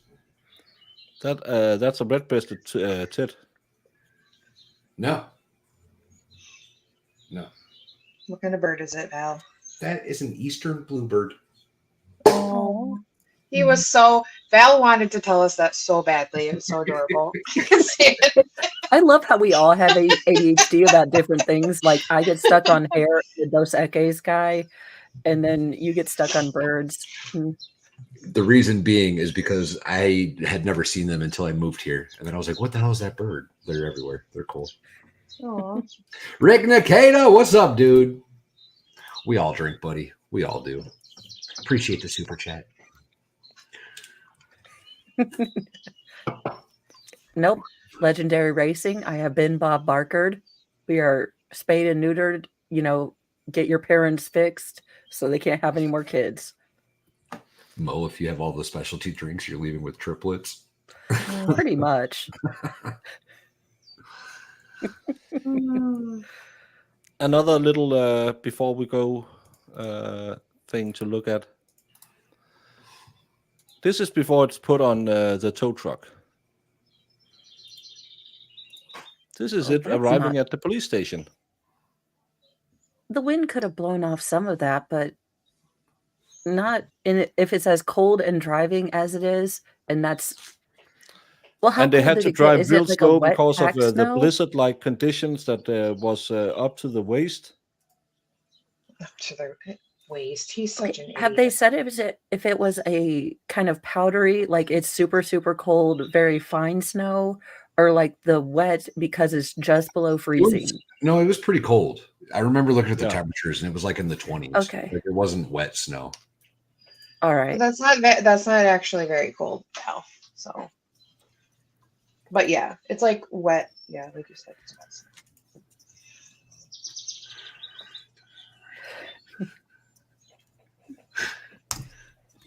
Yeah, and the hair, all the snow blew off, but the hair clung on. Yeah. Rubia, I like the way you think. She's on track. Yeah. And it wasn't stapled on because Lolly asked if it was stapled on. Because I don't know. Rick Nikita, I don't know if you were here when we were talking about it earlier, but Baker got to try some Malort when he was in the U.S. Yeah, I had some. I had like 5 or 6 shots. You got to bring some home with you, didn't you? Yeah, and I got to sponsor some of it for the TSA. Somebody's Rick Nikita. So he got sent home with like 6 of the little travel bottles, whatever you call them, airplane bottles, right? Yeah. Somebody from the TSA got in his bag, opened one, drank part of it, put it back, closed it, and it spilled all over his luggage on the way home. It's not oddly delicious. I don't mind the taste of it. I hate the lingering aftertaste. You couldn't get rid of it. No. Couldn't get rid of it. If it didn't have that bad aftertaste, I could have those 5 bottles, no problem. But it's only 30%. So again, pregnant children and no. Well, let's do the rounds before I say something else stupid. Hey, everyone. I do not have nightly newsy news tonight because it is date night. But I will be back at 8 a.m. with Mornings with Mo and all of your bingo, adjacent 2024 show news. You know what it is. Dang it. Who you got a date with? Well, Mr. Mo for right now. I'm still trying to sell him on Brother Husbands. I keep telling him he'll only have to take out the trash like twice a month, and then they can switch custody of me when I'm having like moments. Still not biting. That's awesome. Mo's gonna get pregnant tonight. Y'all, what's up? I swear to God, if that happens, Valhalla, I will do a kid exchange with you if that happens. No, I'm good. I don't need any little feral ones running around. One goat, one feral kid. That's funny. Oh God, that's funny. I'm Valhalla Waits, goat farmer in East Tennessee. I do YouTube stuff, and I don't think I have much. I do. I have a Lego stream. Max Murrah is going to be joining us, myself, David, and Wendy for Lego on the 29th. Come check it out. If you guys don't know who Max Murrah is, buckle up. It's going to be a ride, y'all. I love that dude. Jamie. Oh, hi. There you go. Sorry, I'm not looking at the screen. Oh, hi guys, it's me. I'm just hanging out. Love you. Good job. Babe. Yeah. Good job. There you go. There you go.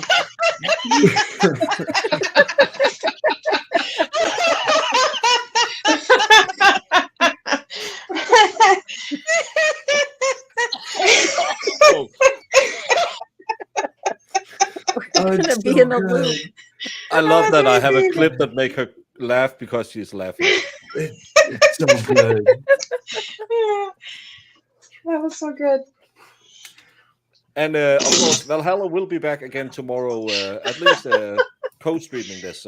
He forgot to say that. Yeah, I am. So will I I. will. And I will try to do a recap video in the morning, starting with the Lally's prayer, because the Lord's Prayer isn't cutting it anymore. So to sweet 6 pounds, 5 ounces, baby Jesus in his... I like to picture him in a t-shirt with a tuxedo, so it's both party and a little formal. I have to say, I apologize. What exhibit are you referring to? I'm going to make this 100, Your Honor. As I walk through the 100. valley of the land of no It is storms, 100% correct. I will have no hair. You see the lawyer's face? Okay, we have to go back and they. widower case. Did you, whether it's true or not, believe that Mr. Randolph had slept with your wife? I wouldn't care. You wouldn't have cared? No. Did you believe he had slept with your wife? No. Did you believe he slept Remember with to your mother? redirect, Val. he did. Wait a minute, I need this story time. Everybody has. Everybody has. Everyone has slept with his mother. If I showed you. Oh my God. I'm having a Jamie moment. And the way he just said it, he was just like, everyone had things on YouTube. Mr. Randolph, do you? I got to get some man. You called him chicken shit. That's right, you was chicken Got shit.